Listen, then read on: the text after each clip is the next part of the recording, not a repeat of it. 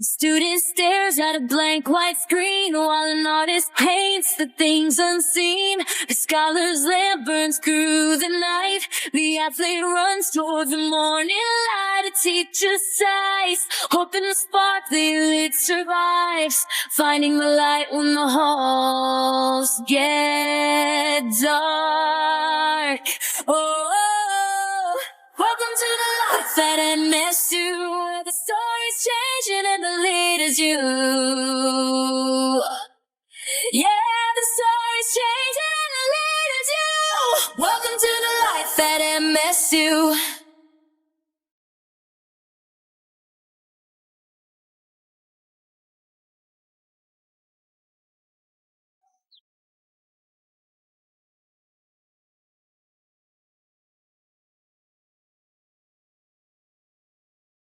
My heart jumped all the way to my toes when I finally reached the huge MSU gate. For a hopeless romantic introvert like me, the first day of high school was both super scary and a little exciting. New year, new school, a whole new vibe. Would I make any friends here? Or maybe find love? Wait, what was I thinking? I worked so hard to get a scholarship to be here. I should focus on my studies, not boys.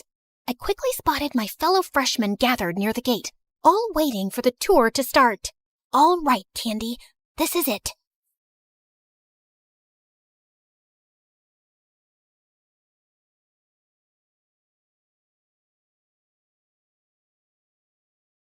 We walked through the school hallway, and I was amazed by the surroundings. Everything was clean and neat, and I could even smell the natural scent of bamboo and flowers. The ambiance was peaceful. Despite the usual school noise, I could still hear the leaves rustling and the soft stream of water from the river. It would help a lot with studying. Suddenly, something caught my attention. Was that a squirrel wearing a freaking hoodie? Where did it even find those tiny clothes? I got distracted for 2 seconds, and when I blinked again, my tour group was gone. Oh my God, where did they go? I was about to break down in the middle of the way when a smooth voice sounded behind me. Need some help?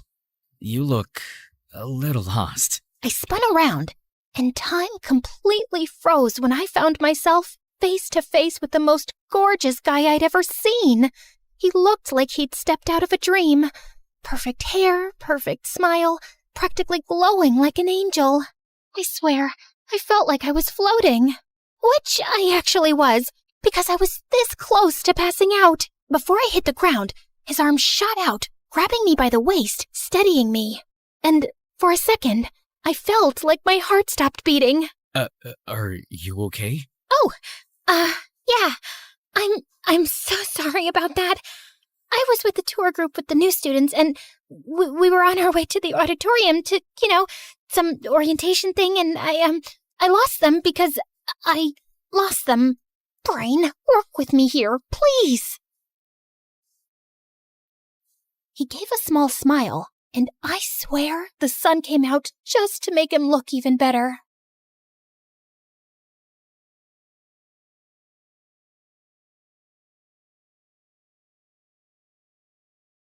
Well, you're not far off. The auditorium's this way. I can walk you there if you'd like. Oh my God, oh my God, you really don't have to. I don't want to waste your time and... I insist. But... Please. Okay. He started walking, and I followed him like a lost and completely mesmerized kitten, sneaking glances at him every few steps. Is this really happening? A cute guy is helping me? How did I get this lucky on my first day? Is this fate? Are we gonna date later on? Is he gonna be my first love? My first boyfriend? My future husband? Here you go. Huh? We're here. The auditorium.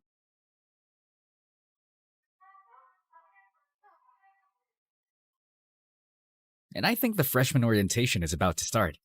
Oh, right. Thank you so much. No problem. I'm happy to help. Anytime. He then reached into his pocket and pulled out something small. Here. A little good luck for your first day. A candy? I stared at it like he'd just handed me a diamond. I swear I will never eat this. This candy is sacred now. I'm keeping it forever. Maybe I'll even build a shrine for it. Oh, thank you for this. This looks sweet. I mean, this is a candy, right? Good luck! I just stood there, frozen, clutching my new good luck charm. By the time I snapped out of it, he was already gone. Panicking, I took a few steps forward, scanning the crowd. Where did he go? I should have at least gotten his name. Soon enough, the ceremony wrapped up, and I followed my fellow freshmen toward our building, my eyes darting around like I was on a secret mission to spot my crush. When we finally got to our homeroom class, I headed straight to the back. I then glanced at my seatmate, only to find her glaring at me. She's really pretty, but she looks like a meanie. What was her problem? Do I know her? Did I accidentally steal her seat or something? She kept up the death glares all through our next classes without saying a single word, and it was driving my paranoid butt crazy. By lunchtime, I was on edge, so I slipped into the cafeteria, found a quiet corner, and started eating, hoping she'd forget I existed. Just then, someone slammed a tray down right across from me. I looked up to see none other than her. Mind if I sit here? She sat down right next to me, staring at me like I was her next meal. Yeah, sure. I mean, it wasn't like she gave me much of a choice. Oh, so you do talk. Thought you were mute or something. I'm Trixie, by the way. You're not mad at me? What do you mean? You kept glaring at me all day. Oh, sorry about that. That's just my resting witch face. But hey, maybe I do want to eat you alive. You look like a cute little candy. Funny you say that. My name is actually Candy. Wait, let me guess. Your last name is Crush? I laughed, and just like that, all the awkwardness melted away. I usually have a hard time making friends because I was always scared to make the first move. But Trixie and I clicked instantly. It felt like I'd won the friends lottery on my first day. I guessed my lucky charm was already working. And as an introvert, one solid friend was all I needed. Soon enough, we were already talking about our crushes and dark secrets. So, have any cute guys caught your eye yet? Trixie, it's only been a week. So what? The lower campus is filled with hot nerds and athletes. You could collect at least 5 crushes in an hour. I assume you already have one? Oh, please, I'm already eyeing one, just testing the waters to see if he's just a crush of the day material or, crush to marry potential. Like I told you, I easily lose interest if they crush me back. It just gets boring after that. I'll spill the details once I'm sure about him. How about you? Well, there's this one guy. I continued to tell her about my encounter with Mr. Nice Guy, complete with all the details, and she started screaming. Girl, we need to hunt him down. Hey, let's take it easy, okay? It's just a harmless little crush, and who knows, he might be taken already. Just please, don't do anything stupid. Oh, don't worry about it. I got you. But telling Trixie about him was a huge mistake. She immediately spilled it to Cass, the ridiculously gorgeous, effortlessly classy girl sitting on her other side in class. Yes, that one that looked like a princess. Hey, Cass, guess what? Our girl Candy here is crushing on some cute guy on our first day of school, but she hasn't seen him since. Want to help us hunt him down? We need more woman power. That's adorable. So what's he like? Did you at least get his name? To my surprise, Cass didn't laugh, roll her eyes, or get up and leave to call her driver or something. Unfortunately, no. Candy here is a total amateur. Like, she's already planned their wedding, but she forgot step 1, basic introductions. That's why she needs our help. I'm in. Ugh, this is so embarrassing. Thankfully, Cass was busy babysitting her little sister over at the grade school campus in between our classes, so she wasn't all up in this drama. Meanwhile, Trixie was out here trying like her life depended on it. Every day, she'd literally drag me around campus, turning every walk into a full-on stakeout. We'd scan buildings, gardens, and parks, peeking around corners like wannabe detectives trying to find a freaking serial killer. Then one day, we finally spotted him. He was tall, standing by the fountain with the same blue hoodie I'd mentioned he'd wore the first day. That's him. Go say something. Before I could even think, she suddenly shoved me towards the guy, catching him completely off guard. My heart was racing as he slowly turned around,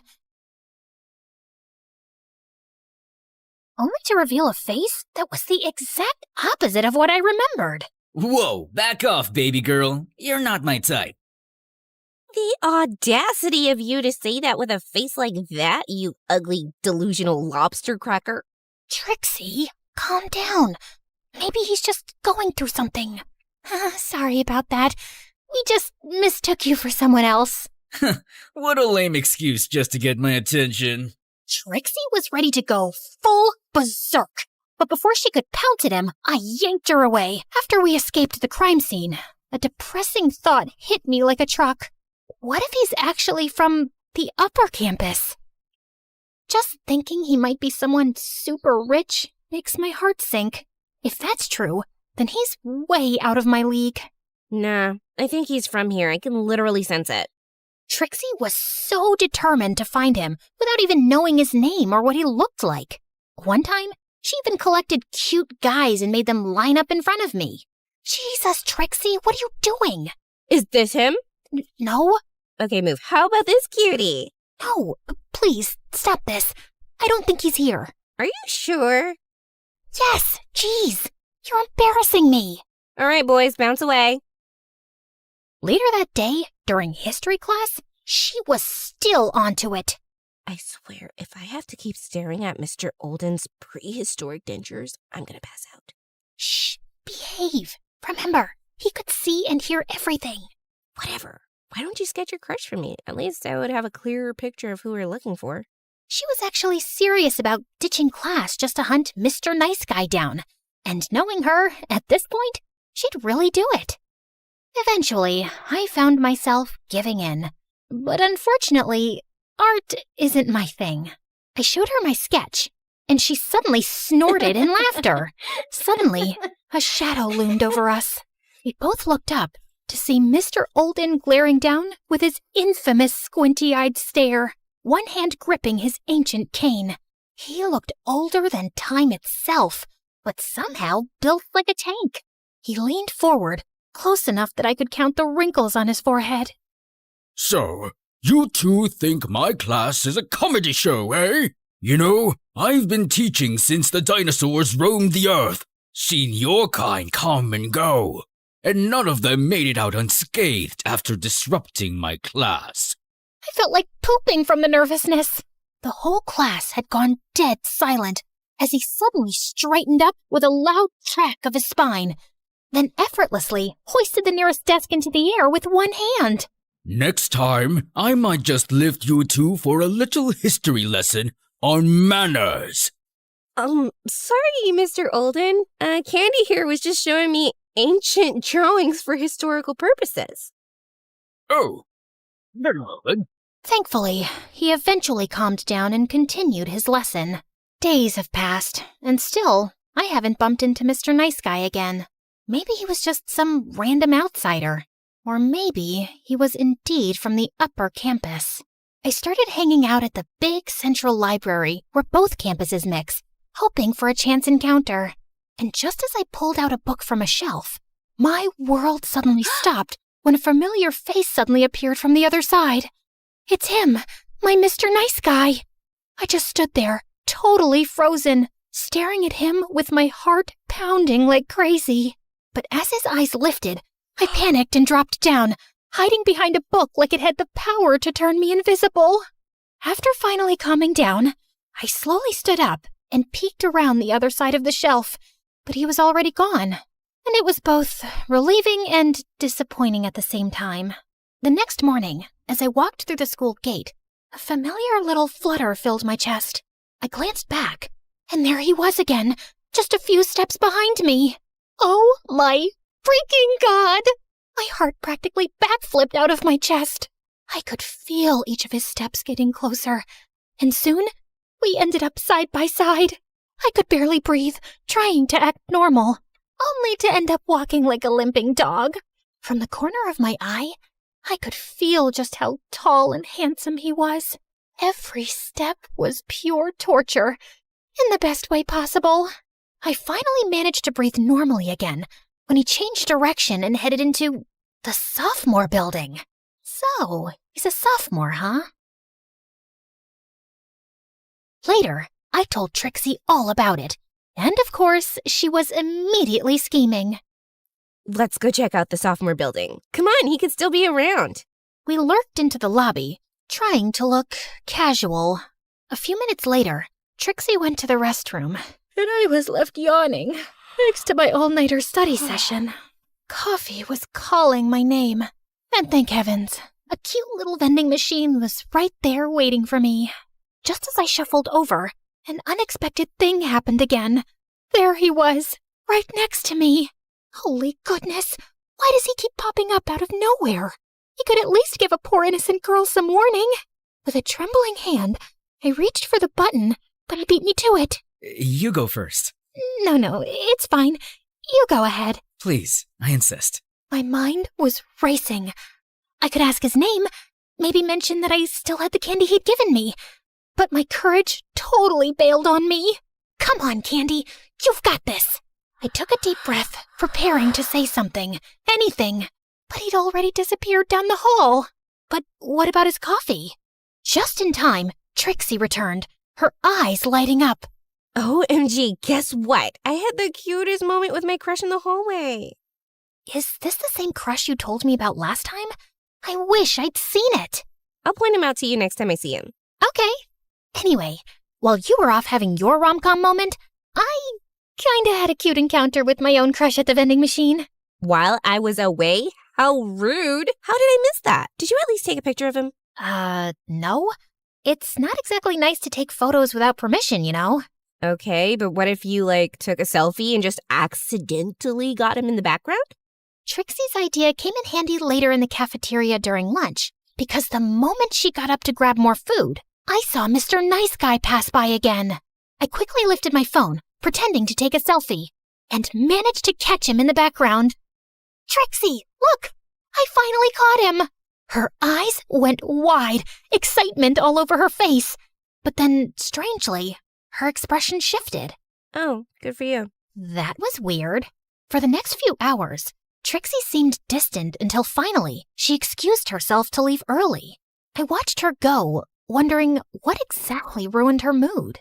I spent the rest of the evening obsessing over the picture I took. He's so handsome and cute. I was grinning like an idiot, replaying every fantasy in my head while playing with the candy, and eventually falling asleep with my phone clutched in my hand. His face, the last thing I saw before drifting off to dreamland. The next day, Trixie didn't go to school. She'd mentioned she was sick, but her replies to my messages were short. I kept thinking how weird her replies were, and the realization hit me like a freight train. What if we actually have the same crush? They both were in the sophomore lobby that day. The thought made my stomach twist. Trixie still hadn't come to school for a few more days, and I was really worried now. Cass told me she saw her at MSH hospital. It turned out she was sick enough to be admitted. I decided to skip our last class to check on her. I hopped on the school bus and told the driver to drop me off at the hospital. After showing my visitation card to the information desk, they gave me Trixie's hospital room number. As I made my way to the door, a nurse came out of the room, and I caught a glimpse of a sight that shattered my world to pieces. Mr. Nice Guy was sitting by her bedside, taking care of her. So, we were indeed sharing the same crush all this time. Hurt and confused, I turned around and ran back to the elevator. Alone inside, I fought the tears from spilling out of my eyes. When the elevator slid open, I hurried out and accidentally bumped into some guy. Sorry, I needed to be anywhere but there. The next day was the weekend, and I spent it sulking, replaying that scene in my head over and over. I ignored Trixie's texts, especially the one asking why I'd left so quickly when I'd come to visit her. I didn't know what to say, or how to explain the pain in my chest that I didn't even fully understand. Monday came, and I went to school early just to clear my head and nurse my broken heart a little bit more before facing Trixie. Hello, Candy to Earth. I blinked my eyes and looked up to see her. Trixie. Sorry, I was just daydreaming. How are you feeling? All better now. I tend to get sick easily. I know it doesn't match with my strong attitude and demoness face. Anyways, Candy. I have something to confess. Please don't be mad, okay? I already know, Trixie. Your crush, he visited you at the hospital. Wait, how did you know he visited me? Look, I get it. If he likes you, I understand. You're prettier and more charming than I'll ever be, so it only makes sense. As I rambled on, her expression shifted. She suddenly grabbed her phone and dialed a number. Get over here now. I don't care what you're doing. Not even a few minutes later, the most unexpected person suddenly showed up, looking a bit confused and slightly out of breath. Hey, why are you crying? Why does he look so worried about me? Okay, confession time. This guy's name is Drew, and newsflash, he's my brother. Huh? This guy, your crush, Mr. Nice Guy, is my brother, and his name is Drew. Drew, Mr. Nice Guy, your crush, my brother. Is that clear enough for you now? Wait, what? You never mentioned to me that you have a brother? We've been friends for months. I've literally told you like 23 times by now, but you were always too busy studying or, obsessing over your crush who just happens to be him too. I froze, trying to process what she just said. The reason I didn't say anything earlier was because as your protective and very pretty best friend, I wanted to make sure that he was serious about whoever he was crushing on at school. He mentioned he had a crush, but didn't give me details. Then last weekend, I caught him scrolling through your Instagram. He already knew we were best friends, but was too shy to tell you. He knew? All this time? Trixie smirked and gave her brother a little shove toward me. He just got a little too shy, but trust me, I've been pushing him to confess since he's the guy here. Wait, so who was your crush that visited you? That's a story for another time. Right now, you better do this right, bro. With that, she walked off, leaving me alone with Drew. I fiddled with my fingers, sneaking glances at him, waiting for him to make the first move. Please, say something. Soon enough, he finally cleared his throat. Sorry about my sister. She can be kinda intense sometimes. Intense, right. You're right. She's indeed intense. Another stretch of silence fell over us, and I found myself awkwardly staring at the river. After a bit of shuffling, he sat down beside me, but there was a good 2 inches between us, like he was trying not to get too close. I glanced over, catching him looking at me, and he quickly looked away. He took a deep breath, staring down at his hands. I'm sorry. I don't really know how to do this. Do what, exactly? This romance thing. Me too. This is my first time. I actually like you. Since the first time I saw you. You liked me? Like, since the beginning? Every time I saw you on campus, I didn't know what to say. I tried to act cool, but I just felt like melting because you're just too cute. Me? Cute? He then inched closer, and eventually our hands brushed. The little spark that shot through me made me dizzy. Is it okay if I hold your hand? I nodded, hardly able to breathe as he gently took my hand in his. You've got soft hands. And cute nails. Oh, God help me. I felt like an ice cream cone fresh out of the freezer right now. Melting fast and hard. I still have that candy you gave me. I took it from my wallet and showed it to him. You kept it? I kinda thought of it as my lucky charm. The way he smiled at me as I said that sent another army of butterflies in my tummy. Wait, how about... He was looking at my lips. Is he gonna kiss me? Oh my God. After holding hands, kissing is usually the next step, right? The anticipation is killing me. My heart was racing so fast, I thought it might just stop. I wanted to scream.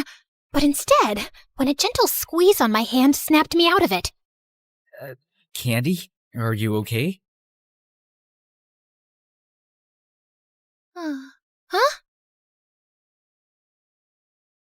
Here, you can have the other half.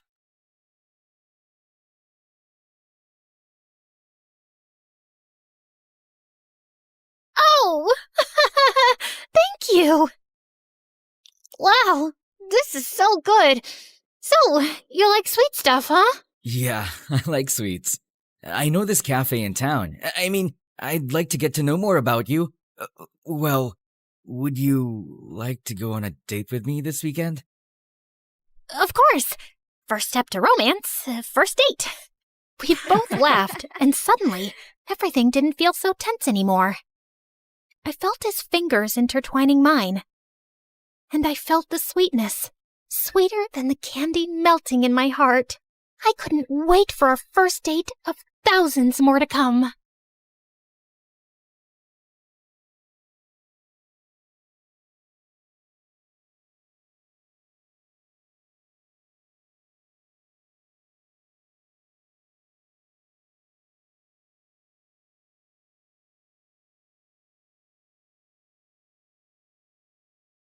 Hello, guys. I'm Siobhan, and I'm unlucky. Before I tell you more, please like and subscribe to MSA. I was born to a single mother who worked tirelessly to make ends meet, and believe me, they were rarely met. But even though we were always drowning under a pile of bills, my mom was weirdly positive, and she raised me to be the same. But I was just built differently. But Faye scored less than I did, and her parents got her an iPhone. Why am I getting this rusty old model? Because that's what we can afford. And these phones update with a new model every month. What's the point of wasting money on something that won't even last that long? I tried to understand what Mom was saying, but it didn't make any sense to me. I felt I was prettier and smarter than most girls my age. I got good grades and never got into trouble, so why couldn't I have expensive things? It didn't seem fair. As time went on, I realized that to live comfortably, you needed money. Lots of it. And constantly compared my life with kids around me, especially my best friend Faye. What's the big deal? These two look exactly the same. But this fabric is so sticky and weird. This one, however, makes my eyes pop. Just admit it. You can't wear this because it's cheap. Okay, fine. But what's so bad about wanting better things? And it's not like I'm gonna buy this. Not everyone is lucky enough to be born with money. I'll never understand why you're so obsessed with money. You could be the richest person on the planet, but if you're not a good person, no one is going to stick around. You can say that because you are rich. And when I grow older, I will marry someone rich, and then I'll never have to think about money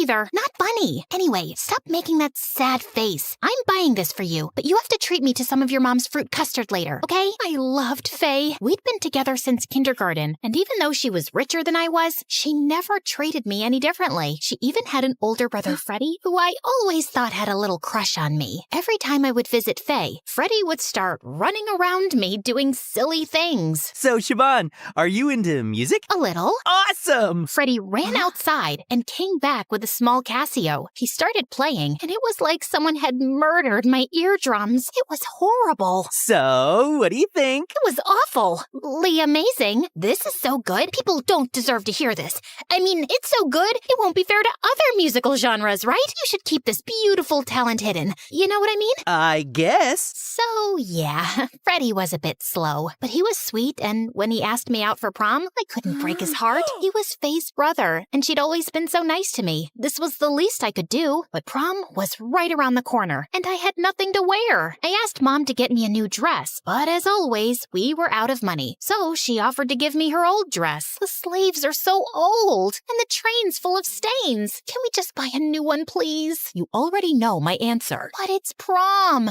Everyone will be dressed in beautiful gowns and dresses. I don't want to stand out like a sore thumb in this ugly gown. The hurt look on my mom's face instantly made me regret my words. But before I could apologize, she got on a phone call and left. I wanted to do something nice for her, so I used up all my money to get her a bouquet and even bought myself a new prom dress. On the night of the prom, I looked like a total vision, and when Freddie came to pick me up, he was blown away. He couldn't stop complimenting me, and we were on the dance floor when he took a gold bracelet out of his pocket. I saw this, and I was instantly reminded of you. Freddie, it's beautiful, but I can't accept it. Why not? I even got it engraved for you. I've always thought you and I have had a connection. In fact, there's something I want. Did you hear that? What? Someone's calling my name. I'll be right back. But And I just ran away before Freddie could say another word. I knew he was going to confess his feelings for me, and I had no plans of saying yes. I was catching my breath next to the washroom when this guy from my class, Hank, approached me. Hey there, pretty face. What are you doing standing alone like this? Waiting for my date, actually. You mean the guy you were dancing with? I saw you two, and trust me, there was no spark. You deserve someone who knows how to treat you well. Someone like me. So what do you say we ditch this dumb prom and go somewhere better? I thought about it. I couldn't go back to Freddie after blowing up his proposal in his face, so I dropped him a text saying I wasn't feeling well and left with Hank. He took me to this mad party at some mansion outside the city, and it really helped me take my mind off things. I thought I'd talk to Faye the next morning, but when I got back home, I saw her sitting on the porch. Faye, I can explain. Explain what? That you ditched my brother for that shady Hank? Freddie and I saw you leave with him, so don't you dare lie to me. Yes, I went with Hank, but Freddie was about to confess his feelings for me, and I panicked. He caught me off guard. Oh, please. You've always known that Freddie likes you. You ditched him because Hank is richer than us, right? That's what you really think? What else am I supposed to think? You've always been immature and materialistic, but at least you had a good heart. But tonight, you just crossed a whole new line. Don't you ever talk to me again. Faye, please. But Faye was already on her way out. Over the next few days, I dropped her a million texts, but she never responded. A week later, during graduation, when I tried talking to her, she totally shut me down. I get that she was upset, but she made me the bad guy for not loving someone the way they love me, and that wasn't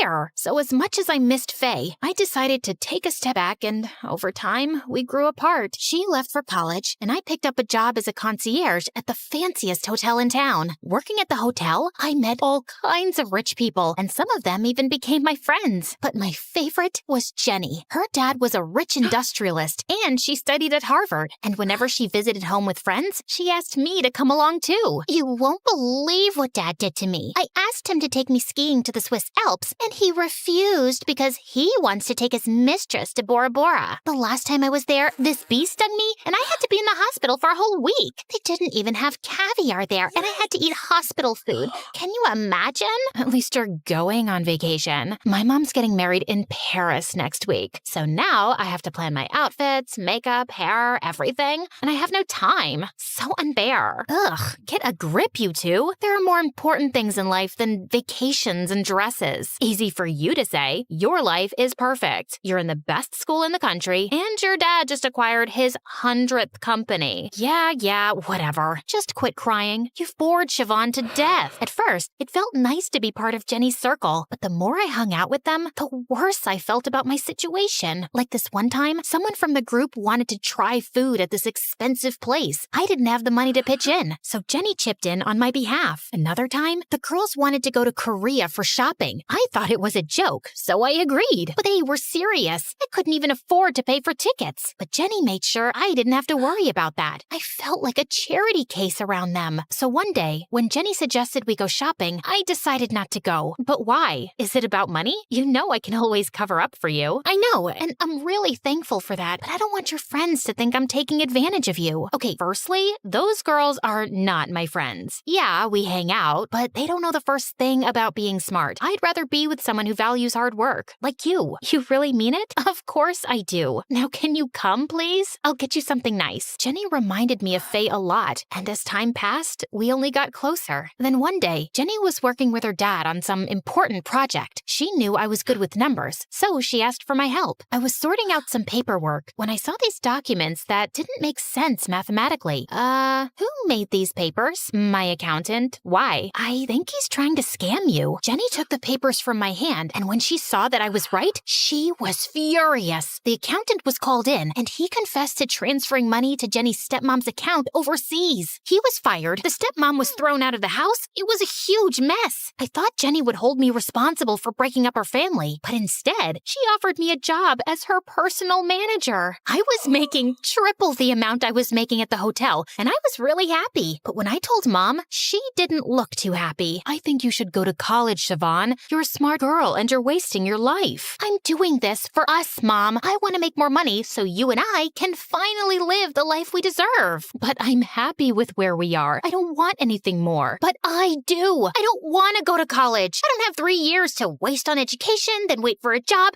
and then wait to finally get rich. I want to get rich now. Money isn't everything, Siobhan. When will you realize that? Mom tried her best to persuade me, but my mind was set. And a week later, I started my new job. Working with Jenny was like a dream come true. She was constantly getting invited to global events, and I got to travel the world with her. Soon after, Jenny joined her dad full-time and gave me an office right next to hers. Life was finally getting better until one day I was in my office when this cute millionaire, Carl, knocked on my door asking for Jenny. She wasn't around, so I asked him to wait in my office. We got talking, and he ended up inviting me to this fundraiser. But I had nothing to wear, so I begged Jenny to help me, and she gave me the keys to her closet. I was trying on a dress when my eyes fell on this gorgeous diamond necklace. I tried it on, and I'd never looked so pretty in my entire life. I really wanted to wear it, but I wasn't sure if Jenny would be okay with it. Since she wouldn't be back until the next morning, I figured I could just put it back before she found out. I really wanted to make a good impression on Carl, so I gave in to my temptation and wore the necklace. That evening, I outshone everyone. Even Carl couldn't resist showing me off. I was pretty sure he was going to ask me out on a second date until I heard him talking to his friends. So, who's the new catch? She looks expensive. She's just a secretary. I actually want to get to know her boss, Jenny. She's the real catch.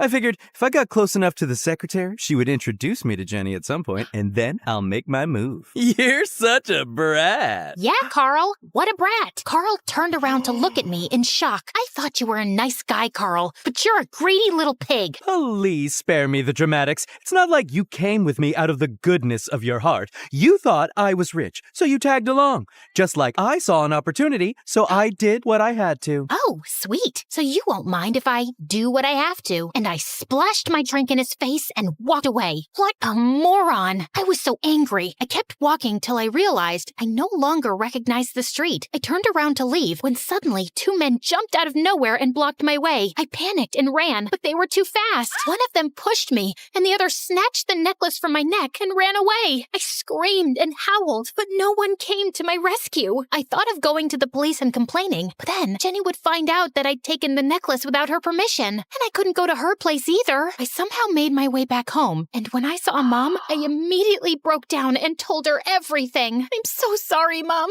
You kept showing me the right way, and I kept ignoring you, and now I've landed all of us in this mess. I'm just glad you're okay, Siobhan, and don't worry about that necklace. I'm sure we can work something out. My mom calmed me down, and the next day we went to the bank and took out a huge loan against our house. Luckily, I managed to replace the necklace and dress without Jenny knowing anything, and then I just put my resignation down. Jenny was a bit shocked, but I told her I'd gotten into a good college and wanted to continue my education. And soon after, Mom and I left town. Years passed, and my life went from bad to worse. I did waitressing in the morning, babysitting in the evening, and even taught at a local school. Even Mom picked up 2 shifts at work, but we still couldn't make enough money to repay the loan. Every night, I would sit in my room and think how I'd wasted the best years of my life running after money. Even if I didn't have much back then, my life was simpler, and I had people who loved me. Then one day, I was working at the cafe when I saw Jenny and all my old friends at one of the tables. Siobhan? Oh my God, is that you? How have you been? I wanted to say something, but all I could do was cry. Jenny sat me down, and I just spat out everything. That's why you quit your job? That necklace was a knockoff, Siobhan. It hardly cost $200. What? Why would you keep a knockoff? You're rich. Aren't rich people supposed to wear only original stuff? Who made that rule? Being rich doesn't mean I'd waste money on flashy things like jewelry. You should have told me the truth. You think I don't know that? God, I feel like such an idiot. I just wanted to look rich for one night, and it cost me my entire life. God, how will I face Mom now? Will it help if I come along? Jenny and I told Mom everything, and while she was angry for a long time, she eventually forgave me. Jenny even gave me back the necklace, and I sold it off to pay the loan. With the rest of the money, Mom and I rented a small apartment in the city, and I started preparing for college again. On my first day, I was running around the place searching for my class when I barged right into this tall boy. He turned around, and I was shocked to see it was Freddie. He smiled at me, and I knew it was time to fix my mistakes.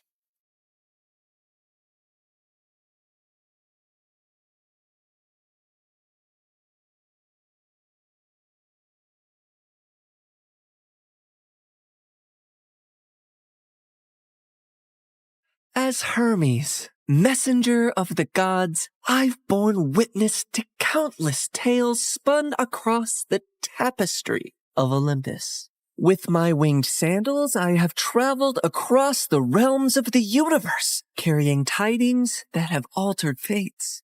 Among these tales, one that stands out in my mind is the story of Persephone and how a twist in her fate affects every mortal until eternity. You see, Demeter is the goddess of harvest, and she could turn the earth green with her touch. She made countless flowers bloom and coaxed bountiful crops from the soil.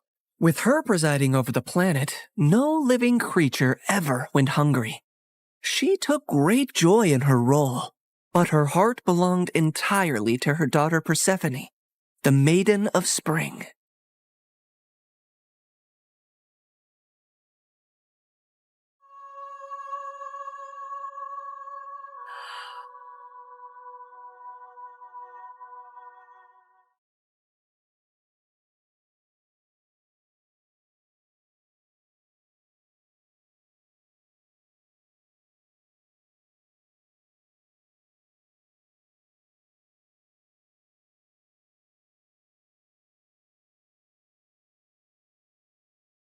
I've never seen anything like you.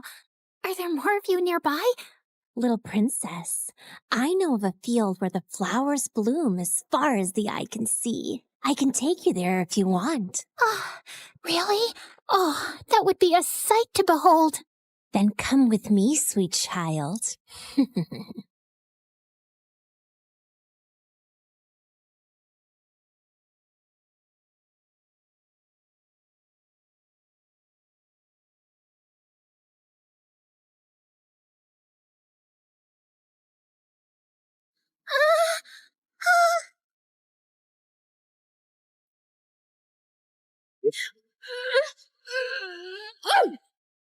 Enough, spirit of mischief! I have given you plenty of chances to change, but it seems all you want to be is a troublemaker. Did you think you could lure my daughter away and I would be unaware? Curse you, Demeter! Why should you and your child receive all praise and adoration when we, the spirits of nature, fade into the background?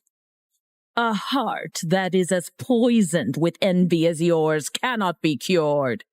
You are banished forevermore from these woods.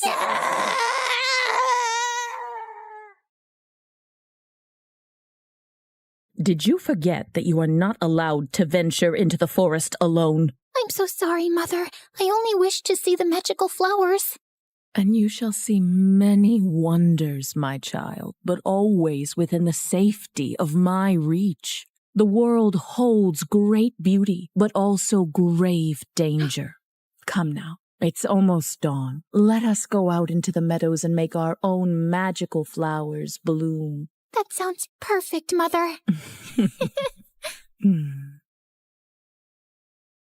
Demeter always wanted to keep Persephone close to her. But as her daughter grew older, she turned into a beautiful young goddess who attracted the attention of many young suitors. Anytime a god smitten by Persephone's beauty sought her hand in marriage, Demeter sternly turned them away. I cannot marry her off, Hecate. She is too delicate for the harsh world outside. Huh? These gods who come after her, they only see her beauty, not her gentle soul. They cannot care for her as I do. Demeter, you must be mindful of what Persephone wants too, or she might grow to resent her cage. A cage? Is that what you would call it? She has everything here that she could possibly desire. She's a powerful goddess, and under my guidance she can wield life from barren soil. Any god she marries will only dim her light. No, she will be here with me forever. Innocent and loved. I do not desire to leave your side, Mother. I will stay here, forever. But fate had different plans for Persephone. On a rare trip to Earth's surface, the Lord of the Underworld, Hades, was wandering through a grove of trees when his gaze fell upon a scene that held him transfixed.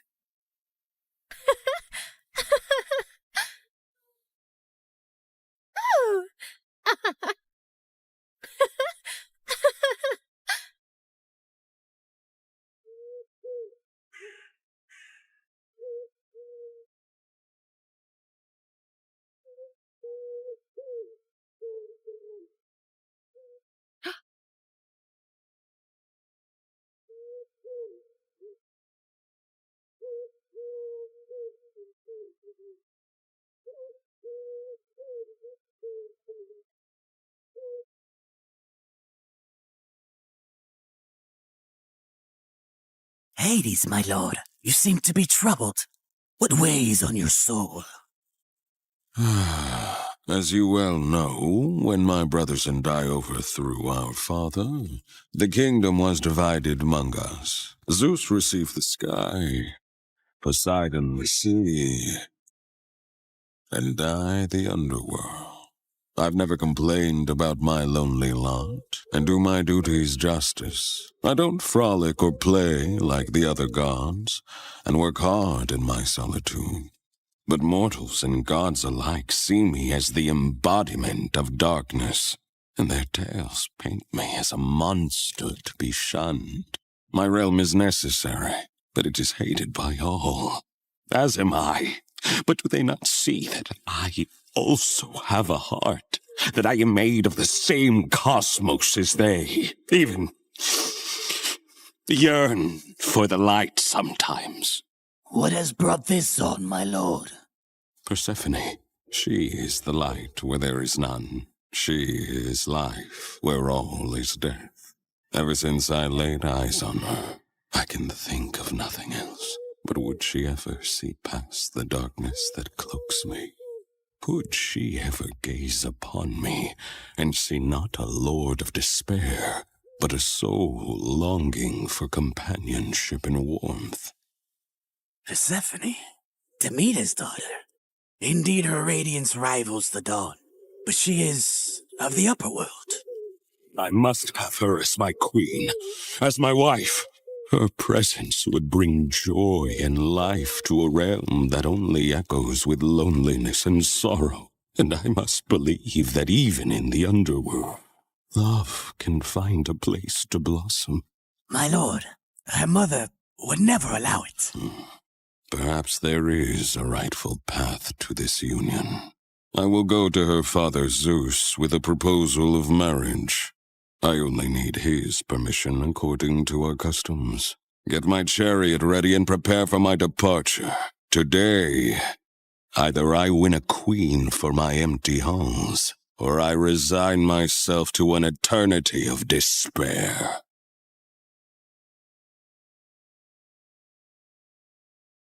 The next day, when Persephone had wandered far from her companions in a field and was kneeling down to admire Narcissus, suddenly the earth beneath her shook.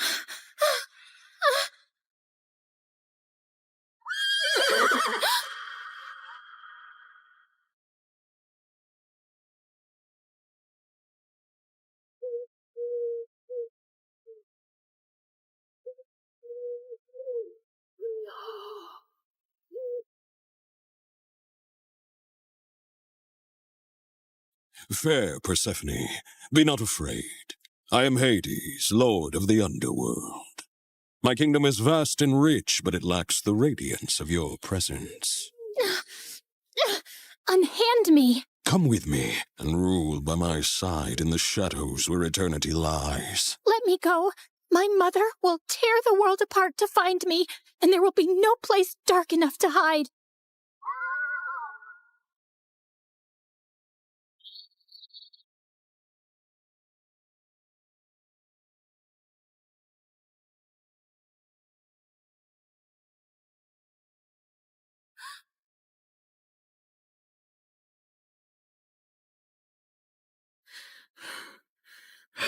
Where is Persephone? Something has happened to her. I can feel it. Leave everything and search for her now.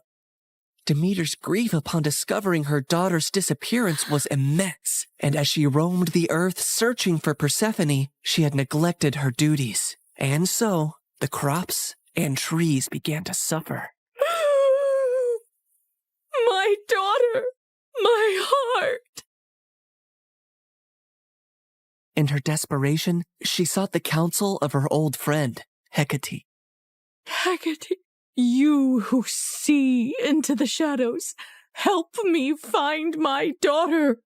You must seek Helios, Demeter. His all-seeing gaze pierces through deceit and darkness.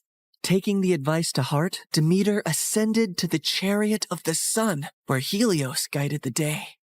Helios, please, you must tell me where my Persephone has gone. You see everything from your throne. Surely you must know. I can't bear this pain any longer. Helios the sun god had indeed seen everything that fateful day, but had chosen not to interfere. However, he was moved by Demeter's grief. Demeter, your daughter has been taken by Hades to the underworld. He desires her as his queen. That cannot be. My daughter, queen of that cold, dead realm? I won't allow it. Perhaps it is not as dire as you fear. Persephone's grace could bring life even to the underworld. Also, he is one of the most powerful, wealthiest gods in the universe, and she would rule by his side. Is that so terrible? This is an outrage! How dare he take my daughter? Did Zeus know about this too? Zeus allowed it. In her fury, Demeter descended back to earth. Return my daughter to me, or I will let the earth perish in my sorrow.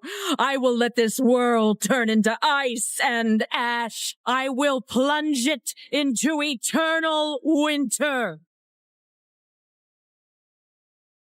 Meanwhile, in the underworld, Persephone wept in despair and lashed out at Hades any time he tried to speak to her. To rule the underworld by your side? I want nothing to do with you. You've stolen me away from the sun, from my mother. I understand your anger, Persephone. I only hope, with time, you will see me and my world differently. Until then, I will respect your wishes. As enraged and heartbroken as Persephone was, she eventually got tired of her despair and ventured out of her chambers to observe Hades and her new home.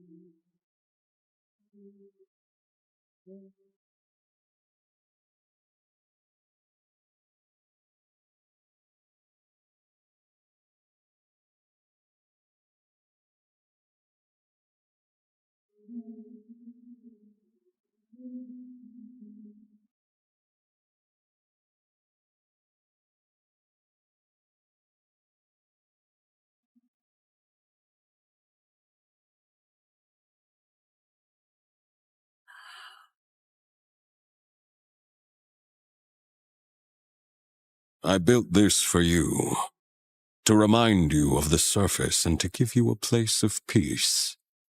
I've never seen something like this. It's so beautiful. As are you, my queen.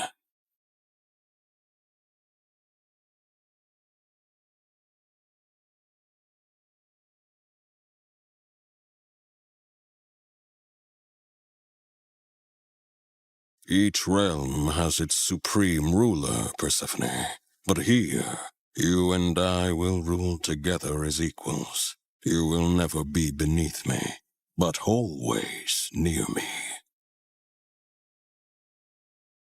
Meanwhile, on the surface, Demeter's grief and rage was a storm that screamed across the lands. Where she walked, earth cracked, rivers ceased their babble, and crops withered to dust under her shadow. As she withdrew her blessings from the world, famine began to spread far and wide.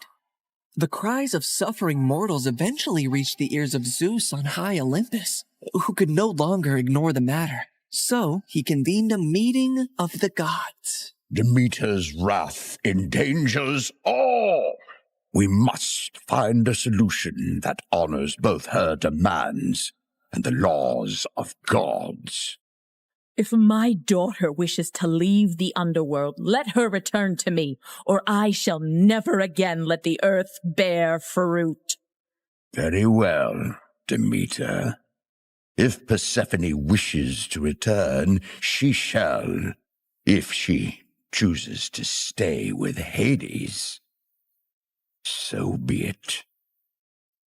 With a heavy heart, Demeter agreed, and Zeus commanded me, Hermes, to negotiate Persephone's return. So I descended into the gloom of the underworld, where Hades sat upon his throne with Persephone by his side. Her face was as pale as the ghosts around her. Hermes, why does Olympus disrupt the quiet of my realm? Mighty Hades, Zeus commands you to release Persephone, lest the earth die with Demeter's heart. I cannot ignore the decree of Zeus or the pleading eyes of the one I love. But know this, the ties that bind us are not easily broken. What do you mean, Hades?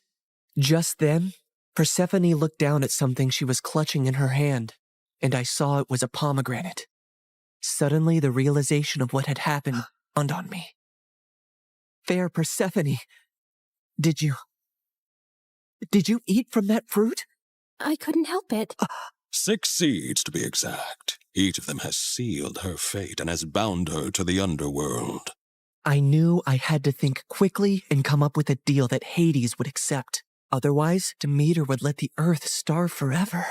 She only ate a small portion of the fruit, so she should only stay with you for part of the year. She will spend 2/3 of the year with her mother on Earth, and 1/3 with you in the underworld.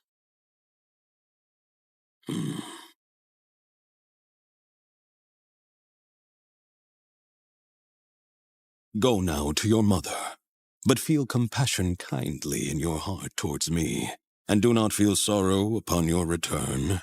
For while you are here, you shall rule as my equal, and have the greatest rights and honor among the gods, as well as my undying devotion. Persephone assured him she would return on the agreed time, and he arranged his chariot for her to depart.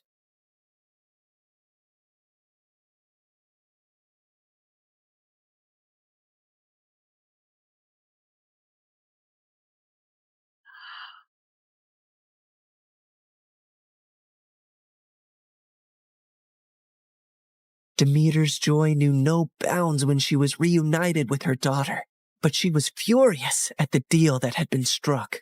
How could you possibly eat the fruit of the dead? It is common knowledge that eating anything in the underworld binds one to that realm. Why would you do that, Persephone? It was a moment of great weakness. I wish I could reverse it. I am so sorry, Mother. Demeter had no choice but to accept the deal. And once her wrath subsided, the earth turned green and bountiful again. But when it was time for Persephone to return to the underworld, Demeter began to mourn once more, and winter would arrive, thus setting the cycle of the seasons.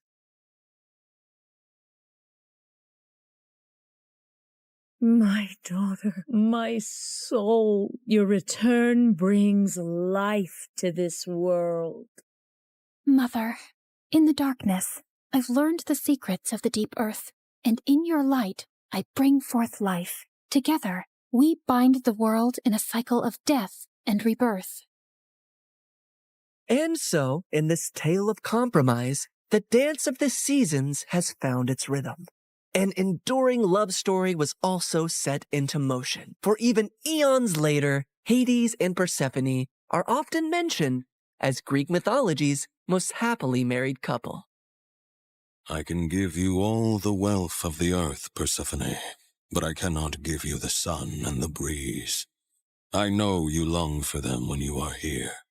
You have given me more than I ever expected to experience in my life, Hades. You have given me respect, power, and a love that is genuine and rare. With you, I feel the most like myself. With you, I feel free. So you do not regret your decision to eat the pomegranate seeds? Never, my love.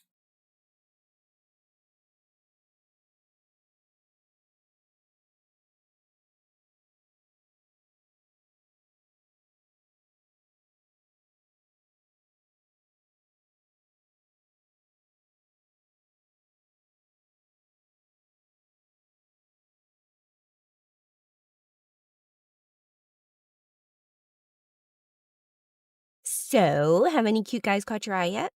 Well, there's this one guy. Girl, we need to hunt him down. It's just a harmless little crush. And who knows, he might be taken already. Just please, don't do anything stupid. Oh, don't worry about it. I got you. Cause I know what a waste, what a crime, what a fucked up time. I should have at least gotten his name. And he's way out of my league. Nah, I think he's from here. I can literally sense it. Cause I know that all I know, it's time to go.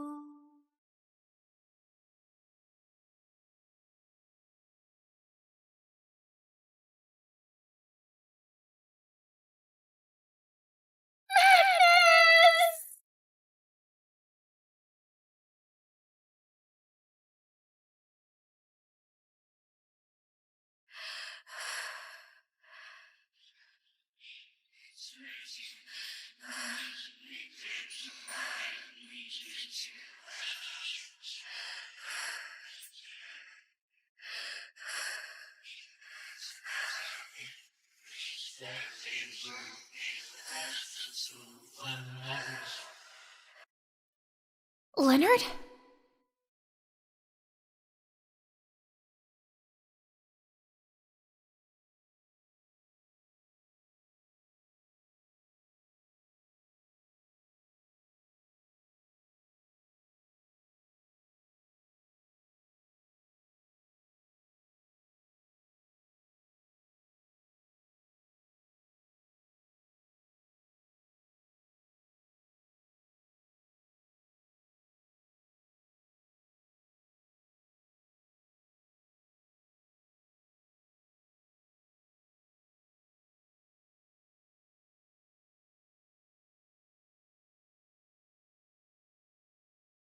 Well, well, well.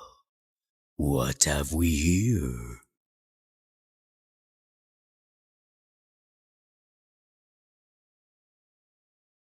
A poor little flower caught alone in the dark. Let me guess.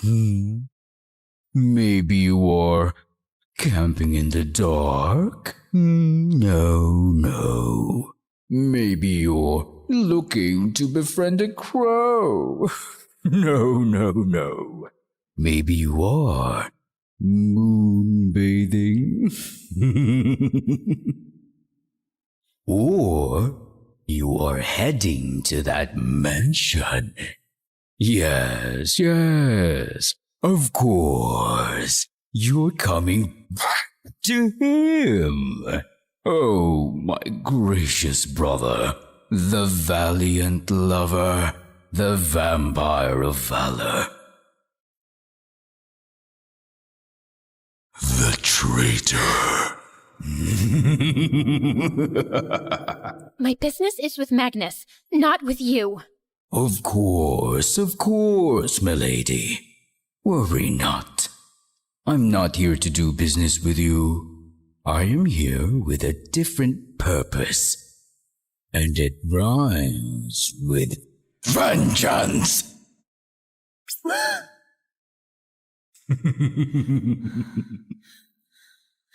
Too quick, too fast. Ending you right here at this moment would be so boring. How about we go for a little more fun, yes? Say, do you want to play a game? Besides, you're standing there, ooh, so helpless. And me, I'm standing here all powerful with all the time in the world to do what I want with you. Stop with your games, Leonard. Tell me, what did you do to my Jake? Blah, blah, blah. Love here, love there. Romance here, romance there. Love is in the air. Romance everywhere. These pathetic feelings are what sent us to our doom.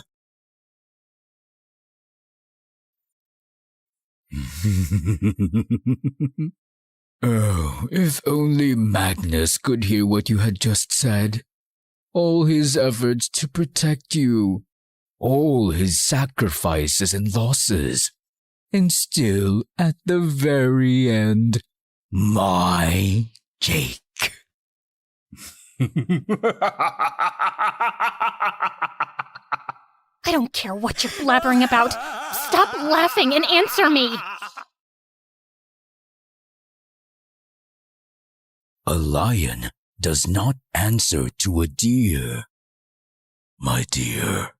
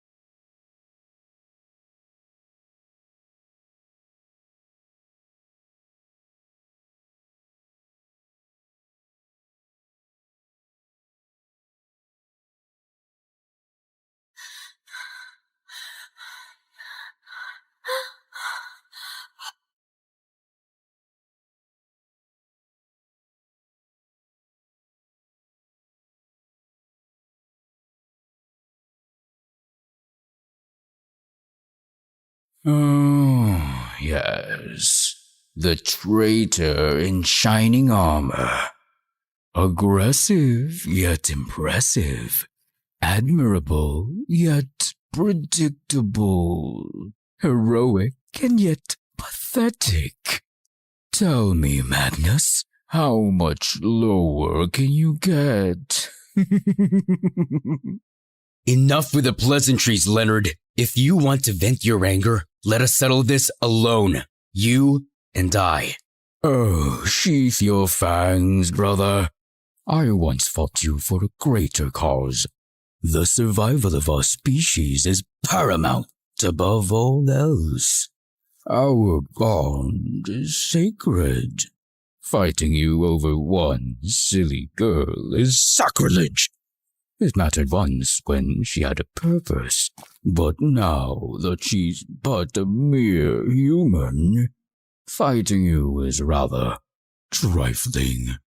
Now I wonder if luck has always been by your side, little flower. It will run out eventually, and once it does, I'll be there to finish what I've started. Enjoy the rest of this wondrous night. Love is in the air, romance everywhere. Da, da, da.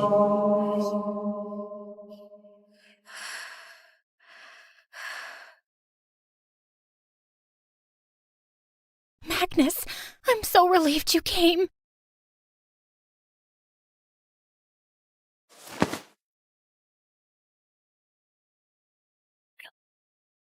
My lady, are you all right? I almost died because of that ugly vampire again. How dare he make threats after what he did to Jake? I don't know what voodoo vampire powers he put on Jake. My lady, take a deep breath.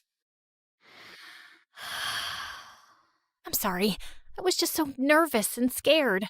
It's completely understandable, but staying here any longer would be unsafe. Let us go to my mansion first.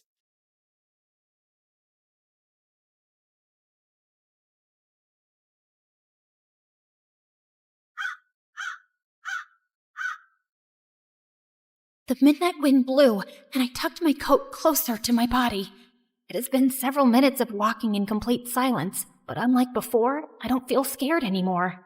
Maybe because Magnus is right behind me, and it reminded me of the days he was still my bodyguard. I feel very safe. We're here. Magnus's deep voice broke the silence. I didn't realize we were in front of his mansion. We walked the rest of the distance until we reached the front door.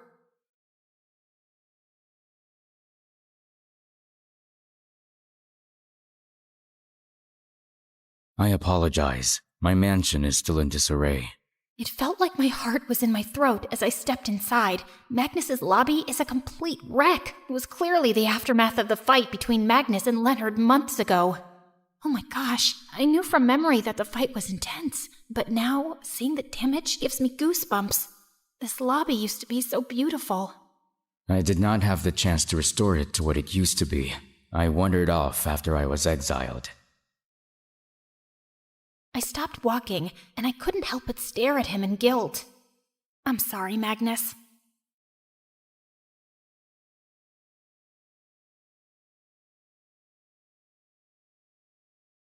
There is no need for any apology, my lady.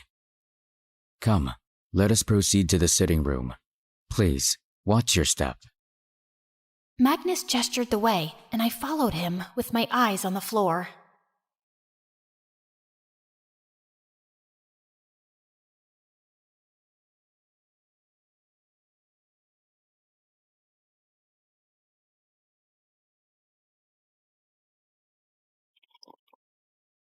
May I ask you the reason why you are here? It must be urgent for you to come here at this late hour. Oh, yes. I'm sorry for gate crashing. It's just, there's something wrong with Jake. What about Jake? I think Leonard did something to Jake back then. We were at an amusement park when he collapsed, and the doctor said his internal organs are aging rapidly. Aging rapidly?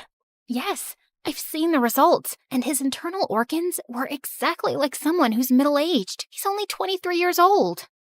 Looking back, there have been changes in Jake's health since the day he recovered from his injuries. Now, he's back in the hospital with weird findings.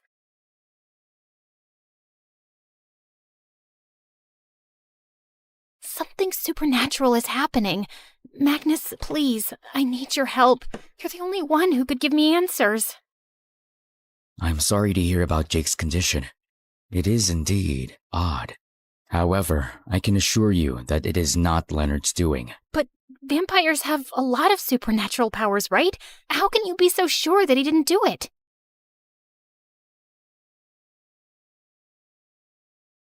Leonard and I are equal. We share the exact same powers. My abilities are also his, as his are to mine.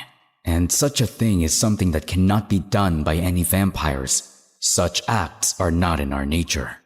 Based on your description, it is a work of sorcery.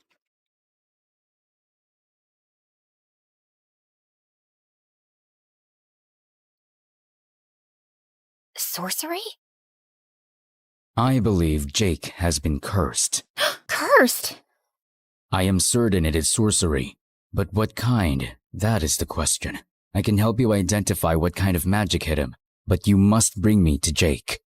Do you really need to go see him? Jake wouldn't be doing a happy dance seeing you. He doesn't even know I'm here. I know, but I need even a slight physical contact with Jake. Just a light tap on his wrist is enough for me to see something that will help.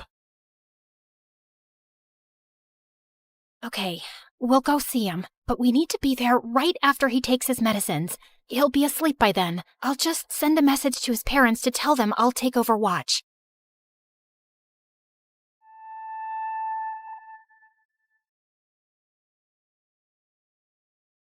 Okay, sent.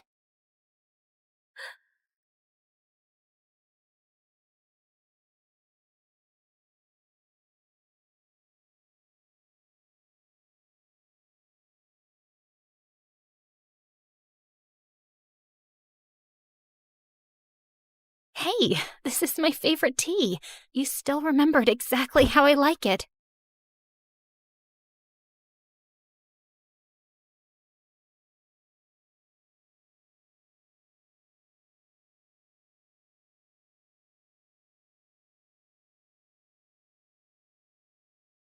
My Well, lady, how are you? please, You go first. ahead.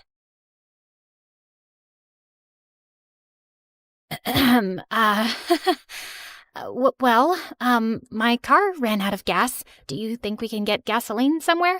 Don't worry, we'll use my car. I will arrange for someone to take care of yours. May I have your keys, my lady? Oh, that would be awesome. Here are my keys.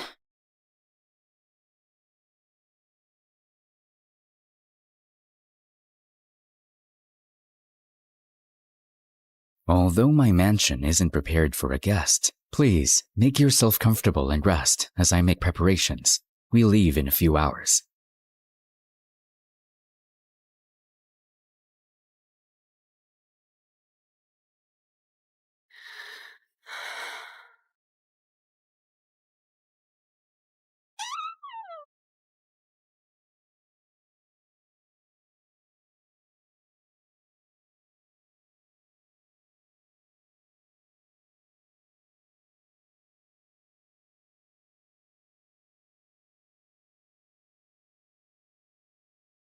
Beneath the starlit sky, our love's secret line, like leaves we soar so high. Beneath the moonlight, soft touch your hand in mine, gets me every time.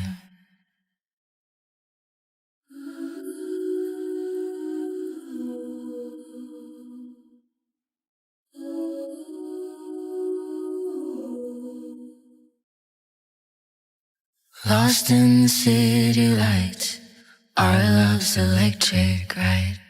You make me feel alive. I know July is gone. You make me feel at home in the neon glow. As the leaves change color, I dive into you. When summer's fading, there's nothing to do but bask in the glory of the winter sun. Maybe this is the season of love.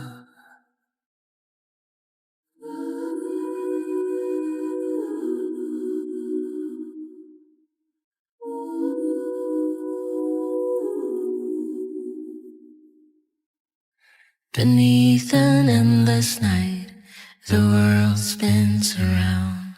You're there, ease my mind. Like stars that never die, you and I will shine during the darkest times. As the leaves change color, I dive into you.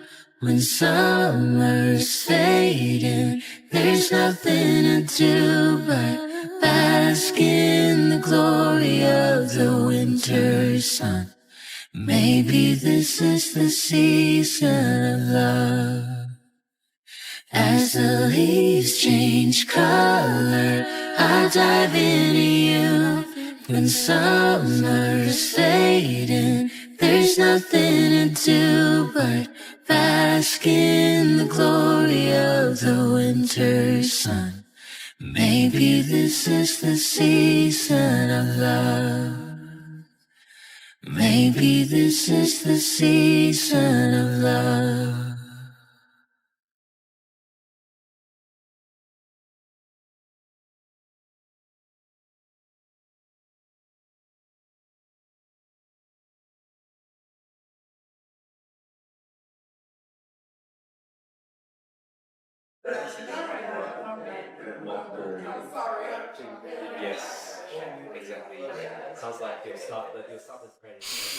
Okay, first, I'll go and check on Jake.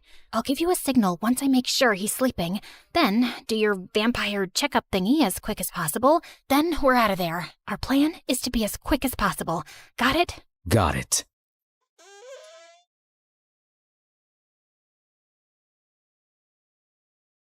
Jake?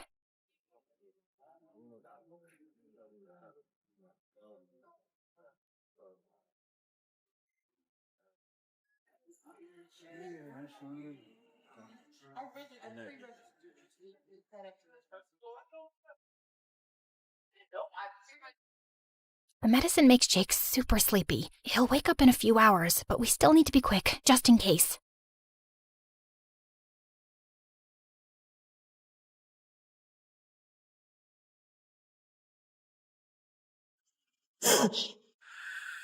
Magnus, are you okay? What just happened? Jake, his life is in grave danger. What? How? What did you see? It is much more serious than I had anticipated. This is the work of something else, a force understood by only a select few, and I'm not among them. I must return to the Coven. But aren't you in exile because of me? Going back there would be like waltzing into a fire. I don't want you getting hurt because of me again. I've known them since I was a child. I might still have a couple of friends left. Maybe there's another way. There is no other way. Jake's life is in danger. We should not waste any more time arguing about this. Believe me when I say I'll be all right. Are you sure? I'm sure. Fine, go if you must. But on one condition, you have to update me regularly. Let me know whatever is happening, all the details. Understood? Loud and clear, madam. I'm dead serious, Magnus. You have to be careful. Of course, Jake's life is at stake. I'll do my best to look for a solution. I need to go. Thank you, Magnus. I owe you again, big time. Let me walk you out.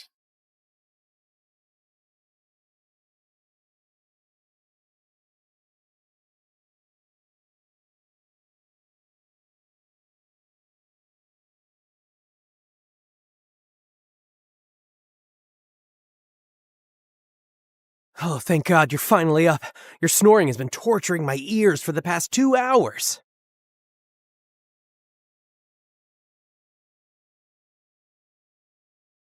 Jake, am I seeing what I'm seeing? You're knitting? Yep. Mom left this stuff here, so I thought I'd make you a scarf. You know, a token of my gratitude for being the prettiest and most caring girlfriend ever. Wow, thanks for the grand gesture, Grandpa. But at the rate you're going, it'll be summer before that thing is ready. He burst out laughing. Then he leaned closer and kissed me on the forehead, which instantly warmed my heart. I feel so much relief seeing him look energetic and just being his normal self. I missed you. What time did you get here, by the way? I got here this morning while you were asleep. How are you feeling? Honest answers only, please. He puffed his chest out. Stronger than a lion who just drank a protein shake diet. I could probably bench press this bed. Watch me. To my surprise, he suddenly jumped off the bed and tried to lift it. The sight of his IV line almost bursting out of his skin gave me a mini heart attack. Don't even think about it, mister. Go back to bed right now. Relax, I'm just messing with you because you look cuter when you're mad. So, did anyone bother to visit me while I was in dreamland this morning? What made you think that someone would visit you with that rotten personality of yours? I was actually expecting superstar Sasha to come and serenade me, or some supernatural creature to check up on me for the most random reasons. My heart went to my throat. That silly brain of yours is the reason why you don't have many friends. Jake didn't answer and just smiled as he placed the knitting stuff by his side. Then he looked out the window. I can't believe I'm stuck in here while the most beautiful beach sunset is just beyond my reach. What a bummer. but you're still sick. The doctor said that I'm allowed to do minor walks. Come on, babe. I'm dying of boredom here. Okay, let's go see the sunset then. Best girlfriend ever. Maybe he didn't mean anything by what he just said, right?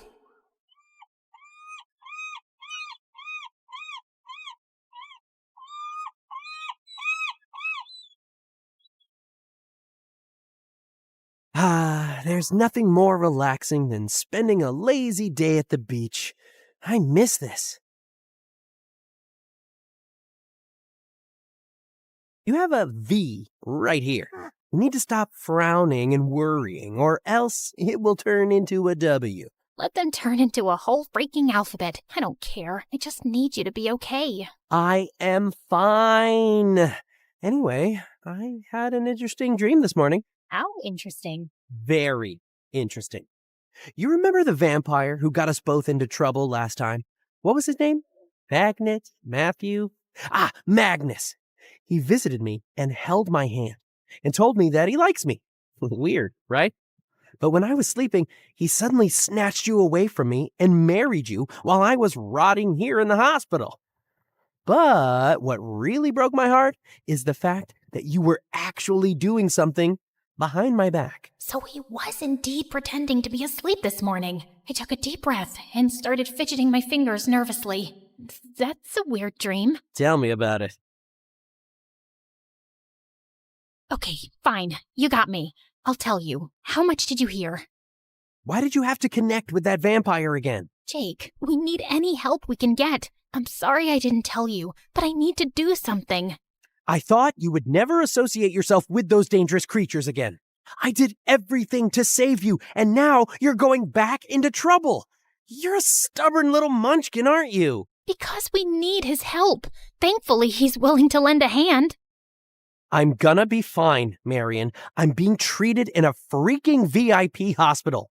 We can do our own investigation if there really is something wrong with my body. We don't need anyone else. I know that deep down, you also believe that what's happening to you isn't normal. I mean, organs aging rapidly? What kind of a condition is that? And your health might get worse before you can even start investigating. My condition isn't even diagnosed clearly. You went ahead chasing that vampire when nothing is certain yet. What if something happened to you because of your recklessness? Stop being stubborn. You did the same thing for me months ago. You saved my life by risking yours. Why can't I do the same thing for you? We both know that something is not right with you, and it had been for months after that day. You chose to ignore it, but every time I saw you get more tired with each passing day, every clumsy fall you tried to cover up, it breaks my heart. I try to let myself believe nothing is wrong, that you're okay, but you're not. I've been in contact with the doctors, and they confirmed this morning that your condition seemed to be progressing faster than they thought. You are rotting from the inside. And I'm scared, Jake. I'm scared it'll be too late. I don't want to regret not doing anything. Be angry with me if that's what you want, but we need Magnus's help right now. There are too many things in this world we don't know yet, and it hit you. Whatever it is, it's eating your life away. Do you think I will watch you wither away just like that? My eyes are filled with so many tears that I can't properly see Jake's expression. But then he sighs and gently pulls me into his arms. Emotions overwhelm me again, and I hugged him tight as I cried harder. All the anxiety and sadness, seeing him suffer, the guilt for the troubles I brought upon Jake and Magnus poured out in the form of huge sobs and tears. Jake just held me close, comforting me as I cried. Hush now, my heart aches seeing you cry. I get it. I'm sorry for raising my voice. I get where you're coming from, but I won't be able to take it if something happens to you. I'd rather rot from the inside and die than see you in danger again. You do know that I'm just worried about your safety, right? My sobs subsided, but I still couldn't talk, so I just nodded my head. You're not letting this go, right?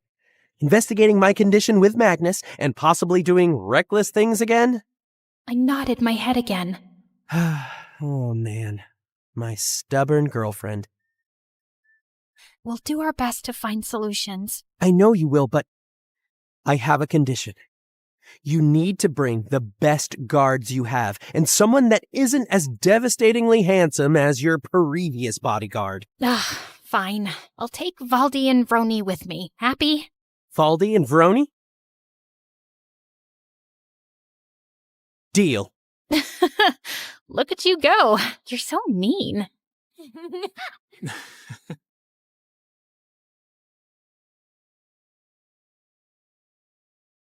You know what? I love feeling the ocean breeze on my face. Just looking at the sunset by the beach is the best. And it's even better now that you're here by my side.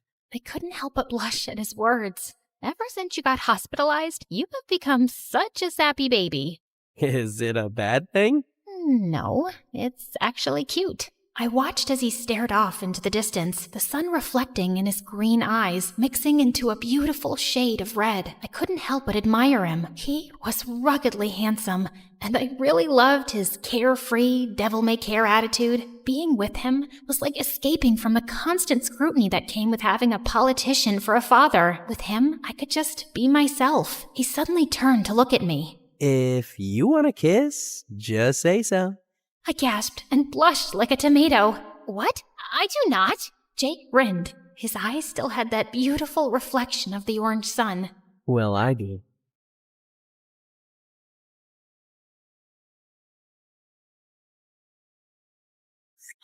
The one to make things right, and I fall for you again.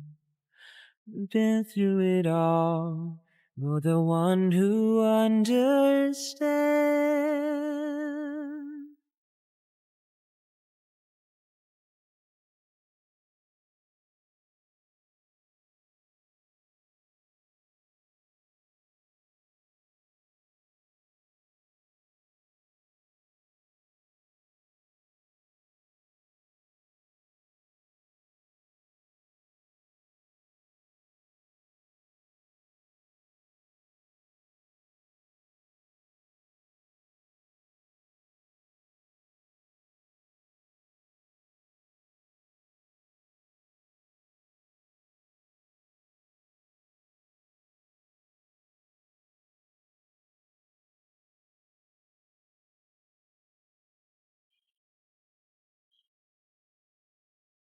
Hey everyone.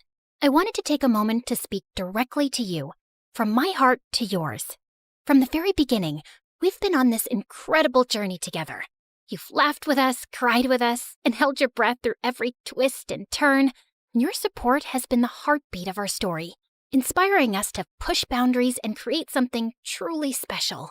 Our goal has always been to bring you the best possible story, to craft a world where characters like Magnus and Jake come to life in ways that resonate with you.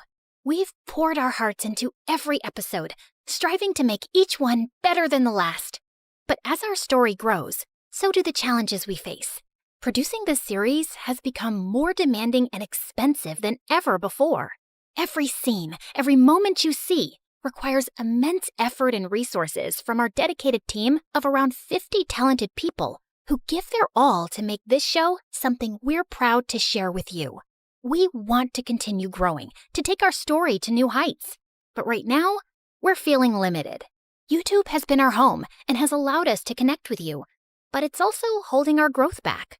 Because we're focusing so much on making this series the best it can be, we're creating fewer of our other videos, the ones that usually help keep our channel thriving. This shift has caused our YouTube revenue to go down. You see, on YouTube, revenue often depends on the quantity of content and how frequently it's posted. By dedicating so much time and resources to the series, we haven't been able to produce as many videos as we used to. Fewer videos means fewer views, and unfortunately, less support coming in to help us keep creating. That's why we need your help. This is urgent. If you want to help this series survive and continue to grow, we need your voices now. With millions of amazing fans like you, imagine the impact we can make together. Please, take a moment today to go on Instagram, TikTok, Twitter, wherever you connect, and tag @Netflix and use the hashtag BringMSA to Netflix. Let them know that you want to see Magnus, Jake, and our entire story on Netflix. Share with them why this show means so much to you. Talk about your favorite moments, the characters who inspire you, or how a story has touched your heart. Your support can make a real difference. By moving to a platform like Netflix, we can overcome the limitations we're facing on YouTube. We could bring you longer episodes, higher production quality, and the epic storytelling we've always dreamed of delivering. Together, we can ensure that our journey doesn't just continue, but reaches new heights. We have so many exciting plans in store. Epic adventures, deeper stories, and moments that will stay with you long after the screen fades to black. But without your help, we might not be able to bring those stories to life. Thank you for being more than just viewers. You are a vital part of our story. We've come this far together, and with your support, we can keep creating the episodes you love and share our epic tale with the world. Let's make this happen together.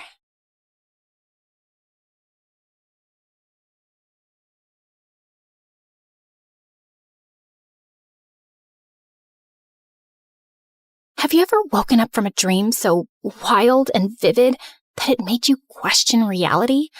Well, I had one of those, except mine wasn't a dream. It actually happened. Believe it or not. Hi, I'm Avery, a young billionaire pilot, and this is my story of how I ended up in the creepiest and most mysterious place in the world. Before I continue, please like and subscribe. Let's take it from the top. It all started when my best friend Mila and I were getting ready for some party on one of my private islands, and while I was picking which jet to fly, she was busy ranting about how I just rejected my 8th millionaire suitor on that same day. I swear you reject men like it's your natural reflex. A-listers, heirs, young CEOs, that prince from somewhere I can't pronounce. Girl, what exactly are you looking for? I slid my hand along the wing of jet number 3, like it was a Greek god. I don't know. Maybe I'm just looking for something more.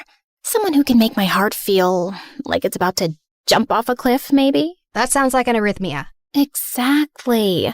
The world's too big to settle just because someone has a yacht named after me. Maybe you just haven't met the right one yet. Who knows?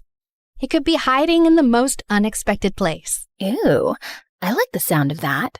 Just then, my head bodyguard stormed in with the other walking muscle towers. Miss Avery, your father strictly said, no flights without a pilot or protection team. I've been flying since I was 4. Not to brag or anything, but I've probably spent more hours in the sky than in math class. With supervision, Miss Avery. Oh, please. Just this once? Ma'am, this is serious. You can't We're gonna be late for the party. Sorry, boys. Mila scrambled in after me, gripping her matcha tea like it was holy water. Are we actually doing this? Yep. I'm cutting trackers and signals, so don't scream. Why do I hang out with you again? Because you love me, and I got you that gold-plated PS5. Mila was only interested in 3 things: parties, video games, and me. Fair enough. We were up in the clouds in under a minute. You ever wonder what the edge of the world looks like? No. Normal people wonder about movie endings, skincare routines, and what their cats are thinking. Well, you wonder about edges and wormholes and flying into unmapped airspace. Be careful what you wish for, Aviator Barbie. But that's the thing. I liked the unknown. I liked chasing the things that most people were too scared to look at. Maybe it was the curious cat in me. The sun was already setting as we neared the island. I practically felt the music blasting from the party below. And honestly, I'd rather keep flying than partying with a bunch of basic guys. How about we go somewhere else? Where? The edge of the freaking world? Exactly. You're joking, right? Tell me you're joking. Just a few more loops, okay? Girl, I swear on my last will, you're gonna regret this one day. Oh, come on. My parents won't be back for 3 days. I have to make the most of it. Do you know how long I've been waiting for this chance? Ugh, fine. But we better not miss the party, or else. Don't worry, girl. I got you. I whipped a U-turn midair and just let loose. I was flying, not just with wings, but with freedom. No rules, no schedules, no rich parents breathing down my neck. It was just me, the sky, and my best girl screaming her lungs out beside me. Just then, I spotted a massive flock of birds charging straight at us, like feathered missiles, and they did not look friendly at all. Uh-oh. Avery? Hold on. I tried steering away, but it was too late.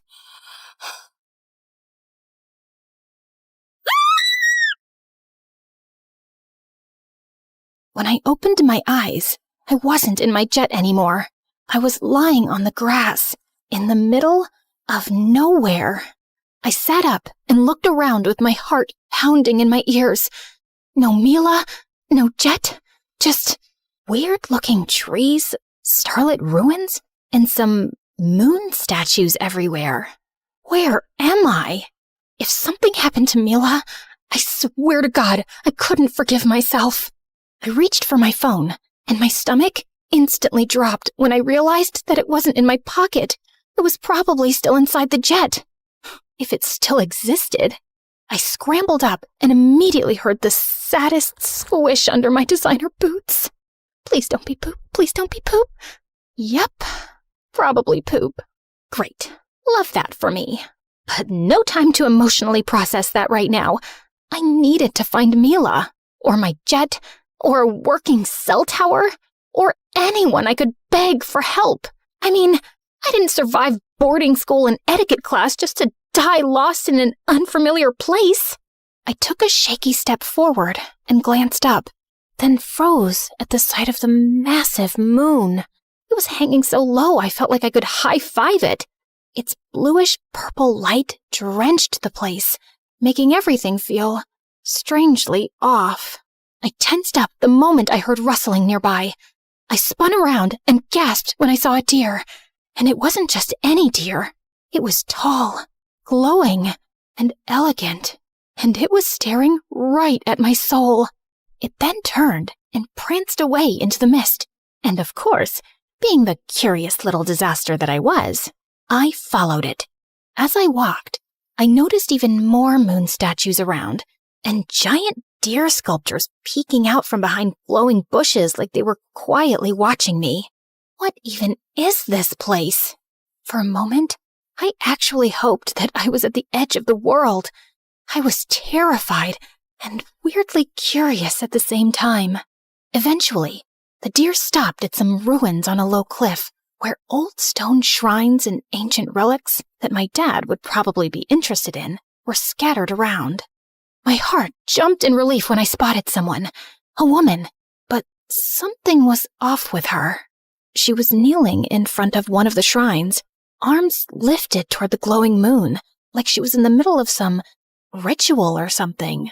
I was about to call out to her when she suddenly rose, her long, ethereal purple hair spilling over her shoulders and shimmering under the moonlight. Wait, were those elf ears? And what was up with the antlers on her head? It was probably just a fancy headband, right? Or some kind of fashion here? Before I could even say hi, the deer walked up to her. And she smiled and leaned her forehead against its nose. Like they'd been besties since birth. Weird, but sweet. Like nature therapy. And I almost didn't want to interrupt.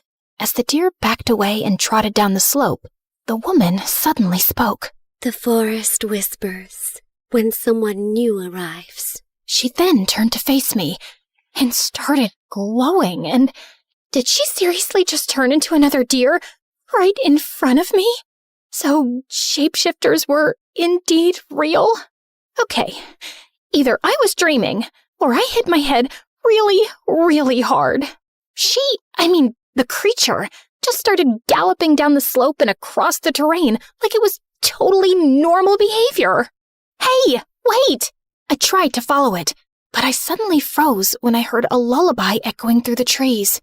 I followed the sound, and just a few feet from where I left the cliff, I stumbled into a flower field, and in the middle of it was another woman, and she was twirling under the moon like she was filming a perfume commercial or something. God, I hope this one's normal this time. I hid behind a tree to take a closer look at her, and wow, she looked hauntingly beautiful. No antlers this time. Just a lacy eye mask and a stunning dress that was giving Dior or Valentino vibes. Not gonna lie, she was mesmerizing, and I just couldn't look away.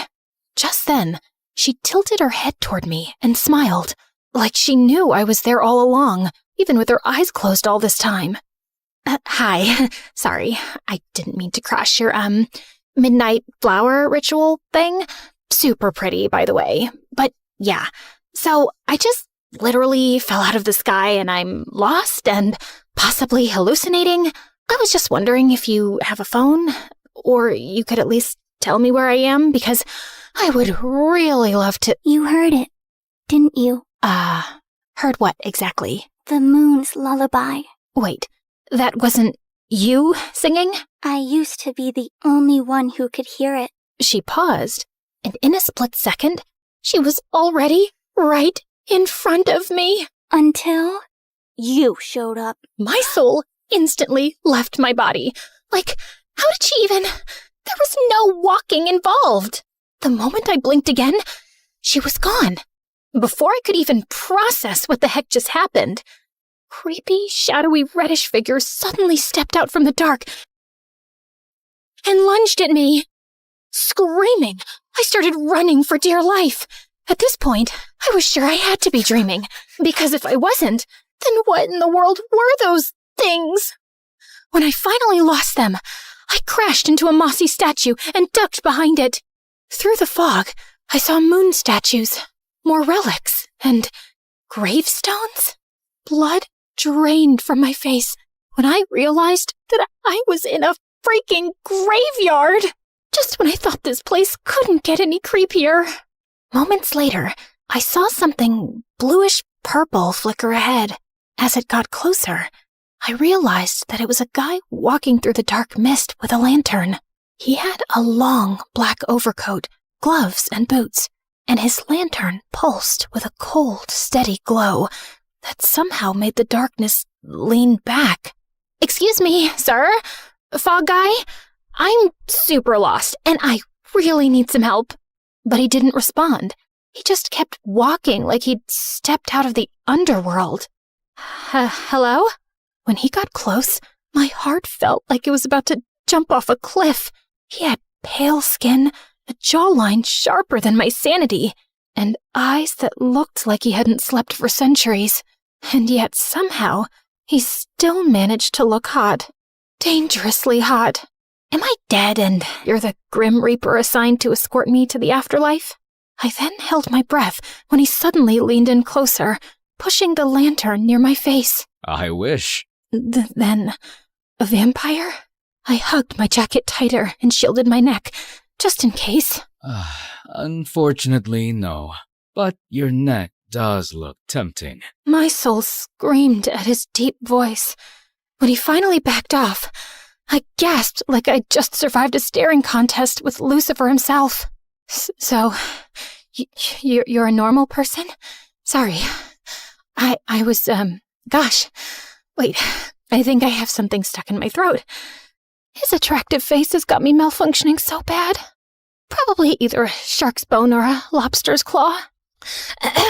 So, okay, here's my story. I was flying my jet, crash-landed here, then found myself running away from some creepy moon cult with chanting and possibly floating people. I need to get out of here, and I assume that you can help me with that? But he just stared at me, but not with annoyance, not even with concern, more like calculation, like he was trying to decide if I was a threat, a liability, or maybe his next victim. So, you're a local here? Still nothing. No answer, no emotion, just aura farming.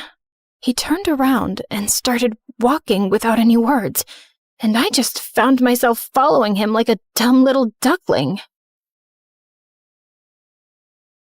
I spotted a tall silhouette, barely visible through the fog, a towering lighthouse on a hill, and it looked like he was heading straight for it. So, are you heading towards that lighthouse? Can I come with you? I guess not. So, what's this place called? Because it's seriously giving Haunted Island vibes. I kept tossing questions his way, but it basically felt like I was interviewing the air. So, we're somewhere in the US? Do you guys have an airport here? A helipad? I'm just wondering if I could, buy an aircraft so I could fly my way out of here. Can I borrow your phone for like 5.5 seconds? I'm 97% sure my bodyguards and assistants are freaking out right now. I need them to help me locate my friend and pick me up ASAP. Any chance there's a boba tea place nearby? And a spa? Gosh, my feet are killing me. He totally screamed danger, but I was desperate at this point. You own this place, don't you? Finally, he acknowledged my presence again. I guard the borders of this dying land from outsiders like you. Outsiders like me? Do I look like a serial killer to you? He scanned me from head to toe and scoffed like I was the worst thing he'd seen all day. Excuse me? More like a lost soul stumbling through things she cannot comprehend. Ouch. That sounded poetic and insulting. That was the intention. Could you at least tell me your name? Names are a luxury. Oh my God. That's exactly what someone named Vladimir would say. Call me whatever helps you sleep at night. Okay, sir, whatever helps you sleep at night. Bit long for a name, though. Maybe I'll just call you... He shot me a death glare, and I should have been scared, but I blushed instead. What in the world is happening to me? Keep talking, and I'll make you sleep. Permanently. Did he just casually threaten my life? Okay, chill. Zipping it. Mouth sealed. Muted. He glanced back at me again, and this time, he was looking past me, over my shoulder, like something horrifying was creeping up behind me. What's going on? I slowly turned and gasped at the sight of those shadow creeps slipping out of the mist. They were the same entities who had chased me earlier. But before they could get close, Graveyard Hottie suddenly stepped in front of me and raised his lantern like it was a sword. You're looking for the wrong person. Now, be gone. His lantern suddenly lit up, and a cold light cut through the fog, making the creeps scream and disappear like smoke. Did he just save my life? I was still in shock when he leaned in closer again and whispered something to me. If you want to stay alive, then stay out of the dark. Got it? Got it. Before I could even ask him about the context, he suddenly stepped into the fog and disappeared. Wait! Hey! Where are you going? I ran and searched for him everywhere, but now he was gone. Ugh, I didn't even get his name. Will I ever see that Graveyard Hottie again? After a brief mental breakdown, I decided to keep going and wandered until I reached the edge of the woods, where there was a quiet stretch of water and a tiny old rowboat tied to a post. Oh my God! Is this finally my getaway ride? I climbed in and instantly regretted it, because when I tried rowing, it went sideways, then backwards, then I nearly flipped over. My muscles were not built for this. Why didn't I take boating lessons again? Eventually, the boat bumped against another shore, and I almost kissed the ground out of relief. Before I could even explore the place and find some help, a group of terrifying creatures suddenly appeared out of nowhere and started cornering me. Okay, at this point, I was 200% sure I was dreaming. I closed my eyes, held my breath, and braced myself. Maybe after this, I'd finally wake up from this nightmare. I woke up to the smell of bleach and metal. The lights above flickered, and something dripped nearby. I tried moving, only to realize that I was strapped to a surgical bed in a hospital gown. Okay, so apparently those creatures actually hospital napped me. Just as I was hoping for the graveyard hottie to come and save me, the door suddenly hissed open, and a creepy surgeon walked in. He had slicked back blue hair and a creepy mask that covered half of his face. Oh, and he was holding a freaking drill. Totally normal. Awake at last. Who the heck are you? And why am I dressed like I'm about to get dissected? Curiosity demands sacrifice, and you should feel honored. Whatever you say, freak show. Touch me, and I swear my lawyers will erase your entire bloodline. From society. Legally, of course. You're still young, but already quite stubborn. He reached for a metal tray, filled with shiny tools and syringes. Since you asked, I'll be frank. You have nothing to worry about. Under my care, you'll receive the most advanced and effective treatment. I will personally supervise your recovery. What does that even mean? I'm not sick or broken or whatever. Ah, but that's where you're wrong. You're in my sanctuary now. A facility for correcting flaws, for perfecting minds, for studying consciousness. He picked up a syringe, and the second that needle glinted under the light, my soul left the building. I assure you, you'll be my next successful experiment. Let me go, you psycho! Let's play around with your brain. Just a little. You'll be amazed at what's hiding inside. Just as he reached for me, the double door suddenly slammed open, and a young boy wearing a traditional-looking hat and outfit wheeled in a huge oxygen tank. Apologies, Doctor. I heard you needed more air. You! Without any warning, the tank suddenly exploded, filling the room with smoke and gas. Through the haze, the boy unstrapped me fast. They're closing in. If you want to live, take the window. Jump. Oh, wait, what? Who are you, and why are you helping me? Someone who used to be his experiment and survived. Okay. But what about you? Just go. I've got some unfinished business to take care of here. You think running away will save her? She belongs to us now. The door suddenly burst open, and those same creatures who kidnapped me poured in and charged straight at me with terrifying speed. Without thinking, I sprinted to the window, launched myself out, and crash-landed onto a moving garbage truck. As it rumbled through the darkness, I looked up, expecting sunlight, freedom, something. But to my surprise, the moon was still there, just smaller and duller now. Eventually, the truck stopped and ejected me like trash. I rolled into a scrapyard, surrounded by metal heaps and broken machines behind a shady lab facility. I started looking for something that could help me get out of here. And while digging through the scrapyard, I finally spotted something. A busted-up electric scooter. Just as I was about to hop on, someone blocked my path. A young girl who looked like an evil porcelain doll.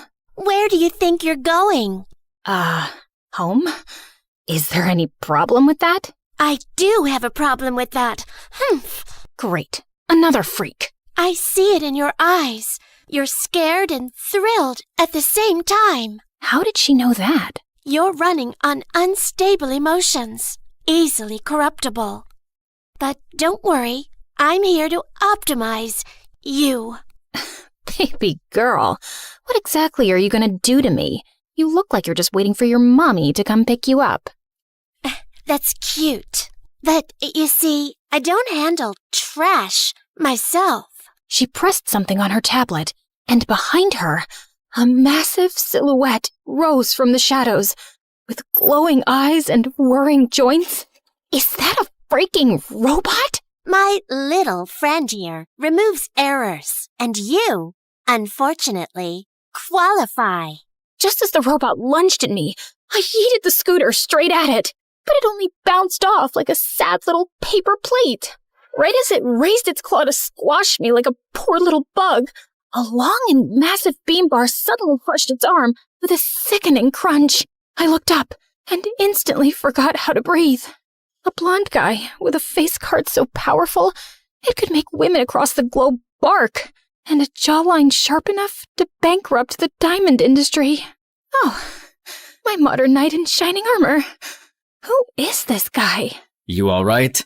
Hang in there. Let me just finish this real quick. I opened my mouth, but nothing came out. My brain was buffering harder than hotel Wi-Fi. By the time I blinked, the creepy porcelain doll girl and her deathbot had vanished. Well, gotta give them credit. Fast feet. Just when I thought the coast was clear, those terrifying creatures suddenly emerged from the alleys. Ugh, can't these weirdos just leave me alone? I don't think they're here to have a friendly little chat. Let's move. Before I could even react, he scooped me up like a duffel bag and bolted into the fog. I was screaming my lungs out as they reached for us, but this guy had insane speed and reflexes. And somehow, while he was carrying me like I weighed nothing, he still managed to beat up some of them with his precious bean bar. When we finally outran them, I was this close to puking all over his boots. All right, we're clear. You okay? That was actually such an insane experience. Thanks for saving my life. Not a problem. I came here for you. You came for me? Well, my duty is to save and protect everyone in need. Of course. Sorry for all the screaming earlier. The blood was pooling in my brain and I saw my life flash in 4K. Fair enough. Let's get you home. That's when I noticed we were at a port, in front of a ship. Wait, is this your ship? Am I finally going home? That's right. Come on. We boarded, but I couldn't shake the paranoia crawling in my chest. This guy was just too perfect, like he was sent here just to save me. But why? What's in it for him? Listen, I've had a rough week with different entities. So, just to be sure, are you here to actually save me or, I don't know, harvest my organs or something? I already did the first part, didn't I? Right. As we finally boarded his ship, I realized that I needed a full spa day. I asked him if he had a bathroom and spare clothes because if I didn't get out of this gross hospital gown, take a bath, and brush my teeth ASAP, I swore I was gonna lose my mind. Thankfully, he had some spare clothes, but it was a giant black shirt that swallowed me whole. When I stepped out onto the deck, I walked in on him, bulking up, and oh my holy juicy protein powder. Look at those muscles and veins. Wow, my shirt's way too big on you. But hey, better than nothing, right? Yeah. But I like it. It's cozy. So, are you from here? Nope. I came here to reclaim something that was taken from me. From us. And protect what's left. Ooh, interesting. He then told me his name, Victor, a high-ranking military commander, apparently leading some kind of expedition through this weird, fog-infested region, hopping from island to island, chasing ruins, lost history, and something personal he wouldn't talk about. I met a local in town. Her name is Nell, and she told me that this is a lawless region and off the grid, so it can be pretty chaotic. But that's all she shared. That actually made some sense. But my curiosity was already screaming 100 more questions. Victor and I continued to bond. It was actually warm and laid back, and the way he kept checking on me, making sure I was okay, was doing something to me. But of course, just when things were finally looking up, the ship suddenly had engine issues. So we had to dock again in the nearest land. We'll rest here for a while and ask around. Nell told me that the locals here are pretty sneaky and love ripping off passing tourists. So we just need to be a little careful. We met up with Nell in a diner, who surprisingly looked like a supermodel with a tattoo on her right eye. I heard you've had quite a trip. Eat up. You look like you haven't eaten in days. Oh, you bet. Back home, my dinner usually comes plated like edible museum exhibits. But this will do, I guess. So, where exactly is back home? I told her about my background and how I ended up here, and she looked extra intrigued. So you're not exactly the average tourist profile. People usually come here on ferries, not personal aircrafts. Oh, speaking of aircrafts, do you know anywhere I can borrow one? Preferably a jet or a helicopter. We can try the craft shop. Might have something experimental. Craft shop? Like gadgets, machines and stuff? Everything, babe. Just name it. We finally arrived at the craft shop, and it was full of bizarre inventions and food weapons. And apparently, it was being run by equally bizarre young girls. Build a jet in a day? Please, I could do it in my sleep with one hand. Honestly, it sounded ridiculous. But at this point, the only thing that felt impossible was me getting back home. As the girls geeked out over engines and blueprint jargon, I glanced out the window and saw Victor and Nell talking, and they looked sus. Planning to eavesdrop on their little conversation, I stepped outside, only to crash into someone achingly familiar. Tall, brooding, and unfairly attractive. Mr. Graveyard Hottie. God, I missed him. You're not safe here. They know who you are now. All of them. We need to leave. What? What do you mean? And who's they? Suddenly, Victor stepped in. She stays with me. That's not your call. Oh, I think it is. Because I'm responsible for her now. 2 of the hottest men alive fighting over me in the middle of a creepy fog-covered mystery land? Now it felt like a Wattpad fever dream. And Mila would be frothing at the mouth when she hears about this. You need to come with me. You need muscle. Not some emo lantern guy, Avery. I've led troops through war zones, while he's guarding trees and graveyards. You do the math. Honestly, it was impossible to choose. So I suggested playing rock, paper, scissors. And to my shock, they actually went for it. But it turned into an endless, awkward loop of ties. I considered flipping a coin, until we realized none of us even had one. I'd gladly come with both of you anyway, so... Did I just say that out loud? Before they could react, a red flash in the alley snagged my attention. A glamorous woman with sleek glasses, a stylish hat, and a banner stood there like a fashion model turned CEO. She pressed a finger to her lips and raised the banner. If you want real answers, follow me. She winked at me, then vanished into the shadows. Okay, definitely not suspicious at all. But my feet had a mind of their own. So I ditched the boys and followed her straight into a cafe and... Holy stepmother of boba tea! I wasn't expecting this to exist here. I immediately barged in, only to find that it was completely empty, except for that woman. She was sitting there, like a seductive riddle, with endless legs, casually sipping her drink like this was a date. It's self-service. Oh, love that. Real classy. Now, about those answers. Why don't you throw a question first? Just a little suggestion. Okay, fair. So, where the heck am I? Spill the boba tea? I mean, where? Like, exact location, GPS? How do I escape? She sipped her tea louder and even more dramatically. They surely have the best boba tea around here. It tastes so divine, and sweet, and creamy. It's probably laced with something drippy, like a special honey made from paradise and... Look, I'm here because you promised me answers, not some boba tea review. As if testing my last nerve, she started taking selfies with her tea. Serious question, are you trying to help me or mess with me? Apologies. Can't a woman have a little fun? Anyway, before we get serious... She took her drink and strolled toward me like she had all the time in the universe. I then held my breath as she leaned in, way too close. Seriously, what was up with this whole town or whatever? Why was it full of insanely attractive men and women, aside from those freaks and psychos, of course? Try this one first. I took a sip and realized that she wasn't lying about her boba tea review. I knew you'd like it. Anyway, Have you considered being a pop idol?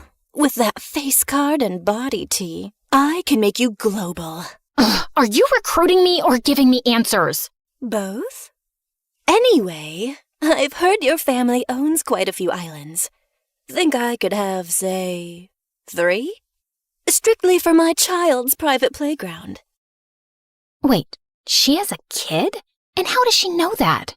Miss whoever you are, I'm this close to losing it. I just want my jet, my best friend, and a 14-hour spa day, and to go back to a life where my biggest problem was choosing which designer sunglasses to wear. I got up, ready to leave, when the doors and windows suddenly slammed shut, trapping us in. It's them. Which one? There's a lot of lunatics in this place. You're probably confused. Being in a place that promises new secrets and answers long buried in time. And where people from different places come chasing power, riches, and control. Everyone wants a piece of you. Some to protect you and use you at the same time. Some to own you. Some to experiment on you. And others to erase you. What? Even the ones who saved me? The ones I kinda trusted? Tragic, isn't it? Then how do I know you're not one of them? She just sipped her tea again and shrugged. That's your call, sweetheart. What is this all about anyway? And what exactly do they want from me? Your arrival just made things even messier. You're carrying something none of them planned for. You just made me even more confused. What even are you? Spy, cult leader, crazy vlogger, rogue journalist, boba witch? Oh, darling. I just like knowing how the story ends. Then I want a jet so I can go home safely with my best friend. That's how my story ends. Well then, your answers await, as promised. It's right beneath us. She then tapped her heel on the floorboards. Wait, was she serious? Quickly now. They're coming. And they're not here for the boba tea. Just then, the whole cafe started to shake. And that was my cue. I flung the hatch open, climbed down, and found myself in some kind of underground cave. I was completely lost until I spotted a jet up ahead. Finally! Sweet, glorious escape. I took off running, only to stop dead in my tracks when I realized that it was just a toy. A stupid little model jet on a stand. And then I heard the echoes of that woman's laughter from above. I knew she was sus. She freaking tricked me, crazy witch. Suddenly, a beam of moonlight burst through a crack in the cave ceiling and hit me square on. I suddenly felt weird. What's happening? Just then, everyone started showing up from every direction, completely messing with my head. The prophecy lied. It wasn't supposed to be you. I was chosen to be the new moon, and not you. I am the true vessel, and that light belongs to me. You are the perfect subject. I must know what you truly are. Utterly risible. You carry the moonlight, and with it, you can save what's left of us. Come with me, Avery. This region's balance depends on you. Let me protect you before they twist what you are. Just shut up, all of you! And don't come any closer! Just then, I heard another woman whispering in my head. You don't owe them anything. Just keep shining, Avery. And just like that, I snapped back. I spotted a tunnel tucked into a corner and sprinted like my life depended on it. Because it did. When I finally burst out the other side, an actual jet was there. And Mila was inside. Girl, let's go! Hurry up! We're running out of time! Miracles do freaking happen, folks! I jumped in, slammed the hatch, and fired up the engine. That's when they showed up. Faces I'd never forget, charging toward me. But they were too late. I had already launched into the night sky. No one owns me. I'm done being told what to do. I'm my own person, not your freaking vessel or whatever. So guess what? Bye, freaks. Freedom. At last. I jolted awake to the sound of beeping machines and blinding hospital lights. Sweetheart? Oh my God. Honey? She's finally awake. There you are. You better have a good excuse for scaring us like that, young lady. While I was still processing the emotional mess of seeing my parents again, someone else walked in. Mila. Her arm was in a cast, her eyes were glassy, but she was smiling, and I felt super relieved. Welcome back, Aviator Barbie. That's when it hit me. It was all indeed a dream, and I finally woke up. So apparently, I survived the crash, but fell into a coma for 3 months. And after the crash, Mila got us help, even with a busted arm, and screamed until rescue found us. Later, when it was just the two of us, I finally spoke. I'm sorry, Mila. What for? You were right. I was too curious, too reckless, and it got us here. But we're alive, aren't we? Yeah, and I had the weirdest dream ever. Oh? Spill it. And I did. Every juicy, terrifying, ridiculous, romantic detail. Wait a minute. Your dream sounds familiar. You say that like you've had the same one. No, dummy. Remember the game I've been playing lately? You play a lot of video games. Genshin Impact? We literally watched the trailer of the new update the night before the accident. The place in your dream, it sounds like Nod Cry, the newest region in their world. She opened her phone and played the trailer again, and my jaw dropped. The dark mist, the lighthouse, the glowing moon, the town, everything. My whole dream was literally there. But more than that, so were they. Just in their video game versions and aesthetics. Dive into the immersive world of Genshin Impact, the open-world action RPG where you explore, battle, and uncover the secrets of Devad across PC, mobile, and console, all seamlessly connected. On September 10th, version Luna 1 arrives with a massive update, the mysterious new region Nod Cry, and the most important story chapter yet, revealing long-awaited truths about the heavenly principles, Fatui, and Aether and Lumen. To celebrate Genshin's 5th anniversary, enjoy a free 5-star character, exciting challenges and minigames, tons of free pulls, and more. The Wish banners feature Lauma and Nahida, followed by Flynn's, Yolan, and newcomer Aino. Ready to explore, battle, and uncover the truth?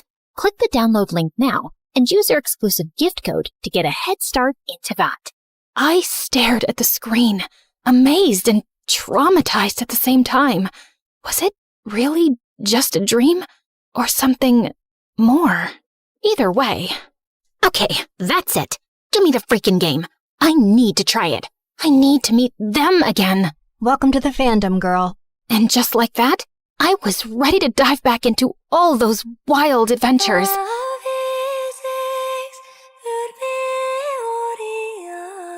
And even get closer to my favorite characters.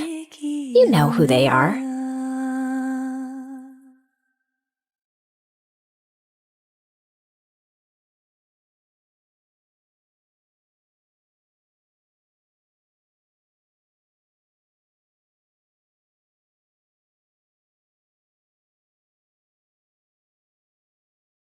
Hi everyone, I'm Alina, the enchanting enigma. Want to see a magic trick? Choose a card. Ready? Hocus pocus. Is this your card? Are you sure? Well, I should keep working on that one. Let's begin. But before I continue, make sure to like and subscribe. I grew up in one of the most beautiful places on earth, Norway. I loved everything about my home. The natural beauty, the epic history, even the grumpy shopkeeper at the corner store. But the best part was the northern lights. Every year, starting around September, shimmery curtains of light appeared in the sky like a giant kaleidoscope. With my family, we went to see them every night, making bonfires, toasting marshmallows, and telling Viking stories. Those are my most cherished memories. I say memories because those times ended abruptly. Your father and I are getting a divorce. I'm in love with my business partner, Hans, and we're moving to Argentina. That wasn't even the worst part. Astrid, you're coming with me. You're too young to be without your mother. But Mom, I want to stay with Alina. It's not up for discussion. Pack your things right now. Growing up, my little sister Astrid idolized me. She was 2 years younger and thought everything I did was amazing, especially especially my magic tricks. For my next trick, I'll make a piece of gold appear out of thin air. Wow. Okay, technically it was a chocolate candy with gold foil, but Astrid still loved it. She was my biggest fan, even when I didn't believe in myself. So I was devastated about her leaving, but Mom's mind was made up. And just like that, she left me with my dad and my big brother Frederick. Of course I love them, but let's just say they are... Vikings? Not the word I have in mind. Immature? They spent all their time playing Vikings like children. Check out the spoils of our last hunting trip, sis. Frederick, shut up. You bought that from a grocery store. You're not a real Viking. Tell that to the village we just razed to the ground. Good one, son. Still, I always had fun with them. I even went to some Viking battle reenactments. It was better than staying home alone. We still went camping under the northern lights from time to time, but it wasn't the same without Astrid.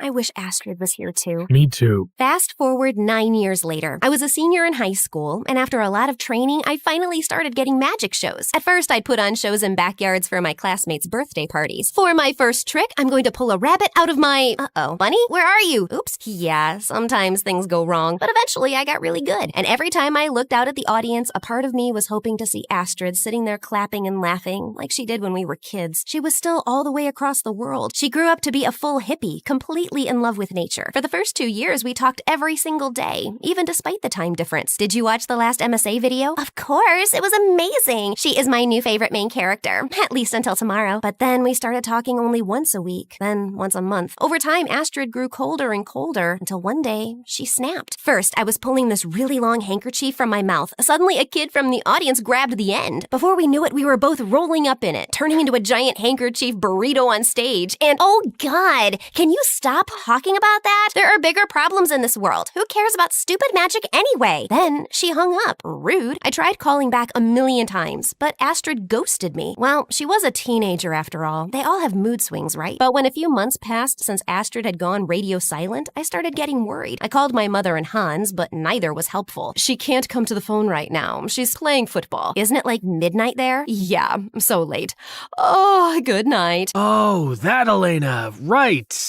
Your sister's not home. Bye. But with no other choice, I got a plane ticket to pay them a surprise visit. I only sent Astrid a DM so she knew I was coming, but again, there was no reply. Okay, guys, see you when I get back. Try not to burn the house down. I can't promise that. I'm still saying don't go. It's okay. Have a safe flight, kiddo. When I got to the airport, I didn't even have time to step into the security line before I had the shock of a lifetime. Hey, sis. Excuse me? Who are you? Astrid? You look so different. What are you doing here? I was just about to go see you. I know. I read your text when I took back my phone in the middle of my escape. Luckily, they didn't know how to work Instagram, so they hadn't read it. Escape? Who is they? What's going on? I need you to hide me. Nobody can know I'm here. Not even Dad and Frederick. Before I could ask any of the million questions I had, Astrid took us outside and put us in a cab. What's with all the secrecy? Did you rob a bank or something? Of course not, sis. Why would you ever say such a thing? Astrid kept looking nervously at the taxi driver. A few minutes later, he dropped us and Astrid pulled me into an alleyway. Tell me what you know. About why you're here? Nothing. I called you nonstop for months. Tell me what's going on before I call Mom. No, don't call her. Mom changed a lot after we moved. She does whatever Hans says, and he's a monster. Like a real one. Months ago, he took my phone and kept me locked in my room. Are you for real? I can't tell you more than this for now. The first thing I did after escaping was get a ticket here. I need you. You're my last hope, sis. Astrid's story was disturbing. I had to help her. She was my baby sister. So we went to the mall to give her a makeover. New clothes, new hair color, different lenses. But I didn't know if her disguise would fool anyone. You really think Dad's not going to recognize his own daughter? I don't think so. He hasn't seen me in person since I was 7. Plus, Dad and Frederick aren't exactly geniuses. No offense. I was a little offended, but she wasn't wrong. As we got home, I almost fainted from the smell. There was trash everywhere, food smeared on the walls. Alina, you're back! Dad, Alina's back! Thank Thor! What the heck happened here? I've only been gone a few hours. I told you we'd be lost without you. Who's your friend? Dad looked at Astrid in confusion. You remind me of someone. Probably some international superstar or model. I get that a lot. Frederick, Dad, this is Ruby. Love your place. Thanks, Ruby. You're a gem. Good one, Dad. I rolled my eyes and pulled called Astrid upstairs. Then my phone rang. It's Mom. Please, sis, you can't tell her I'm here. I picked up the phone, and when Mom asked me if I'd heard from Astrid, I denied it. Your sister is in serious trouble. Please, tell me if you hear from her. Before I could say anything, she snatched the phone from my hand. Dear customer, your coverage is currently out of range. Please try again later. I felt weird, but I shrugged it off, and later I talked to my dad about Ruby staying with us for a little while. Dad was so happy I hadn't gone to Argentina that he agreed right away. Thanks, Alina, you're a lifesaver. Hey, I can book some magic show for tomorrow. You know, I'm a really big hit here, so you can come. Actually, I wanted to check out this new environmental facility nearby. Oh, okay, I guess we can do that. When we got there, it was just like a normal, boring factory site. But then Astrid broke a window, opened its latch, and started crawling in. What are you doing? Breaking in? Hush! Either come with me or shut up and stay here quietly. Feeling totally weirded out, I reluctantly followed her as she moved down the corridors. When she reached the office, she started going through the drawers and took several documents. Astrid, this is illegal! Don't worry, I know the owner. Then she grabbed some spray paint from her bag and started painting the walls. She wrote something in really big, sloppy letters. Dentures? It says destroyers. Oh, right. Oh, what? Just then, sirens wailed in the distance. Run! I thought you said you knew the owner. I do. He's my arch nemesis. What? I never said we were friends. We raced out of there as fast as we could and make it home without being caught. Why would you do something like that? Will you tell me what's going on? Can't. And don't be so uptight, sis. It was just a little fun. Thankfully, the next few days were less crazy. Astrid still avoided coming to my magic shows. She was really busy with her plan, but every time I asked about it, she would change the subject or run off who knows where. I decided to find out the truth, so I started going through her things. In her purse, there were some huge piles of cash. There must be a logical explanation. Maybe she subscribed to MSA and won their amazing weekly prize of $10,000, right? What? You haven't subscribed yet? What are you waiting for? Remember that this only works on YouTube, not on other low-end platforms such as TikTok. As soon as Astrid came back, I confronted her. Astrid, where did all this money come from? Oh, that. I saved up a bunch from working at a restaurant in Buenos Aires. Then she started a long and passionate speech about the environment. I was angry and confused, but also a little proud of her. She had so much passion and knowledge. She kept talking until we both fell asleep. In fact, I think she kept talking even in her sleep. The next morning, my dad was scrambling around the house searching for something. My savings! I kept all my cash in random cereal boxes, but it's all gone now! I told you to open a bank account. Then it hit me. Oh no, Astrid. I ran upstairs to confront her. You need to give that money back. What are you talking about? You stole Dad's money. What? No, I didn't. You're just mad because I didn't go to your stupid magic show. I'm sorry. I'm just too busy saving the world. She stormed out of the room. She was out of control. First, she'd almost gotten us arrested, and now she was stealing from our dad and even calling my magic stupid after everything I did for her. I'd had enough. Knowing she wasn't telling me the whole truth, I called Mom right away. You did the right thing calling me, sweetie. Astrid needs help before she ends up in prison. I went to school, but when I came back, all of Astrid's bags were gone. Then Frederick appeared dragging a wooden boat into the kitchen. Check it out, sis. A real Viking boat! That's a canoe, Frederick. Frederick, how did you pay for that boat? I found a bunch of money in a box of Cocoa Puffs. So cool! Oh no. So it wasn't Astrid who'd taken the money. What if she was telling the truth all along? My sister had come home for the first time in years, and I totally betrayed her. I needed to find her. I called her over and over, but again, no response. Then I decided to tell Dad the truth. When he found out that Ruby was Astrid, his face lit up again. A part of him already knew. Still, the rest of the news wasn't that good. Just as we were about to jump into our car to look for Astrid, an all-black car with a chauffeur pulled into our driveway. Out of it came Mom, Hans, and a huge bodyguard. Where is she? Mom? We need to find your sister right away. She stole my money from me, and she vandalized my construction project. I knew you helped her, Alina. If you don't help me find her, you are gonna end up in jail, just like your idiot sister. Don't you dare talk to my child like that! Dad tackled Hans, but then the huge bodyguard came for us. Frederick let out a Viking war cry and lunged at him. Soon our front yard became the scene of a fierce battle. But don't panic, we have a weapon up our sleeve, my magic. As Dad and Frederick were trying to beat the bodyguard, I decided to catch Hans. So I grabbed my magician coat and hat, and with a wave, cards flew straight at Hans's face like little arrows. Then I threw my rabbit at Hans, who is quite a fierce little biter. Then I pulled out my handkerchief Genevieve magically turned it into a rope and then managed to tie up Hans with it. Just then, help arrived. But it wasn't the regular police. It was some kind of secret service. And they immediately arrested Hans and Mom. Turns out their new factory that Astrid had broken into was located in a zone and used certain chemicals that could lead to an environmental disaster. They had falsified the safety tests and all the permits. When Astrid found out, she tried to go public, and that's why they were keeping her locked in her room. After escaping, she came here to collect more evidence before presenting the story to the authorities, who quickly located the people responsible. Yep, my mom and Hans. However, Astrid was still nowhere to be found. She was gone. About a year later, I had my biggest magic show yet, and I nailed it. Towards the end of it, I dedicated the show to Astrid. My sister is my favorite person in the world, and I miss her. Wherever she is, I hope she knows how proud of her I am, because she grew up to be this amazing, brave person. And after the show, I went to my favorite viewing spot to see the Northern Lights. Since it was the season for them, I kind of felt closer to Astrid in this spot too. Because if you think about it, maybe the lights wouldn't be here if she hadn't fought for the environment. It was like I could hear her there. Alina! Alina! Like, she was right there with me. Alina, are you deaf? Can't you hear me? Wait, Astrid? I looked around, and she was really there. I leapt up and hugged her. Oh my god, you're here! I decided I should check out that magician that everybody keeps talking about. I thought magic was so stupid and not real. I used to think that, till I heard that magic kicked Hans's butt. Since then, it's my second favorite thing, right after nature. We both laughed for a second, then we apologized to each other and hugged. Remember, guys, siblings should stick together. That is the first rule of families. I called Dad and Frederick to join us. So after all these years, we were finally seeing the Northern Lights as a family again. And that was the most magical moment ever.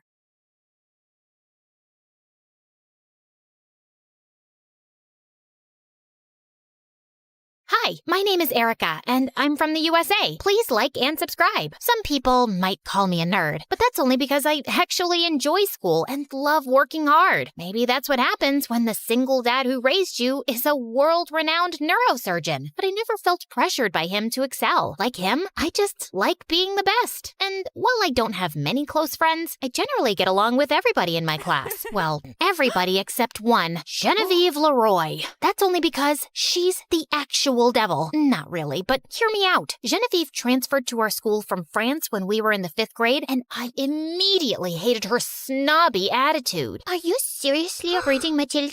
Back in France, we just finished Les Miserables. American children are so immature. Do you still wear tapas too? She was also crazy smart and got the highest grades in class. I'm not even trying. She was just so conceited and full of herself, and I just had to show her that she wasn't better than everybody. So I worked harder than I ever had, and soon our grades were equal. So, you think you're as good as me? No, Genevieve, I'm better. And from that day forward, everything was a competition between us, but there was never a clear winner. We always got the same grades. We both got first place at the 6th grade science fair. We always had the same number of followers on social media, and somehow our TikToks got the same amount of likes. Would you believe it? We even shared the same birthday. In the 7th grade, our families accidentally had our parties at the same pizza arcade. Instead of having fun, we spent the whole time fighting each other on the Dance Dance Revolution machine. Getting tired, Erica? You wish, Genevieve. I could do this forever. We kept dancing even after everyone left, and the pizza arcade security team had to literally throw us out. I was so sore for the next few days. I groaned every time I moved. Things only got worse once we were in high school. In our last year, we both ran for school president, but our smear campaigns and aggressive politics got so out of hand that violence broke out between our supporters. The principal canceled the election and chose a student as president who wasn't either of us. But we were still gonna end up being co-valedictorians of our class, and I had to make sure I wrote a better speech than Martin Luther King himself. The bright side of it all was that high school would be over soon, and we'd never have to share a stage or room again. But to make things worse, it was around this time that Bethany barged into my life. I always thought Dad was too busy for romance, but he'd met this demon flirt monster while he was treating her mother, and now the two were dating. Isn't your dad just like the cutest ever, Erica? She had him wrapped around her little finger, and before I knew it, he'd asked her to move in with us. Don't think of me as a replacement for your mother. Not until the wedding, anyway. As if having a snooty French arch-nemesis wasn't enough, I now had to live with Barbie's evil cousin. We couldn't stand each other. All she did all day was constantly try and fail to become a viral influencer through endless Instagram and TikTok posts for a non-existent audience. Don't forget to like and subscribe. I'll teach you how to trap the man of your dreams. And whenever Dad wasn't around, she would call me a loser and an annoying know-it-all and go on and on about how I would never get a boyfriend. No matter what some of those ugly girls say online, boys do not find intelligence attractive, Erica. But at that point, boys were the last thing on my mind. The same went for Genevieve. We were both so busy trying to be the best at everything that we didn't have time for boys. Hey, Erica, do you maybe want to go to the movies with me? How can I go to the movies when I still don't know absolutely everything about the War of 1812? Now shush! Genevieve, why don't we... Stop, you poor boy. Is your highest ambition to be nothing more than a distraction to me? But that all changed the day Lee Taylor Reyes transferred to our school. Howdy, y'all. He walked into our lives with his rugged good looks and Texas cowboy charm. All the girls fell for him, but none fell harder than Genevieve and me. Oh my God, mon Dieu. We thought we were competitive before, but now it was war. Genevieve and I started doing things neither of us had ever done before. When Lee Taylor became quarterback, we went to every game. Go, Lee Taylor, go! Lee Taylor, you are the best at American foolishness. When Lee Taylor got the lead in the school play, we went to every show. Bravo! Bravo! You have resurrected the theater, Lee Taylor. Genevieve had always been the more fashionable of the two of us, and once Lee Taylor hit the scene, her clothes and makeup game reached a level unseen. That's a mighty fine dress you're wearing there, Genevieve. What? This old thing? I only wear it when I don't care what I look like. There was no way I could compete with her on that level. Not on my own. I needed help, and there was only one person I could turn to, Bethany. Erica, it's so wonderful. You're finally acting like a normal girl. I was so desperate that I let Bethany give me a complete makeover. She used Dad's credit cards to buy me all new clothes and makeup. She took me to the most expensive salon in town and started giving me flirting lessons. Dad was just happy that we seemed to be finally getting along. And the whole time, she was filming everything and posting videos on her stupid channel. Hey guys, join me on my brave and selfless journey as I turn Erica from a zero to a shiro and help get her the man of her dreams. And the videos actually went viral. Bethany was officially an influencer now. And the weirdest part was that her lessons were working. Lee Taylor was now paying just as much attention to me as he was to Genevieve. There's something different about you, Erica, and I like it. Thanks for noticing, Lee Taylor. But just like with everything else between me and Genevieve, neither of us was actually winning. No matter what we did, Lee Taylor would only lead us both on and wouldn't make a clear choice. Things got so bad in the struggle for Lee Taylor's heart that our grades began to slip. We stopped doing homework, we were failing tests, neither of us were valedictorian anymore. But we didn't care. All our effort was going into out-scheming the other to win over Lee Taylor. Like the time he had a minor football injury and we both went to visit him in the hospital. Oh, you poor baby. It's a shame your mummy is out of town. But look, my chef made you a consommé, and I will read you the sports section of the newspaper in French. That looks like gross bathwater. I've got just the thing to make you feel better. Some good old American cheeseburgers. Also, a recent study shows that most people think Spanish is hotter. It ended up being a screaming match in French and Spanish that got us thrown out of the hospital. And one day, after the teacher made me and Lee Taylor lab partners, Genevieve marched up to me angrily in the cafeteria later and pinned me against the wall. Give it up, Erica. No matter how much makeup you put on or how much idiotic giggling you do, Lee Taylor will be mine. You've never beaten me,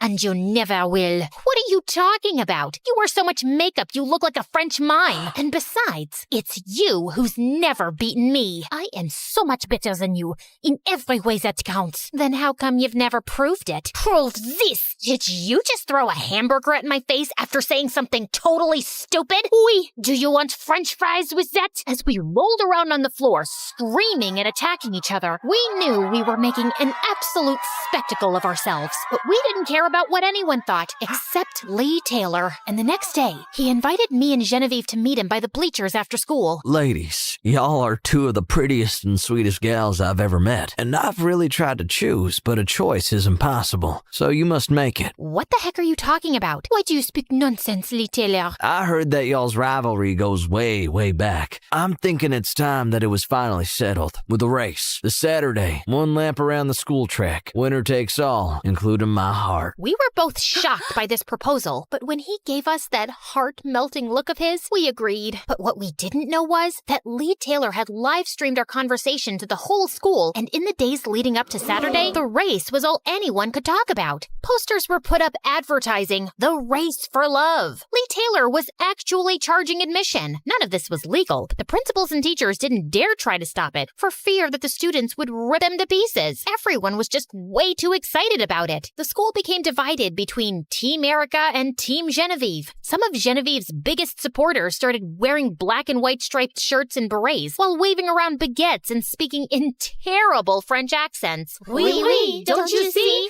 Genevieve's the girl for Lee. Things were getting so nuts that people were approaching me in the halls, offering me money to lose the race so they could win big on bets. Even Bethany started showing up to school to interview students for her army of new followers. So tell me, are you Team Erica or Team Genevieve? Team Erica, all the way. USA! USA! Lee Taylor Reyes, be honest. Who do you really want to win the race? All I say is, may the best girl win. While all this was going on, I was just trying to ignore the insanity. I'd spend every night doing laps around my yard, trying to get faster and faster. My head was filled with images of my post-race life when I would walk around arm in arm with Lee Taylor. But in a weird way, the thing I was looking forward to the most was an end to this eternal feud with Genevieve. Saturday came, and the crowd was bigger than any homecoming game in our school's history. Go, Erica, go! Viva la Genevieve! This is it, my fabulous followers. The Race for Love Live. Now you'll see once and for all Erica's transformation from loser to,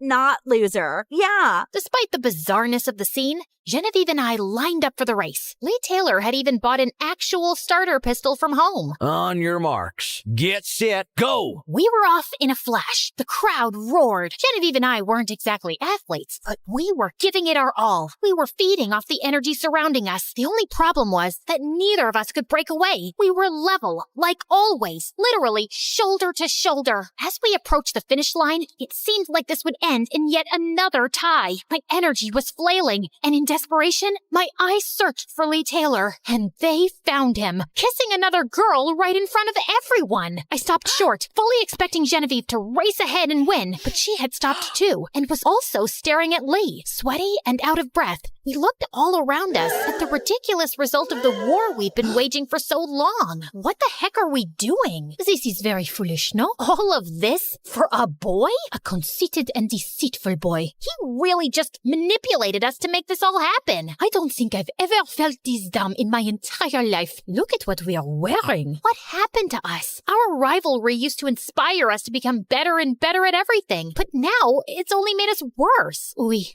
I've always counted on you to motivate me to be the best I can be. That's what I've always counted on you for. But why did there have to be all this hate and jealousy? I have a very tough mother who says second best is a term some loser made up. That's why I'm so competitive. What's your excuse? I don't really have one. I was just born this way. But look where all this jealousy has gotten us. Silly girls playing stupid games. No more. I agree. No more. Genevieve and I walked through that finish line hand in hand and left the field without looking back. The crowd started booing and angrily demanding Lee Taylor refund them the money he had charged them. In case you're wondering what happened next, Dad finally walked in on Bethany screaming like a maniac at me, saw her true colors, and threw her out of the house. Lee Taylor kept playing with the hearts of other girls until the day he messed up with one girl too many. Help! She's trying to run me over with her car! Genevieve and I graduated top of our class. She went on to be a cosmetics entrepreneur, and I became a lawyer. Years later, we still keep in touch and cheer each other's successes.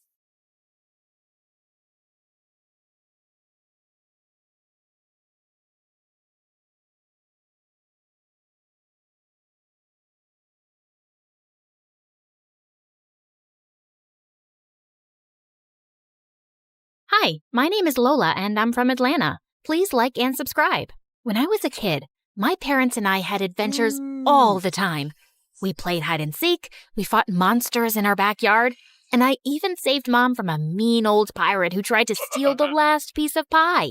My life was fantastic, but when I turned 3, Mom gave birth to an evil witch named Genevieve. From the moment Jen was born, she used her beady blue eyes to cast a spell on my parents and turn them into her evil minions. Genevieve, we love you more than anything in the world. Here you go, honey. Hey, I was playing with that. Jen started walking at 9 months old. At 2, she could write her own name, and at 3, she could do the alphabet without making any mistakes. When Jen was 7, she won her first national spelling bee. She got a huge cash prize, and the reporter came over to interview her for the cover story of a magazine. I'd like to thank my parents. I couldn't have done this without them. We're so lucky to have a genius daughter. She's our pride and joy. My parents kept gushing about Jen for hours as I sat in a corner. When the reporter finally said it was time for pictures, I joined my family for a photo, but Jen insisted that I stay out of it. My parents tried reasoning with her, but she was beyond reason. It's my moment, and she'll ruin my image with her stupidity vibe. Like, my brain sees pictures with this special lens, and I'll be able to feel her dumbness every time I look at the pictures. I can't explain how my brain works. Just make her go. So Mom gave me some money for ice cream and told me to wait outside while the photo shoot happened. A couple of months later, I came home from school and found Jen sitting on my bed, and all my stuff was gone. Mom and Dad said I could switch. This room's bigger and has more space for my trophies. But this is my room. Mom, Dad, make Jen give me my room back. Lola, stop being ridiculous. You don't need a room this size. You don't have any trophies.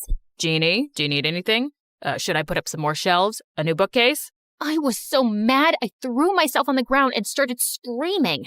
This sucks. I'm leaving, and I'm never coming back. I'll show you. I'll get a new family that will appreciate me. I stormed out of the house. I got to the driveway and realized I had nowhere to go. So I decided to hide out in my treehouse. But then something crazy happened. My stomach started rumbling, and I searched through my pockets to find a candy bar. Then out of nowhere, this girl appeared and snatched it out of my hand. Hey, that's mine. This is my treehouse. Get out. I don't see your name on it. It's written right there. Oh. Then the strange girl wrote the word Madison on the wall. I guess we're roommates now. We'll just have to share. Then she tossed me half the candy bar. Madison and I spent the rest of the day together, and she was pretty wild. She told me about all the adventures she'd had in the neighborhood. I found a skeleton in the neighbor's backyard. No way! The old lady across the street is an alien. I saw a spaceship in her garage. Madison made up fun games for us to play. We had a spitball fight and threw water balloons at the neighbors as they walked by. Then my mean old parents told me to come inside for dinner. They didn't even miss me or remember that I'd been upset. After that, when I wasn't at school or watching Janet's spelling bees, I'd run out to the treehouse and spend time with Madison. One time, we were pretending to have a sword fight in the backyard. It's over for you, Madison. Give up now. You'll never take me alive. Suddenly, Jen appeared out of nowhere. Lola, who are you talking to? Madison, duh. Who's that? I turned around to introduce Madison, but she seemed to have vanished into thin air. She was just here. Must have scared her off with your mean vibes. I thought Jen would say something, but she just gave me a weird look. I think you're old enough to not have an imaginary friend. And went back inside, and Madison instantly reappeared beside me. Where did you go? I didn't want to meet your stupid sister. And there, I got you. You're dead. When I was 12, I started junior high school, and it was the worst.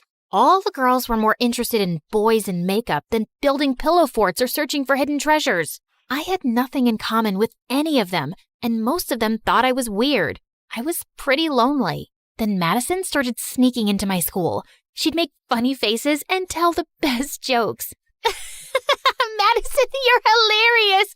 Stop, please. I'm gonna pee my pants. Who's Madison? Is she talking to the wall? Madison told me cool stories, and she was such a gossip. She knew everything about everyone. And she always had my back whenever a bully tried to mess with me. Having her around made me stronger and braver. Hey, ugly, get out of my way. Who are you calling ugly?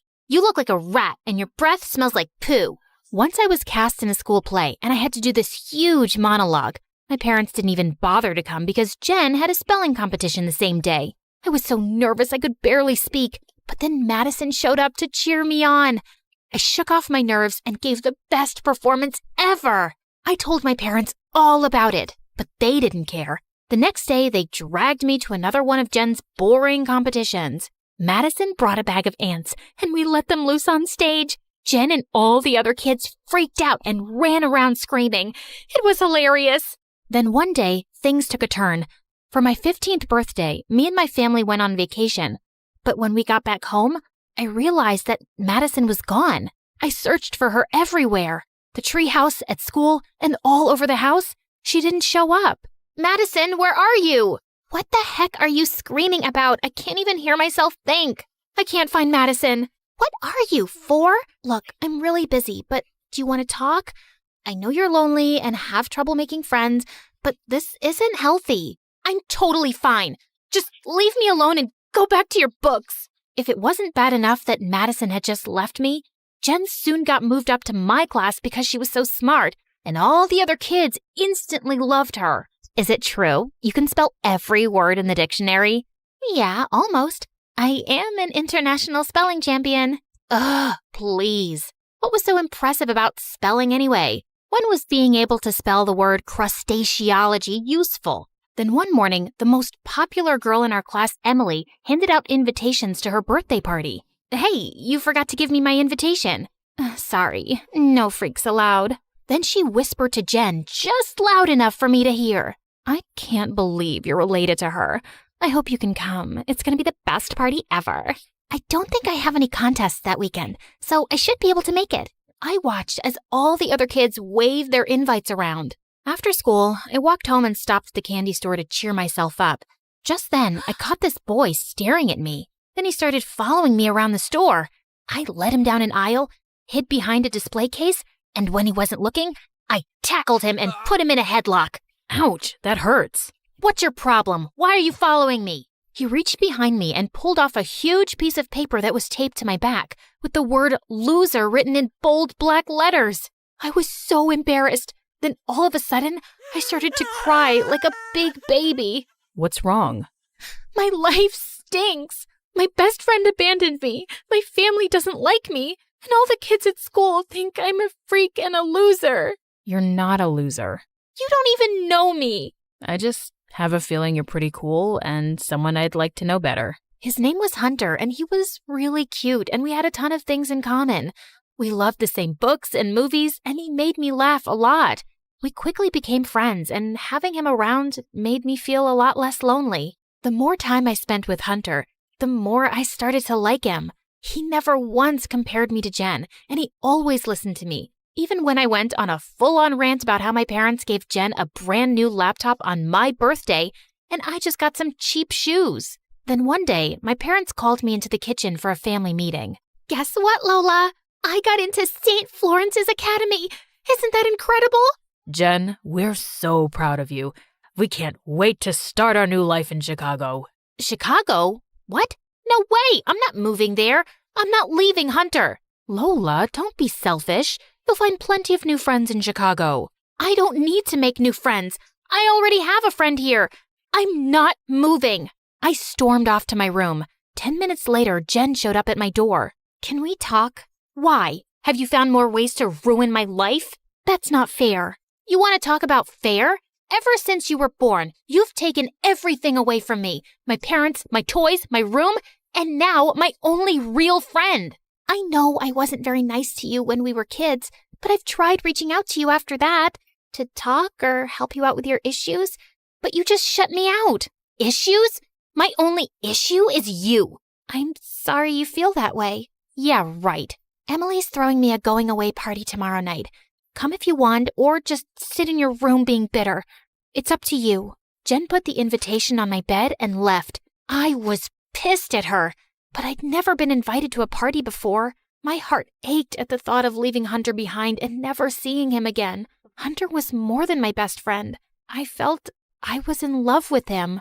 I invited Hunter to the party, and he agreed to go. The party was at Emily's mansion, and it was so much fun. The food was great, the music was spectacular, and the best thing of all was that Hunter was there with me. Then a slow song played. It was the perfect moment to tell Hunter how I felt. You want to dance? Sure. Dancing with Hunter was so romantic. He held me tight and his cologne smelled so good. I looked up into his eyes. I like you. I like you too. You want to kiss me? I really do. We had the most magical kiss, but then something strange happened. I opened my eyes to find everyone staring and laughing and pointing at me, and Hunter was gone. Hunter? Lola, what's wrong? Where's Hunter? He was right there. I started to panic. Where could he have gone? Hey, look at the freak making out with her invisible boyfriend. Emily pointed at a huge screen on the wall. A video of me dancing alone and kissing the air played on a loop. I wished I could curl up into a tiny little ball and roll away. I ran out of there in tears and went straight to my treehouse. Minutes later, I heard a knock, and Jen walked in. Lola, please talk to me. Tell me what's going on with you. I thought Hunter was a real boy I was in love with. How stupid is that? I'm a freak and a loser like everyone says. No, you're not. You just found a way to cope with your loneliness. That's nothing to be ashamed of. Now you know the truth and you can move forward. Move forward to what? No one cares about me. I do. From now on, I'll be here for whenever you need me, I swear. And we're gonna teach Emily a lesson. Jen and I went to my dad's butcher shop and grabbed a bunch of raw meat. Then we went back to Emily's house. Hey, Jen. Hey, crazy. You still looking for the invisible boy? No, we just wanted to give you a gift. A gift for me? What is it? Then Jen and I dumped the raw meat on Emily's head. She screamed like a banshee as Jen and I went away laughing. The next day, as the last of the moving trucks were being loaded, I made one last visit to the treehouse, and suddenly both Madison and Hunter appeared. How come you're both here now? Will you stay for long this time? We just came to say goodbye. We don't think you need us anymore. You have a chance to start over. Let other people get to know you. They don't know what they're missing. You're a super cool friend. Thanks, you guys. You were there when I needed you the most. Goodbye, Lola, and good luck. It was sad to watch them leave for good, but it felt like it was time. We moved to Chicago, and Jen was true to her word. We started spending more time together, and I realized Jen didn't have the perfect life after all. I'm so tired of spelling bees. I only do the competition to make extra money for Mom and Dad. I just want to be a normal teenager for once and live my life without so much pressure. You should tell them how you feel. I've got your back. I stood by Jen when she told her parents she wanted to stop doing spelling bees. After that, Jen and I grew even closer. I finally had a real best friend, and she just happened to be my genius little sister.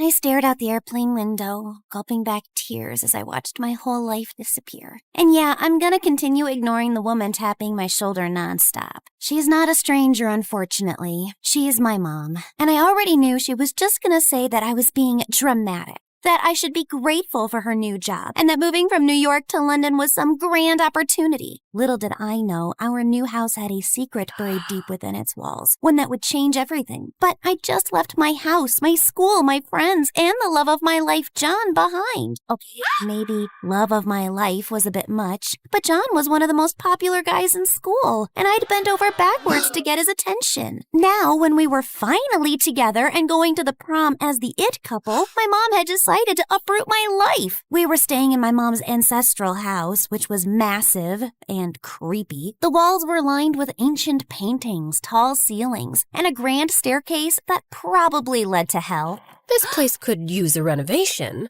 but it's not so bad. It looks like the kind of house where people hear whispers in the middle of the night and wake up possessed. But you know what? I'll just go live in the attic. If I have to suffer in this house, in this city, in this life, then let me suffer properly. Who even cares about me anyway? Suit yourself, Cinderella. Don't come crying to me when the rats start fighting for bed space. The attic was dusty and dark, and I felt proud of my dramatic choice. But then, in the middle of the night, I woke up to a skittering noise, and then something brushed against my arm. I sprang out of bed, landing straight onto a loose floorboard. It snapped under me, and I looked down to see a hidden compartment. Inside were stacks of old diaries, and on the first page was a name, Evelyn.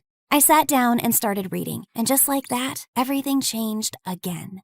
Oh, for heaven's sake, if I must lay eyes on that insufferable buffoon Tristan one more time, I do believe my brain shall simply explode. My apologies. I'm not always in such a mood. There are days when I feel quite good about myself, when my skin glows, when my curls behave, and when my corset isn't trying to squeeze the life out of me.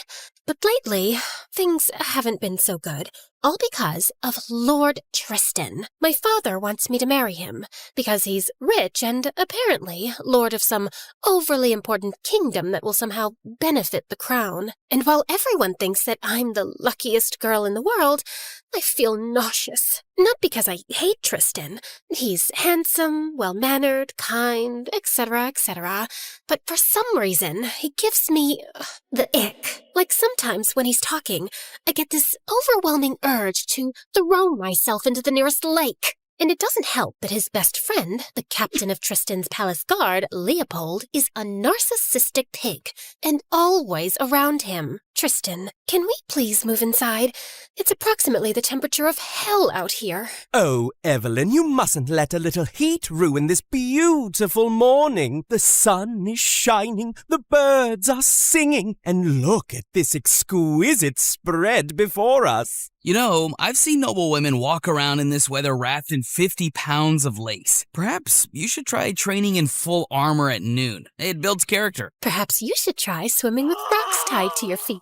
Oh, you two always have such wonderful banter. It warms my heart. Oh my God! What happened? What a gorgeous red apple! The finest I've ever seen. Oh, Evelyn, I am overjoyed to think that I shall get to enjoy such pleasures for the rest of my life. Ugh, I wanted to pull my hair out. It wasn't Tristan's fault, honestly. He genuinely liked me, and I wanted to like him too. That's why I arranged a grand ball to properly introduce him to the members of the court. But the more everyone told us how perfect we looked together, the more suffocated I felt. By dinner, I decided to escape and retire to my chambers. I just slipped out of my gown when my maid Rosie entered. You should not have left the ball like that, Princess. Your father is very angry. Well, so am I. But what does that matter to him? I am nothing more than a precious jewel to be set in the crown of his perfect alliance. What did Lord Tristan do now? That's the problem, Rosie. He doesn't do anything. I once said the moon was made of cheese, and he said, well, if the princess believes it, perhaps there is more to the moon than we know. That is quite sweet, actually. No, it's maddening. I want someone who challenges me when I say something ridiculous. I want to feel some kind of emotion, anger, pain, love, happiness, anything. Because right now, all I feel is looming dread. Honestly, I wish there was something that could make me fall in love with Tristan. Maybe if the heavens themselves descended and blessed me with eternal devotion. Or if I could just gulp down a love potion. But since I can't, I just have to accept that this is my destiny, to marry that cringe-worthy man. I think I need to rest. Rosie nodded and left, but the next morning, I saw her standing by my bedside, holding a tiny glass vial. What's that? A love potion. You said you'd do anything to fall in love with Tristan for the sake of your family, right? Yes, but I was just being dramatic. Well, I took you seriously and found a very strange gypsy in a shady part of town who sold me this. One sip, and the first person you lay eyes on will be the love of your life. Really? This was probably just flavored water or some other cheap trick. I wasn't really sure how I felt about taking it. So I put the vial in my bag and got dressed for the stables. Something about being around the horses always calmed me down. But then I met Tristan there, and I was back to square one. If there was even the slightest chance the love potion could make me feel differently about him, it was worth a try. I went back to my chambers and looked for it in my bag, but I couldn't find it. Rosie and I looked everywhere in my room, and I went back to the stables, but it wasn't there either. I was just leaving when I saw Leopold passed out on a log near the water trough. If you didn't make it your life's mission to annoy me every chance you get, you're not actually that bad looking. Just then, this fly landed on his nose, and I waved my hand to shoo it away, but it wouldn't budge. So I waved a little harder and accidentally slapped Leopold straight across the face. Good God! Oh, what are you doing? I was making sure you weren't dead. Obviously not. Oh, I just have a splitting headache. And wait, did you do something to your face? Define something. I don't know. Did you eat a light bulb or something? You look exceptionally radiant. What? Is this one of your stupid jokes that I just don't get? Maybe it's the hair then. Did you polish it? It's shining like the sun or the moon on a clear night. This is unsettling. What's wrong with you? What's wrong with me? Maybe the heat has fried your brain.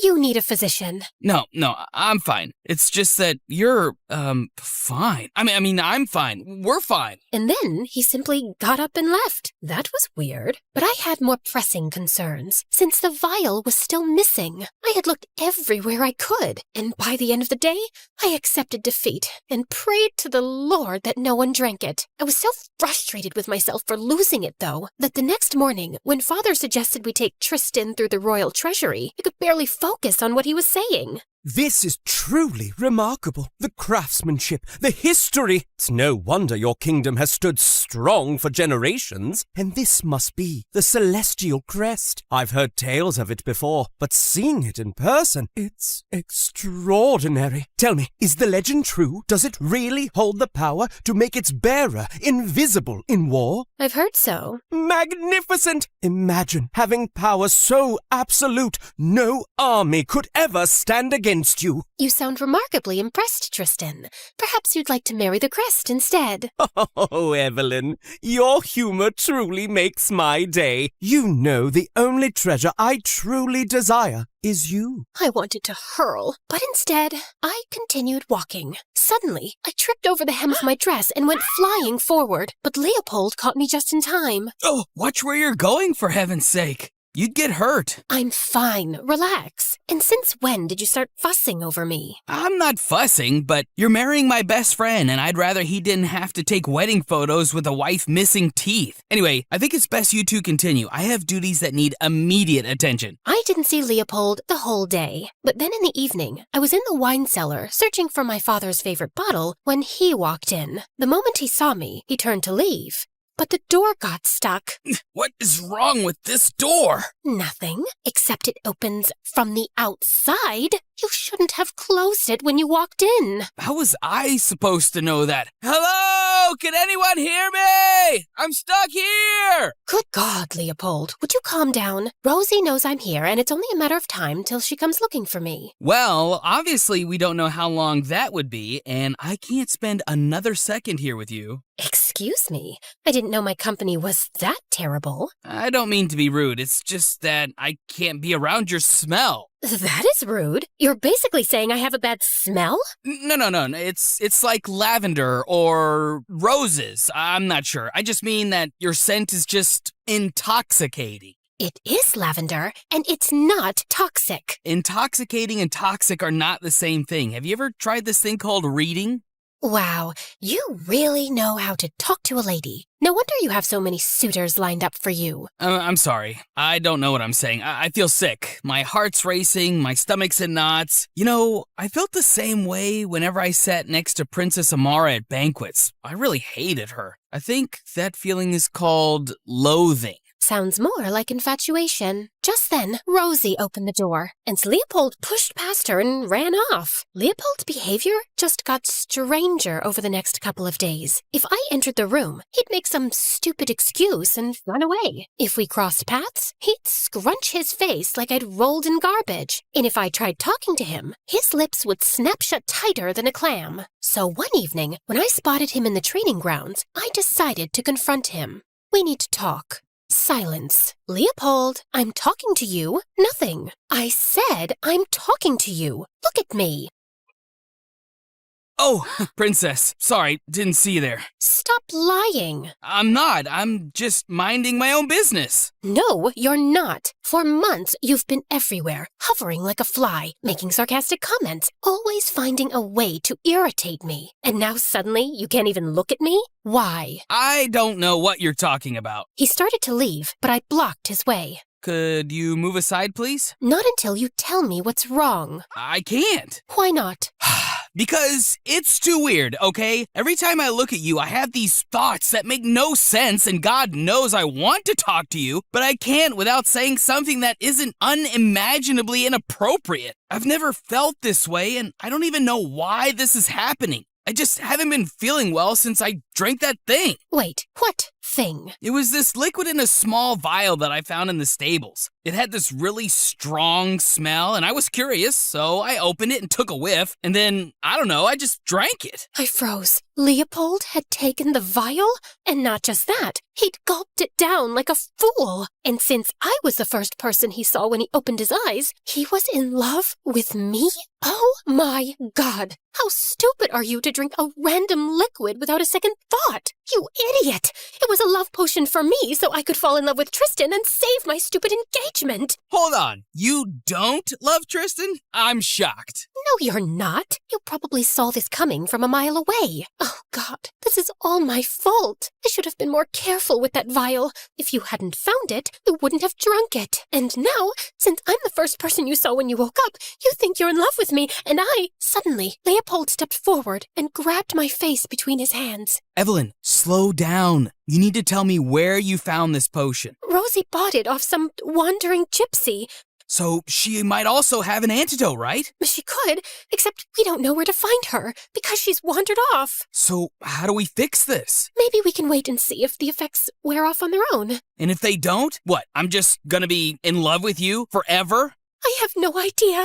As Leopold and I were still grappling with all this, a dozen royal guards suddenly walked in and seized him. What do you think you're doing? I'm sorry, but the king's ordered us to arrest him. Arrest me? On what grounds? Leopold kept arguing, and I demanded to know more, but the guards just took him to the king, and I followed them shortly after. This morning, our celestial crest was taken from our chambers, and we have all reasons to believe that the thief is Lord Tristan. What? That's absurd. Tristan would never do such a thing. Yes, Father, there must be some mistake. We have a wounded guard who claims that Tristan demanded entry to the treasury. When the guard refused, he struck him unconscious and took the crest. We even found this royal crest bearing Tristan's insignia near the vault. There can be 1,000 pieces of evidence, and I still wouldn't believe that Tristan is a thief. That man is as honest as the gods above, and I will prove it. I will find him, recover the crest, and bring it back at any cost.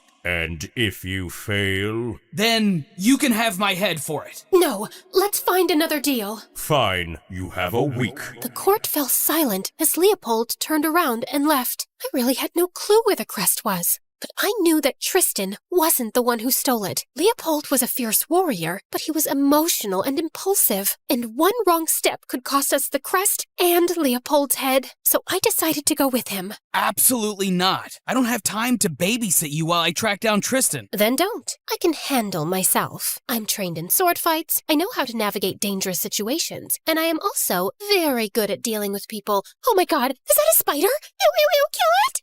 And Leopold calmly flicked the spider off. You were saying? Ugh, please, let me come with you. If I help bring Tristan and the crest back, maybe my father will finally see me as someone who is more than just his young, naive daughter. And maybe he'll listen when I tell him I don't want this engagement. Tristan and I are not meant for each other, Leopold. It's not fair to both of us to go through with this marriage. So if you won't do it for me, do it for him. Please. Don't look at me like that. It does something to my heart and I can't think straight. So that means I'm coming. Yes. Okay, fine. But if you slow me down, I will leave you behind. Funny, I was going to say the exact same thing to you. The moment Leopold agreed, I rushed off to pack my things. Before leaving, I instructed Rosie to tell everyone I was unwell from the stress and that no one was allowed in my chambers. Leopold and I got on our horses and left for the woods. By mid-afternoon, we finally stopped by a river stream to catch a break. What? Nothing. Just, I've never seen anyone look this elegant while drinking water. That's probably just the love potion speaking. Why can't you just take a compliment and say thank you? Well, in my defense, you've never really complimented me before. That's not true. I complimented you when you wore that green dress to the ball. You said I reminded you of freshly cut spinach. And everyone knows spinach is good for health. So it was a compliment. No, it wasn't. A compliment is when you tell a lady how her hair reminds you of silk, or how her eyes shine like the stars. And how when she smiles, she makes my world spin. I mean, the world in general, not necessarily mine. You get the point. I get that you're blushing. Bandits! Leopold grabbed my arm and pulled me toward the horses, but it was too late. We were already surrounded. He reached for his sword, but I stopped him. We don't fight them. We're outnumbered. You think I don't see that? Just trust me and follow my lead. Oh, saints be good. You fine gentlemen found us just in time. Fine, gentlemen. We're bandits. Hand over whatever you've got or we'll take it by force. Aye, we's just two poor, desperate lovers running from a cruel fate. Worked for a slave master, we did. Scrubbing his floors, polishing his boots, breaking our backs for nothing. So we ran, took his horses, a bit of gold and all. I elbowed Leopold. Thankfully, he caught the hint. 'Tis true! I just love me Moonflick so much. She made a thief out of me, you know how it is? A man'll do anything when he's in love, especially when she looks like a princess that fell straight from heaven. I mean, lass. Like a clumsy lass fell from heaven. But y'all don't look like no slaves to me. Fine outfits, curls in your hair. That's what ladies wear. I stole the clothes from the missus too. And what, just 'cause I'm poor, you think I don't deserve to look pretty? Ah, cruel world. I'm poor and you mock me. It feels like someone put a dagger through me heart. Oh, my darling, don't say that. If anything happens to you, I'll throw myself in the river. Fine, stop crying. Just give us the gold and horses and walk away. The horses too, but my two tiny feet can't walk no more. I already walked all my life. I carried water so heavy, it made my back all crooked. My cruel master always said, walk, girl, walk. Now you say it too? Will I never be free? Will my feet ever know rest? For heaven's sake, take the stupid horses too. Just get out of my sight, you pathetic fools. I hurriedly tossed the coin pouch at his feet, and Leopold and I scrambled onto our horses before the bandits changed their minds. It was getting dark, and we needed a place to camp. So we rode through the woods and found this dingy little cave to spend the night. I was just settling in when Leopold sat down next to me. That was quite the performance you put on back there. Where did you learn to talk like that? I spend a lot of time in the palace with not much to do other than watch and listen to the servants. You'd be surprised at the kind of things they say when they think no one's paying attention. So you spent your time following, eavesdropping on servants? Don't you have friends or ladies in waiting to keep you company? You'd think so, but it's not that simple. Everyone wants to be around a princess, sure, but not actually to befriend her. They mostly want the attention that comes with royalty or some personal advantage. Believe me, it makes finding genuine friendships rather difficult. I know how that feels, being surrounded by people, yet having no one you can truly talk to. When my older brother left, I shut myself off from everyone. I figured if I never let anyone in, I'd never be hurt again. But Tristan wouldn't leave me alone, no matter how distant or cold I acted. Wait, you have a brother? Had. He's no longer with us. Oh, God, I'm so sorry, Leopold. Yeah, it was tough on the family, but eventually we moved on, and it's all good now. I am so sorry. I had no idea. God, are you crying? He's not dead. He's just not with us anymore. Like, he did something terrible and got kicked out of town. You're a mean little pig, Leopold. And I got up to leave, but Leopold stopped me. Don't go, please. I'm sorry. I couldn't help giving in, and we spent the rest of the night talking about life, family, and all the things I never imagined Leopold would open up about. For the first time, I realized there was so much more to Leopold than that hard, sarcastic exterior he wore. I couldn't stop thinking about him all night, so much that the next morning I was still half asleep and dreaming of Leopold's lopsided smile when he woke me up. Evelyn, wake up. Ugh, what in the world is so important that you have to sound like a broken trumpet in my ear? It's Tristan's. I went off to gather fruit and saw this at the riverbank. He had to come through here. Maybe he's still close. Or maybe he's been eaten by wild animals, and that was the only thing they couldn't chew. There must be thousands of wild animals in here. There's no way Tristan would have survived alone. Must you always assume the worst? Also, you look oddly adorable with a bed head. Not that I'm noticing. Can you just trust me on this one, please? Until we find definitive proof of Tristan's fate, let's not bury him just yet. If you say so. But I got ready, and together we marched into the jungle. But minutes into the ride, I could tell this was a bad idea. This is ridiculous. We should head back and find another way. Let me take a crack at that map of yours. This is the only way. How do you know that? Because I've spent my life fighting battles, crossing enemy territory, and exploring uncharted lands. I know how to read routes better because... Because you're a man, right? Say it. Shh. Don't you shush me. And then I heard it too. A low, guttural growl. Before we could even process what was happening, a bear walked out from behind a bush. Stay still. If you don't move, it won't see us as a threat. Is that some genius survival trick? Stay still and die? Because that might just work. Could you just please keep... Before he could finish, the bear let out a deafening roar, and my horse panicked and bolted through the jungle. Leopold raced after me, struggling to control his own horse. We made it out of the forest and reached a half-broken rope bridge hanging over a deep gorge. Get down. We have to cross that on foot. And abandon our horses? No way. We don't have a choice. But that bridge is barely hanging on for dear life. And so will we if we don't move fast. As we heard the bears roar behind us again, we jumped off our horses and let them run off for their safety, then ran onto the bridge. But just as I reached the center, my boot got stuck between two planks. I was sure I was going to die right there when Leopold pulled out a knife, sliced my boot open, and yanked me free. Then he picked me up and sprinted. Just as we reached the other side, the bear lurched onto the bridge. Leopold immediately cut the rope. The bridge snapped, and the bear fell into the gorge below. That was exhilarating. What? Is this what you call an adrenaline rush? You must feel like this when you're in battle, right? I love this feeling. Are you serious right now? That bear could have eaten us up. We could have died. But we didn't. I mean, I might have sprained an ankle and maybe a little bit of a concussion, but apart from that, I feel fantastic. That's great. You know what I'm thinking? How could anyone be this attractive and stupid at the same time? Excuse me, but how am I the stupid one? Wasn't it your brilliant idea to venture into this deadly forest? I was the one who told you that it's dangerous. This was the only way out. I don't know that, because you didn't let me read the map, you manly man. Oh my god, I think I'm going mad. I knew getting you with me on this quest would be challenging, but you have surpassed all my expectations. And on top of all this, I'm in love with you because of this stupid potion, and it's exhausting. I'm constantly worried about you, and it's slowing me down. Oh, so I should just go back, right? Oh, wait, I can't, because you cut off the bridge.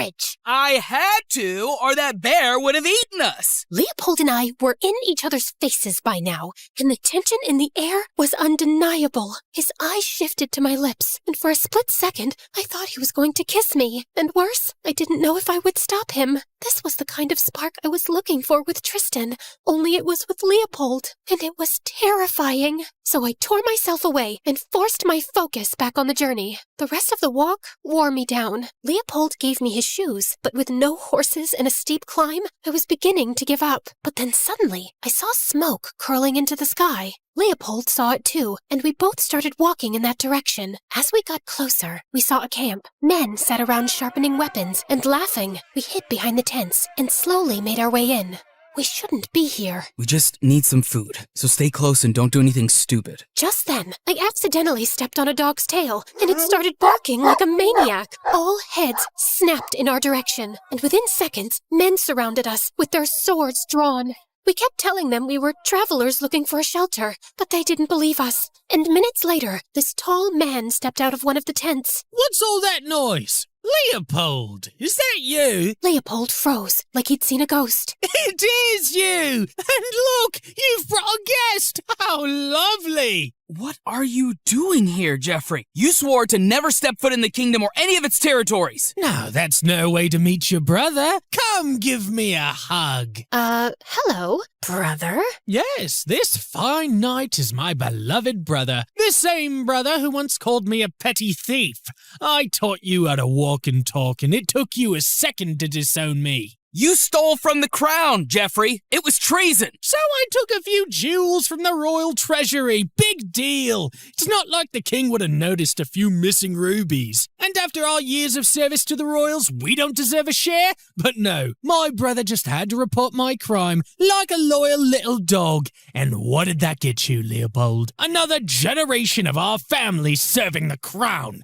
Disgusting. I wish we had time for small talk, but we have to go. We turned to leave, but Jeffrey blocked our way.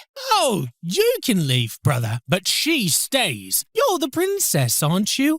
I can tell by the way you curl your hair and that little crest you wear. I swear, Jeff, if you lay a finger on her, I will rip your head off. Oh, my brother's in love!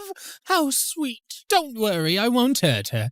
I just need her for a little ransom. Ransom for what? The celestial crest, of course. The most powerful artifact in the world. I'll sell it to the highest bidder, and I'll be rich enough to buy any land I want. No more wandering around like a nomad. Hate to disappoint you, but the crest is lost. Nice try, but I don't believe you. Jeffrey grabbed my arm, but I bit him hard. Jeffrey lost his grip, and Leopold leapt on him.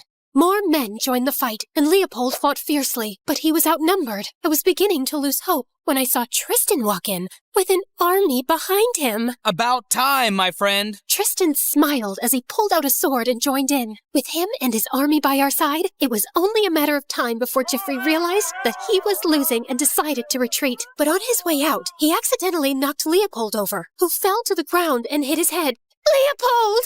Tristan and his army rushed after Jeffrey, but it was useless. He had already escaped. With no time to waste, we lifted Leopold onto a horse and left for the kingdom of Illyria, only a few miles away. And on our way, Tristan finally told me everything. The morning I left, I received word from my secret advisors that a dangerous group was after the crest and were about to attack the kingdom. I didn't know who ordered the attack or why this group wanted the crest. All I knew was that I had to keep you and the kingdom safe. So I took it upon myself to move the crest to the High Temple of Illyria, where it would be safest. After I was sure the crest was safe, I decided to track that group and put an end to their games. I just didn't know I'd find you two or Leopold's brother there. You should have told Leopold or my father. They could have helped you. I needed Leopold to be around you in case I failed in my mission. And as for the king, there wasn't much time to explain, and I didn't want to take the risk of anyone finding out that the crest was being moved. So I did what I had to do. And ended up looking like a traitor. You didn't have to injure that guard, you know. The guard wouldn't let me leave, and I only struck him hard enough to knock him unconscious. Thank you for coming for me, and for not thinking that I was a traitor. Of course. I knew you would never betray our trust. I just hope your father sees it that way too. I sent word to him when I reached Illyria, but explanations only go so far. When we return, I'll tell him everything, and I pray he still lets me marry you. Tristan's words hit me like a punch to my stomach. I had been so caught up in everything, I'd completely forgotten about the wedding. And even now, I didn't want to think about it. All I could focus on was how badly I wanted Leopold to be okay. When we reached the palace in Illyria, Leopold was taken to the soldiers' barracks for further treatment, while Tristan and I moved into the palace, where my father was already waiting with his guards, and Rosie. I thought he was going to yell at me, but instead, he pulled me into a hug. Oh, thank God! You gave me quite the scare, Evelyn. I'm sorry, Father. I'm completely fine. But I wasn't fine. I wanted to run to Leopold and stay by his side until he woke up. But instead, I forced myself to walk back to my chambers while my father and Tristan spoke, and I saw Rosie waiting for me there. Princess! Thank goodness you're back safe and sound. I know it's late, but I couldn't wait to give you the news. Rosie told me that while I was gone, she'd found the gypsy who'd sold her that love potion. And fortunately, he had an antidote. Oh, that's great. Where is it? Right here. I was about to deliver it to Captain Leopold's room. No, I'll deliver it personally. Are you sure? You've been through so much. I'm fine. Leopold's in this situation because of me. If only I'd been honest about my feelings for Tristan from the start, and strong enough to stand up to my father, I never would have needed that love potion. Tristan wouldn't have risked his life for the crest, and Leopold wouldn't have nearly lost his life trying to save me. Delivering the antidote is the least I can do to make things right. And with that, I left for Leopold's chambers. I knocked and entered the room and found him resting on the bed. Princess? What are you doing here so late? I came to check on you and to give you the antidote. Rosie found it. It's supposed to, counteract whatever strange effects the first potion had on you. Well, that's certainly good news. Maybe now I can stop feeling like I've got butterflies the size of hawks in my stomach every time I look at you. Right. That must have been awful. So, you're going to take it right now? I was planning on it, unless you'd rather I wait. No, I mean, yes. If you want to, it's your choice. I just wanted to see if you were okay first. I'm fine. Now let's give this another shot. And he gulped down the antidote in one go. That was fast. What? Did you expect me to savor every drop? This stuff tastes horrible. And are you okay? Do you feel anything? Nothing. I'm fine, just exhausted. Now, please, it's late. I need to sleep, and you should get some rest. And he just turned his back on me and slept, but I couldn't get any sleep. I just lay on my bed, tormented by the fact that, although I'd wanted Leopold to take the antidote, I hated the thought of him returning to his old, distant self. I was falling for him, and losing this new sight of him would break my heart. For the first time, I realized how Tristan must have felt when I rejected his romantic advances. It wasn't fair. I'd made a colossal mess by dabbling in a love potion I didn't truly understand, hurting them both in different ways. Now I had to make it right, and I wanted to start with confessing my feelings to Leopold. Leopold, I know you don't feel anything for me, and you probably don't want me here, but there's something, and before I could finish, there was a knock on the door, and Leopold sprang from his bed. That must be a servant. Hurry, hide under the bed. What? Why? Because you're in my room and someone could assume there's something going on between us. That's absurd. Just do what I'm saying. I crawled under the bed as Leopold answered the door. It was his friend Garrick from the King's Guard. Oi, Leopold. How you doing, mate? Hey, as good as new. You sure? The royal wedding's less than a week away. Yeah, so? So, I just want to make sure you're not weeping like a wet poodle over the princess anymore. That was just a phase. Let's go for a walk. I could use some air. A phase? You've been in love with the princess ever since you first laid eyes on her a year ago. Wait, what? Shut up, Garrick. Christ, you can really blow things out of proportion. That's rich coming from you. You threatened the stable boy and his entire family once because he didn't fix her harness properly and she could have fallen. You can't even walk past a lavender without getting emotional because her hair smells like lavender. I swear, mate, you'd marry a handkerchief if it smelled like lavender and had her initials on it. Just get out, Garrick! Leopold shoved him out of the room and slammed the door shut. As the room fell silent, I crawled out, my heart pounding. You've been in love with me since you met me? Of course not. Okay, fine. I had a small crush on you, like, minuscule. No big deal. Are you sure that's all it is? A small crush? Are you disappointed? Would it feel good for your ego if I said I'm madly in love with you? No, that's not what I'm saying. I'm just confused because if you were always in love with me, why did you react to the potion the way you did? I'd kept my feelings under control, locked away, but the potion just cracked everything open. It magnified what was already there. Anyway, it doesn't matter now. The antidote is in my system, so you can forget everything Garrick said. I can't, because lately I have...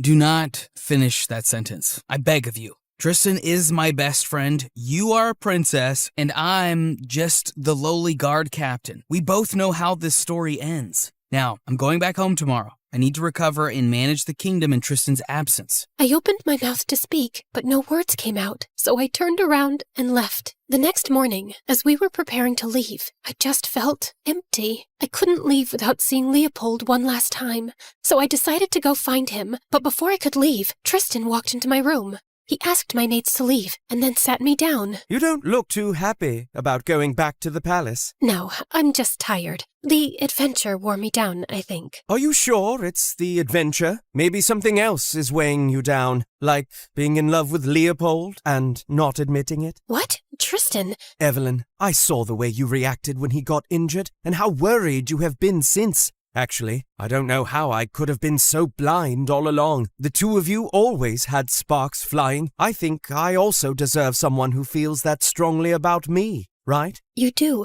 more than anyone I know. You're a wonderful man, Tristan, and I know the girl you marry will be the luckiest girl in the world, because you'll love her with all your heart. Well, I hope she loves me just as much. Now wipe those tears and stop him. before he leaves. I'm so sorry. Don't be. You couldn't have picked a better guy, and I'm happy for you.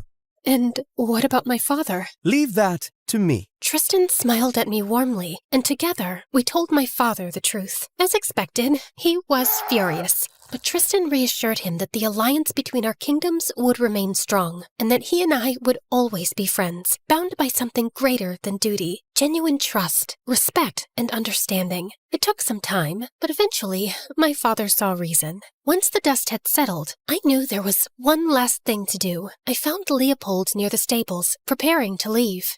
Excuse me, but where do you think you're going? Last I checked, we were traveling together. Wait, what are you doing here? Trying to make you understand that you're not getting rid of me in this lifetime, Tristan called off the wedding. What? Why? Because he's smarter than you, nobler than you, and unlike you, he actually understands that my heart belongs to someone else. Please, be more specific. Oh, come on now. What does a lady have to do to get a kiss around here? Do I need to get another love potion? Don't even think about it. Leopold pulled me into a kiss, and everything started to make sense. The arguments, the banter, the way my heart reacted to him, and in that moment I knew it was always him. As I closed the diary, I couldn't help feeling warm and fuzzy thinking about Leopold and Evelyn. They risked everything for love, and here I was thinking prom and popularity were the most important things in the world. I wanted the kind of love they had, and maybe London wasn't the end of my story, but the beginning of a happy new adventure. Just then, Mom called for me. I ran downstairs and found her in the kitchen with breakfast ready. Are you still sulking? Because I made your favorite pancakes and got you this cool new bottle for your first day of school. What's so cool about it? It has a built-in harmonica, you know, in case you want to convert your dramatic sighs into actual music.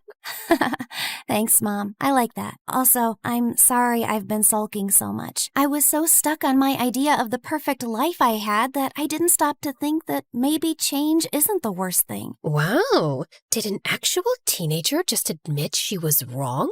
Should I write this down? Don't push it. I'm sorry too, sweetheart. I should have been easier on you with the move. Maybe you'll find your John here. I hope so. Although I pray he's better than him. To be honest, that guy always gave me the ick. The what now? The ick. And trust me, it's not something I made up just now. Turns out this phrase has been around for quite a while.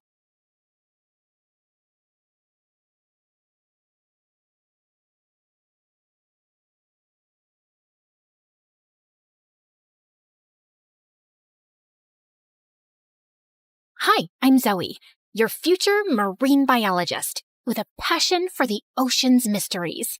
Did you know that only 5% of the ocean has been mapped and explored?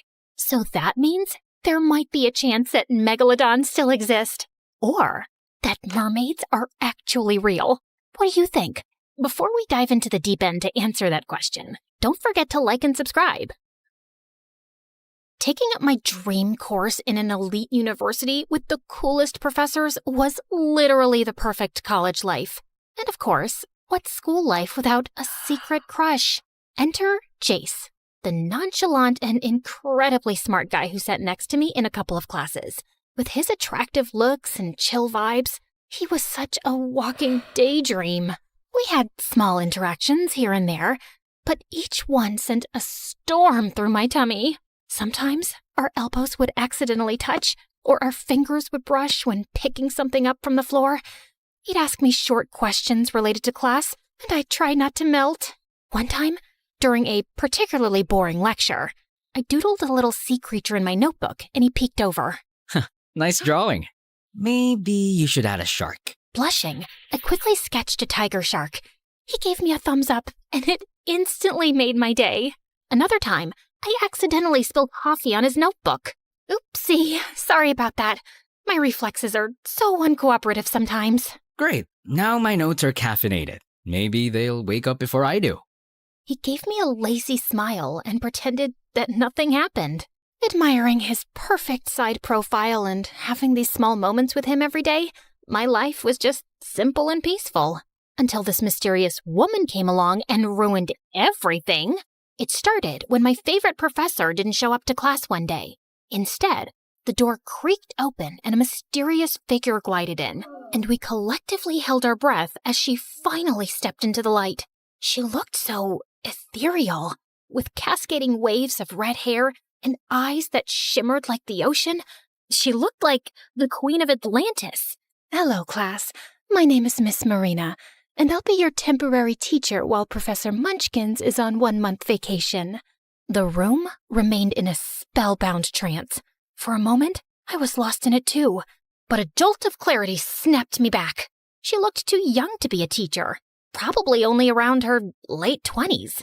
What was it about her that felt so enchanting? I just found myself leaning closer to Jace. Doesn't she remind you of a mermaid? But Jace just smirked at me. Nice imagination. How about we start our day with a surprise quiz? Good idea? Instead of groans and complaints, everyone was suddenly hyped up, like she'd cast a spell. She hummed a hauntingly beautiful tune while we scribbled away, and I noticed the boys were just staring at her, seemingly hypnotized. Suddenly, I remembered how mermaids were known to be enchanting beings who lure men to the sea to drown them, or make them their slaves. And it didn't help that there was a sea just a few kilometers away from school. Oh no, what if... No. Maybe I was just being paranoid. I tried to shake those ridiculous thoughts off, but over the next few days, I noticed that Miss Marina seemed a little too fond of Jace. She always found a reason to call on him, her eyes sparkling with an unsettling intensity. Jace, can you explain the process of coral reef formation? Coral reefs form when coral larvae attach to submerged rocks or other hard surfaces along the edges of islands or continents. They grow over time, creating the massive, colorful underwater structures we see. Excellent. And can you tell me why coral reefs are so important to marine ecosystems? They support a vast variety of marine life. They provide shelter, food, and breeding grounds for many species. Plus, they protect coastlines from storms and erosion. Very well said, Jace. You have a remarkable understanding of the ocean. As the days drifted by, her questions for him became more personal and probing, while the rest of us faded into the background. Jace, have you ever felt a deep connection to the sea, like it's calling to you? I mean, I like surfing and swimming. It's peaceful out there. Of course. The ocean has a way of drawing us in.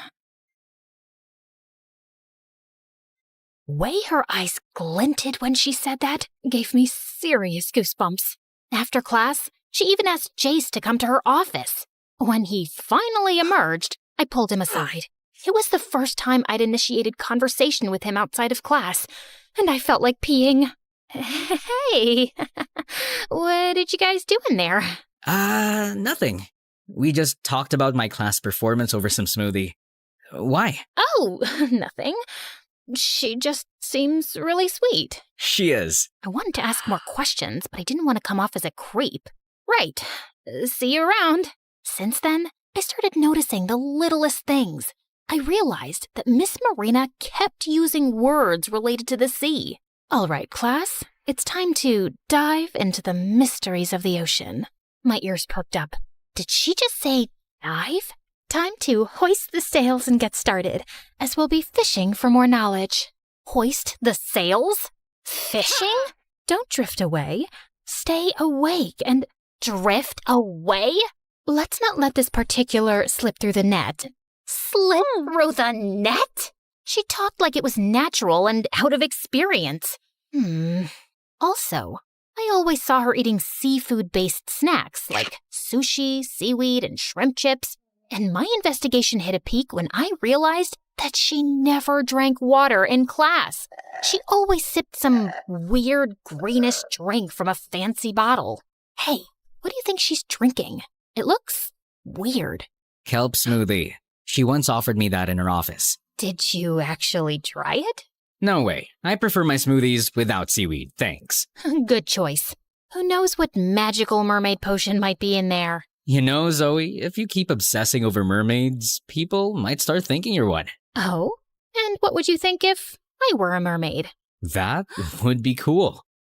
After all, how many people get to sit next to a cute mermaid in class? Did he just call me cute? Well, If I were a mermaid, you'd be the first to know.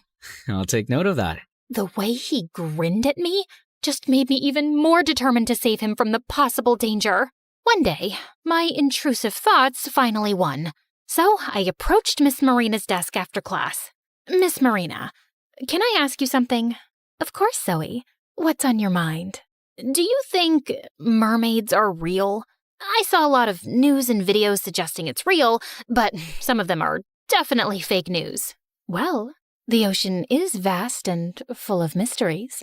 Who's to say what does or doesn't exist beneath the waves? Has anyone ever told you that you look like a mermaid? Oh, I've heard that a few times. I suppose it's the long hair and my passionate love for the sea. But who knows? Maybe there's a bit of mermaid in all of us who feel drawn to the ocean. I guess so. It's just, you seem so connected to the sea. Almost like you belong there. The sea has always been a part of me, Zoe. Maybe more than you know.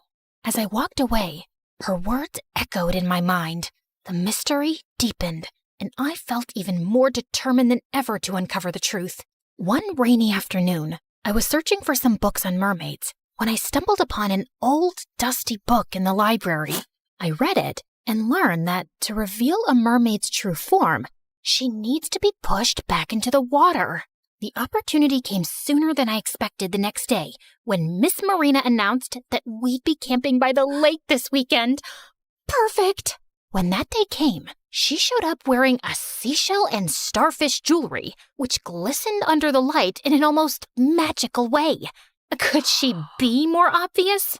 I tried to keep an eye on Jace, but he was always surrounded by these annoying girls in class. But at least they were safer than a potential mermaid. We started our day by warming up around the tracks, and as we rounded the bend, I couldn't help but notice Miss Marina's feet. They were oddly large, almost like a mermaid tail. Before I could overthink again, Jace caught up to me. You know, watching you jog from behind is like seeing a baby giraffe learning how to walk. Is that an insult? Not really. And then he winked and sprinted ahead, leaving me blushing and distracted for a few hours. Later that day, I was surprised when Miss Marina refused to participate in any activities involving water. I have a severe allergy to chlorine and sea salt. So convenient. Determined to expose her, I devised a plan to get her wet. During lunch, I accidentally tripped and almost spilled my drink on her, but she dodged smoothly, catching the cup midair. Careful, Zoe. After lunch, while we were fishing at the lake, I saw Miss Marina slide up to Jace and whisper something in his ear. She grabbed his hand and was about to pull him somewhere, but my overprotective instincts flared up. I dashed over to them and, faking a trip, tumbled right into Jace. I swear, I must have tripped over a wandering janitor fish. On land? Yup. You never know. Some of them might have evolved to walk among us. I turned to Miss Marina with a knowing smile, and I swore her gaze turned icy. She stepped back slightly, putting more distance between herself and the lake. That night, as we gathered around the bonfire, I noticed Jace was missing, and so was Miss Marina. Alarm bells rang in my head. Oh no! I quietly slipped away to search for him, and finally found him sitting near the lake. Jace, you shouldn't be here alone. Miss Marina might be dangerous. Dangerous? What do you mean? And that was when I finally told him my theories. But he ended up laughing nonstop.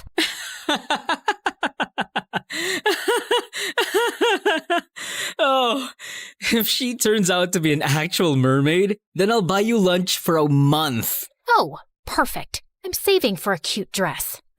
You're not only pretty, but you're also funny. Not gonna lie. What? You think I'm pretty? Why do you think I sat next to you in our classes? Huh? He just playfully pinched my chin, which made me scream internally. Let's get back to the camp before people start reporting us as missing. He started walking first while I followed behind, still ecstatic that he actually called me pretty. The next day, I separated from the team to explore the lake. I stumbled upon an underwater tunnel entrance hidden among the rocks. My heart raced. This had to lead to Miss Marina's hidden lair.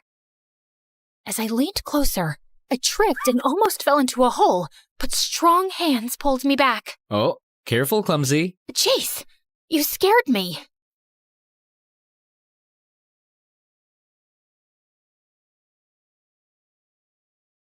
What is this place? I think it leads to something. We have to check it out. Reluctantly, Jace followed me into the tunnel. Inside, we found fish bones, old memorabilia, and creepy yet fascinating artifacts. I think this lake is connected to the sea. What if this is Miss Marina's secret lair? You're something else, Zoe.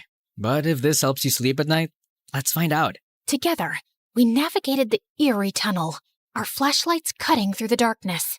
The deeper we went, the more convinced I became that we were onto something big.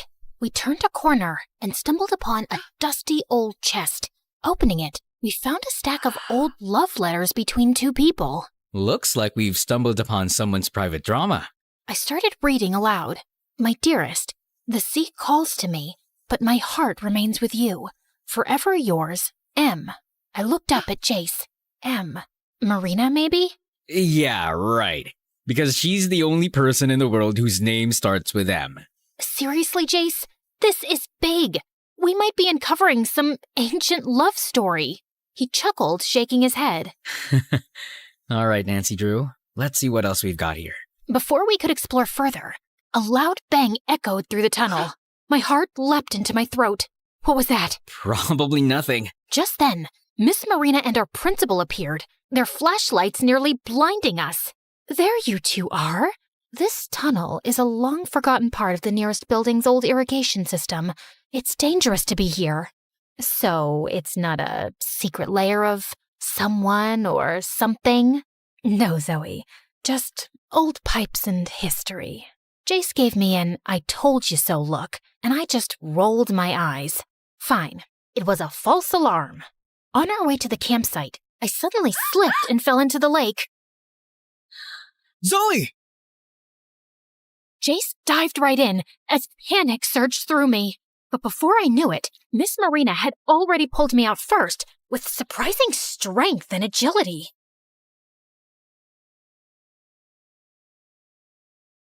Hi, for a limited time, get up to 60% off our exclusive official merch. Don't miss out. Grab your favorites now. Visit our Amazon page through the link below and score these deals before they're gone. So she jumped in the water too? I thought you were allergic to sea salt. Sometimes you have to face your fears, Zoe. As I looked into the water, I noticed something strange. Her reflection appeared distorted, almost like a mermaid's tail instead of legs. Holy cheeseberries! Maybe I was indeed right after all. The weekend at the lake was coming to an end, but my quest for truth was just beginning. That night, while we were sleeping in the tent, I heard a familiar, magical voice humming. It was echoing throughout the woods. I asked my tent mate if she was hearing it, but she didn't. Confused, I opened the tent, and my heart dropped when I noticed something from afar. It was Jace, sleepwalking like a zombie towards the lake. No. I scrambled out of the tent and ran after him. I gently shook him as I finally caught up to him. Jace, wake up! Finally, his eyes fluttered open. Zoe? What's going on? Before I could answer, I saw a figure standing by the lake, shrouded in mist. As I inched closer, the fog parted, revealing Miss Marina, bathed in the soft glow of moonlight. She looked so out of this world, beautiful, like an enchantress, but my heart was pounding with fear and suspicion. You're a mermaid, aren't you? And you're trying to lure Jace away with you. Miss Marina laughed, a melodic sound that sent shivers down my spine. Oh, Zoe, you're such an interesting girl, aren't you? What made you think of such a ridiculous thing? Just answer my freaking question. There's just something you kids need to know, but I can't tell you right now. Jace and I exchanged confused glances. Why don't you just say it right now? I can't. I'll tell you kids first thing in the morning tomorrow at school. The anticipation and curiosity were killing me. When I finally got home, Mom asked me to help her out in the attic. As we were rummaging through old boxes, I discovered an old family tree document that drained the blood from my face. At the very top of the tree, there were pictures of my ancient ancestors resting in the sea, with the lower parts of their bodies hidden beneath the waves. Was I distantly related to mermaids? Mom, what's this? Oh, that old thing? Just some silly family legend. Silly family legend? Or is it? Your great-great-great-great-grandma said that they made that family tree just for fun because they were obsessed with mermaids. This revelation made me question my own identity and motives for investigating Miss Marina. Could it be that I had some mermaid blood in me? Was that why I was so drawn to her? I had to know the real truth before I got sick from overthinking. I barged into Miss Marina's office first thing in the morning, but to my surprise, Jace was already in there. Zoe, you're just in time. I'm about to tell Jace the truth. Please, tell us what's going on. Who really are you?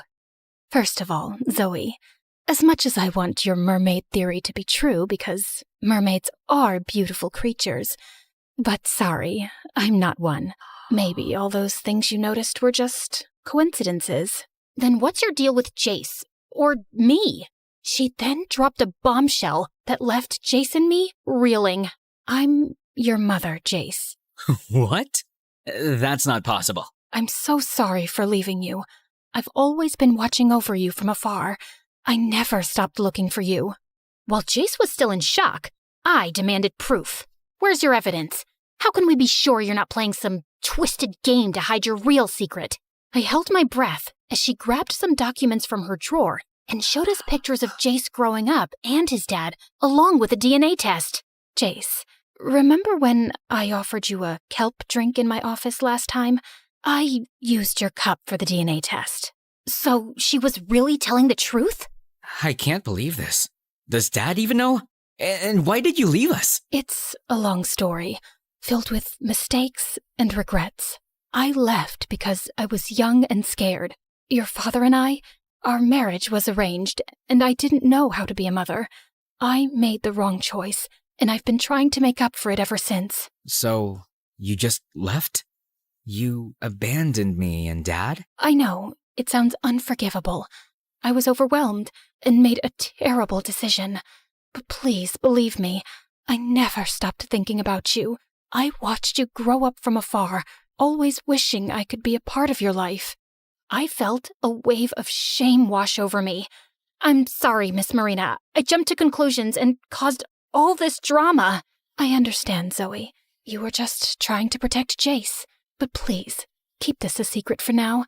I need to figure out how to fix this. Jace was still in shock for the rest of the day, and I just tried to be there for him. Hey, you okay? Just thinking about everything. It's a lot to take in. I get it. It's not every day you find out your mysterious teacher is your long-lost mom. Yeah, no kidding. I never really had a mom growing up, you know? So, it's only been you and your dad? Well, I had a stepmom, but she eventually left. She wasn't exactly a fairy tale stepmother. That sounds really tough. It was. But, you know, I'm used to it. It's just finding about Miss Marina now, it brings up a lot. You're not alone in this.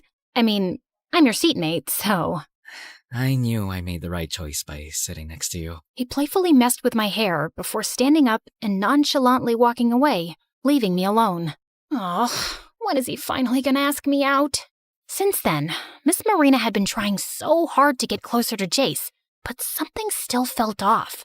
I still couldn't shake off the weird vibe around her. She seemed too perfect, too eager to make up for lost time. One day, I heard that she asked Jace in her office again after our last class, and it had been hours, but they weren't coming out yet. I waited and waited until it was past the school hours. What in the world were they doing there? Moments later, I finally saw her coming out of the room, and she looked sus as she locked the door. What about Jace? I was pretty sure he was still inside. I waited for her to leave before rushing toward the door. I started panicking when I noticed some smoke seeping out from under the door. With a surge of adrenaline, I kicked the door open and immediately saw the problem. There was a gas leak, and it was probably poisonous. Jace was on the floor, coughing and almost passing out. Thinking quickly, I grabbed a nearby stapler and hurled it at the ceiling sprinklers. The water burst forth, clearing the smoke, and I dragged Jace out of the room as fast as I could. Once we were safely outside, I called 911. As the sirens wailed in the distance, I tried to wake Jace up. Jace! What happened? What did she do to you? Zoe, Miss Marina, she's my stepmom. I couldn't believe my ears. So Miss Marina tricked us into believing that she was his real mom? She hadn't gotten far yet. She was seen on the school campus trying to escape, but thankfully, the cops saw her and arrested her immediately. The news spread like wildfire. Apparently, Miss Marina had been scamming people for years, and the cops had been looking for her for months. After recovering in the hospital, Jace told me that his dad finally revealed everything to him. My real mom is gone. It was an arranged marriage between them, so she never loved us. As soon as she gave birth to me, she left me with Dad and married someone else. And that's her, Miss Marina. Her name used to be Laura, and she looked so different back then, like an evil witch. One day, Dad caught her trying to steal all his fortune, so he called the cops on her. He found out she was actually a professional scammer and gold digger. She escaped prison a year ago and had plastic surgery. She came back to get her revenge on Dad by trying to harm me. Wow, I didn't expect that at all.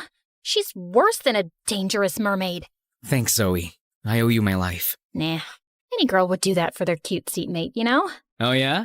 How about we go back to the lake this weekend for some real mermaid hunting? Are you finally asking me out on a date? Maybe. Excuse me for a moment. I went out of the room and screamed in Cloud 9. Freaking finally! A few days later, Jace took me to the lake for a date, as promised. As we enjoyed the tranquil moment, a sudden splash broke the silence. My heart skipped a beat as I turned to look, and for a moment, I thought I saw a mermaid's tail before it disappeared into the water. Did you see that? See what? A mermaid's tail. I swear I saw it. What if Miss Marina escaped prison again or something? Jace squeezed my hand. It's just your imagination, Zoe.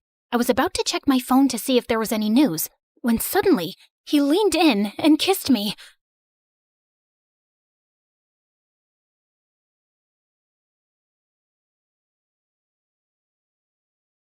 And all of my paranoia instantly melted away. That was, nice. Glad to know. Now, I need you to focus on me and leave those mermaids for another day. With Jace by my side, I felt ready to face whatever the future held, with mermaids or not.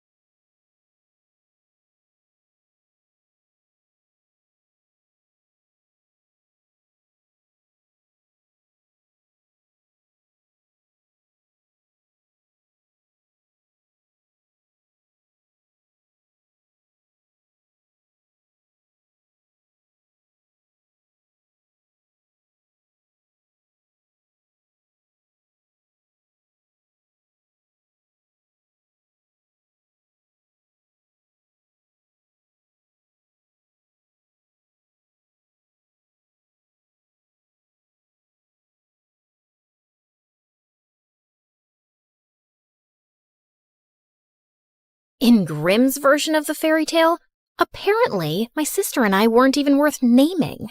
But at least we were rightly described as beautiful. In Disney's version, our names are mentioned, but can you recall them? No. I bet all you can remember are two pug-nosed sisters with terrible hair, the nasolabial fold of a 70-year-old, annoying voices, and very big feet. The thing is, we really weren't ugly, especially me. Honestly, I was kind of a looker from the right angle. No, move to the left. That side is prettier. Like, sure, I could have benefited from a nose job if it was a thing back then, but I've got great hair, a bangin' body, and deep eyes that look like dark pools you could drown in. Or so I've been told. No, the problem wasn't us. The problem was her. Because next to her, anyone would look like a gnarly potato. You know how one day you feel you're looking really good? The skin is skinning, the hair is hairing, the outfit's outfitting. And then you see some celebrity on Instagram and feel like you two can't even be creatures from the same planet? Yeah, that's what the Cinderella effect was. Making everyone around her look like E.T. And you know what the biggest joke is? She was never a victim or forced to be our maid. She was very OCD, so scrubbing everything like a maniac all the time is entirely on her. No one asked her to do that. I guess she didn't love being a nobody, because slowly, very slowly, she started spinning her story. And before we knew it, we were the villains. She was the poor, mistreated servant girl, and I was the bitter hag trying to steal her man. But he was my man first. My name is Drizella, and I'm here from the dead to tell you the true story of how Cinderella pulled off one of the greatest cons in history. She got the name, the ball, the prince, the animated pigeons, the march, the eternal adoration. And it's built on lies, all of it. Well, except for the part about me having really big feet. Like, I was told most of my life to shop from the men's section of the shoe store. I bet that's half the reason I've ended up being a villain in every version. Because how dare I imagine myself as a worthy princess with my US size 11 feet? I digress. I must stay on track. And even though my version of events is no charming fairy tale, I must begin the story the right way. Once upon a time, there was a man with a family, a fortune, and a functioning household. So naturally, he had a midlife crisis and ran for the hills. Gone to figure myself out. Don't wait for me. And tell your mother, it's not me, it's her. I hope you figure out you suck big time. Yeah, I wasn't shocked. Because honestly, we'd be idiots if we hadn't seen this coming. I crave adventure. This provincial family life is suffocating my soul. Someday I'll leave to seek my higher purpose. Marriage and fatherhood can't be it. I have to find myself, and I really don't think I can do it, while married to you specifically. But Mother was still blindsided, shocked, bamboozled. Why had he left? Was it because she wasn't pretty enough, or young enough, or hadn't plucked her eyebrows properly since 1823? Maybe her elbows were too pointy. Maybe her eyes lacked emotional depth. I tried to explain that it was more about him being a spineless lizard running away from adult responsibility, but she just kept sinking in the depths of her despair, and the couch. And without a husband around, she went into full damsel in distress mode. Oh, how I crave pickles. If only I had a man with strong arms to open this jar for me. Never mind that she had servants to open all the jars in the world and two perfectly decent daughters. Okay, fine. She had one decent daughter, because the other one was Anastasia. Let's just say that we didn't know back then that excessive glue sniffing causes brain damage. And that kid always had her head stuck in a pot of glue. Anastasia, focus! With father gone and mother officially losing her mind, you and I have to run this household.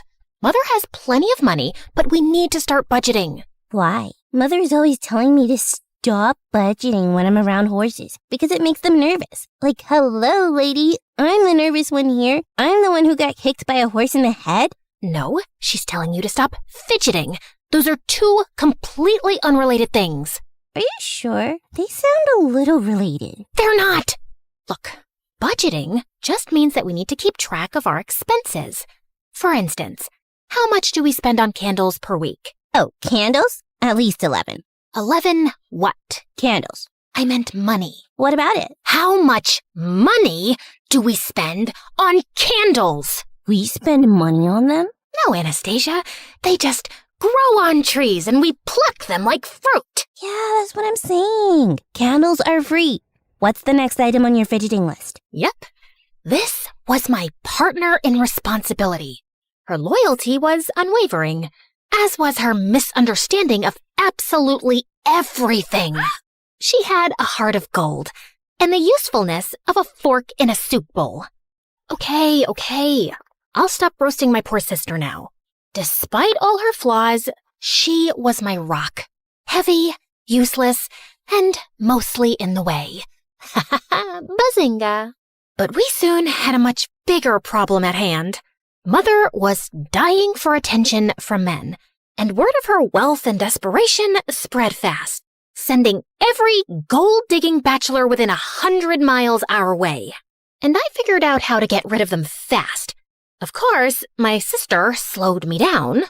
Okay, Anastasia, are we ready for afternoon tea? Absolutely. I ordered those fancy pastries Mother loves, fresh lilacs, lemon curd. No, Anastasia, not the actual tea. The plan. Are we ready for the plan? Oh, the plan. Right. Let me just quickly cancel the musicians. You ordered musicians? This isn't an actual date. It's an ambush. Do you remember the strategy or not? Not really, but I'll think of something on the spot. You know I'm very quick on my, Did you just forget the word feet? Quick on my feet? No, that doesn't make sense. You know I run slower than a duck. I have yet to beat a duck in a race. Oh my God. Focus on the tea. Fine. I'll spill tea on his thighs. No, that's not what we... Actually, you know what? You do that. Leave the rest to me. Great. And afterwards, we can eat the pastries? Yes, we can eat the pastries. And the lemon curd? Yes, fine. The lemon curd, too. I had discovered that the fastest method to drive off unwanted suitors was to casually mention Dad, and then watch Mother spiral into all 5 stages of grief. Well, 4. Acceptance was off the table. Mother, you look lovely today. Isn't this the dress you were wearing the day Father left? No, that was the lavender one. Oh, yes. The one Father said made you look washed out. He said what? Madam, you look absolutely radiant today. I cannot understand why any man would leave you. Of course he didn't leave me. He just relocated temporarily. I'm sure at this very moment he's thinking about how much he misses me, and he's making his way back home. Oh, I didn't think this was something temporary. You're right. I'm such a fool. Because honestly, what is there to miss? Just the woman who gave him the best years of her life. I held this family together. I cooked. I cleaned. When? You ironed a napkin. Once. And I'm the one who holds anything together. But if he'd just communicated properly, I could have changed. I could have sent my daughters to finishing school and gone with him to find himself and slept under the stars. I could have been free-spirited and spontaneous.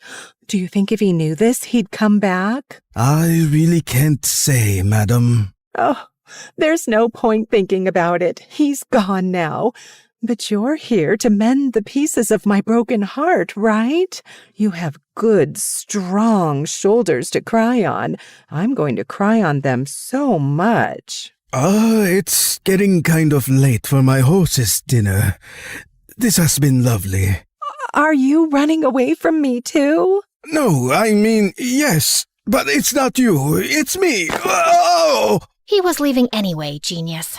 Tea is expensive. You're all crazy. As he ran off and Mother sobbed into the tablecloth, We high-fived.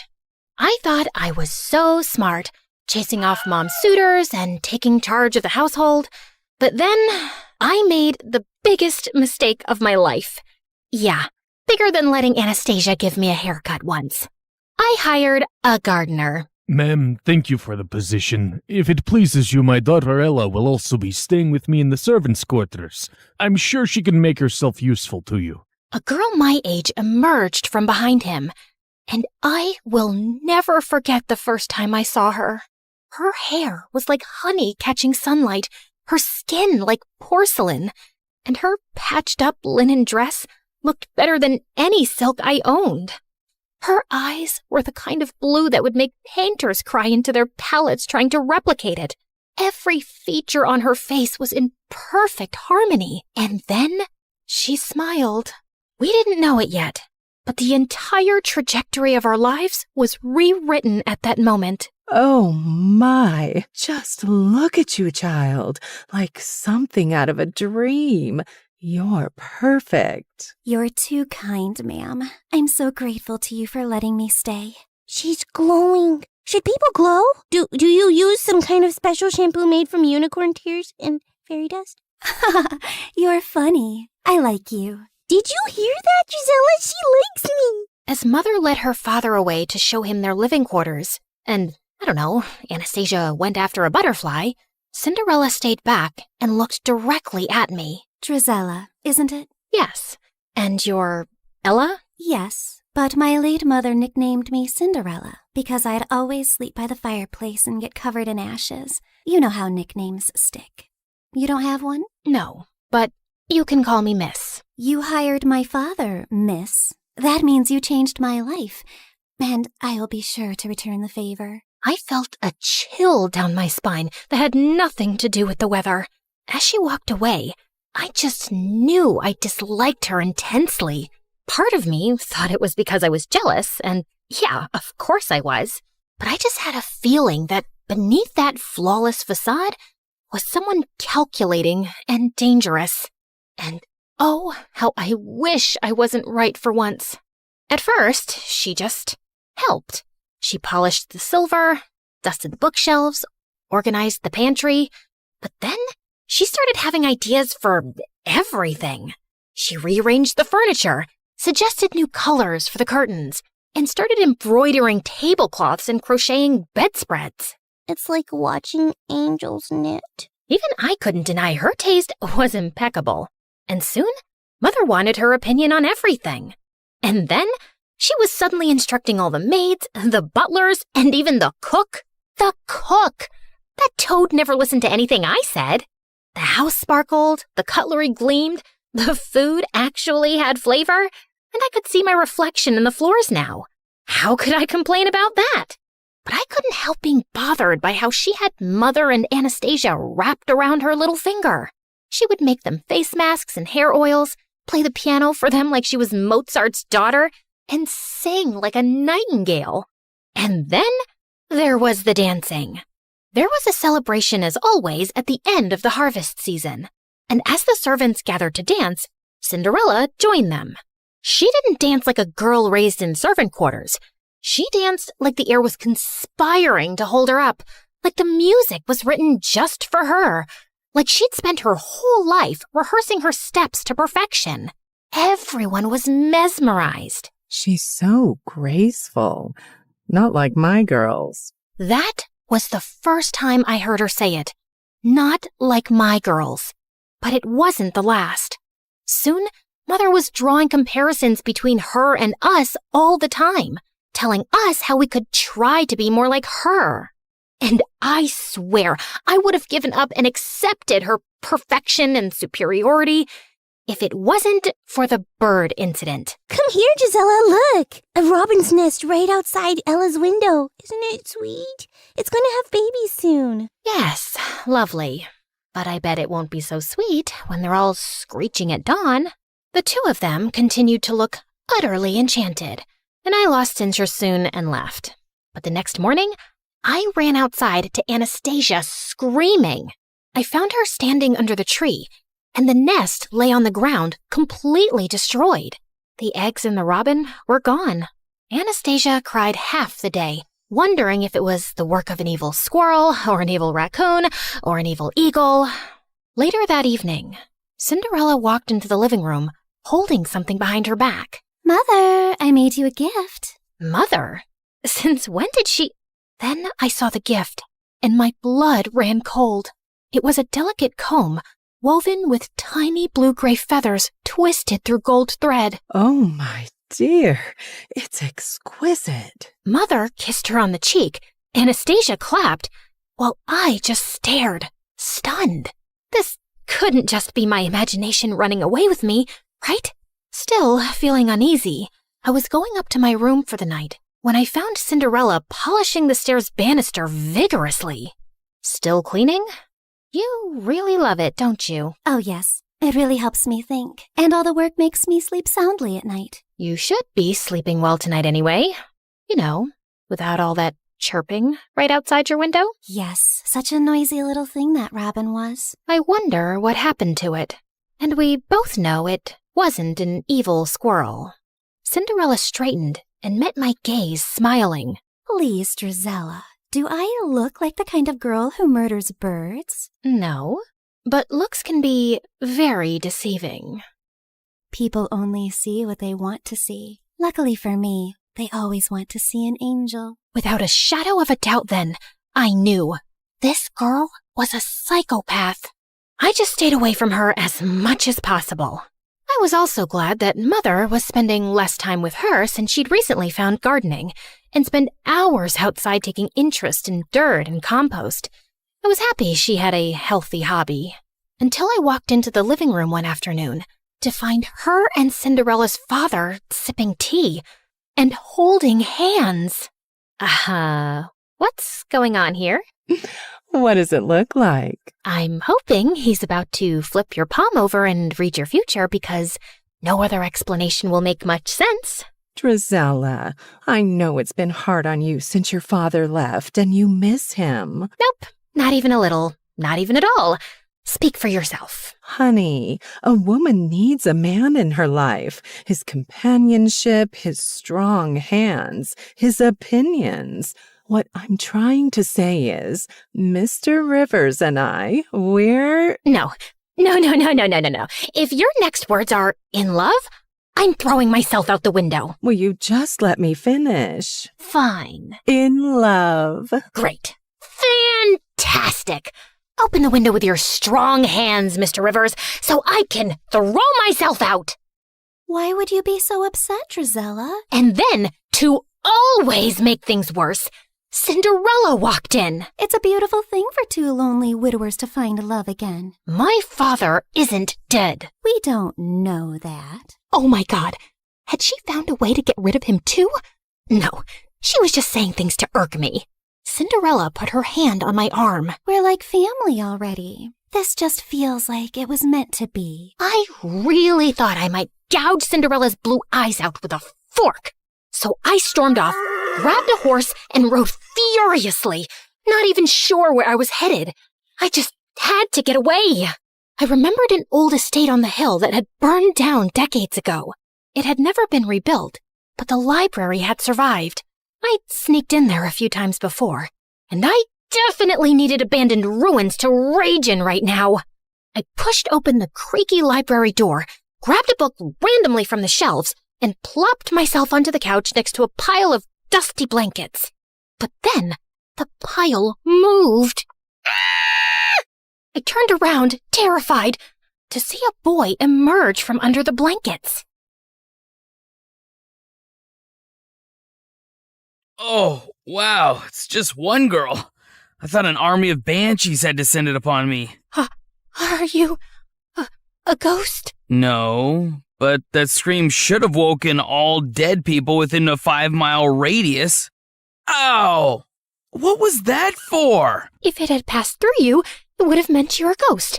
I was just checking. Did you miss the part where I specifically said no to that question? Why would I expect a ghost to tell the truth? Then why even ask? Okay, fair point. What are you doing here, blending into the furniture? Exactly that. I just wanted to disappear for a while. What about yourself? This isn't the most obvious hangout spot for a girl like you. A girl like me?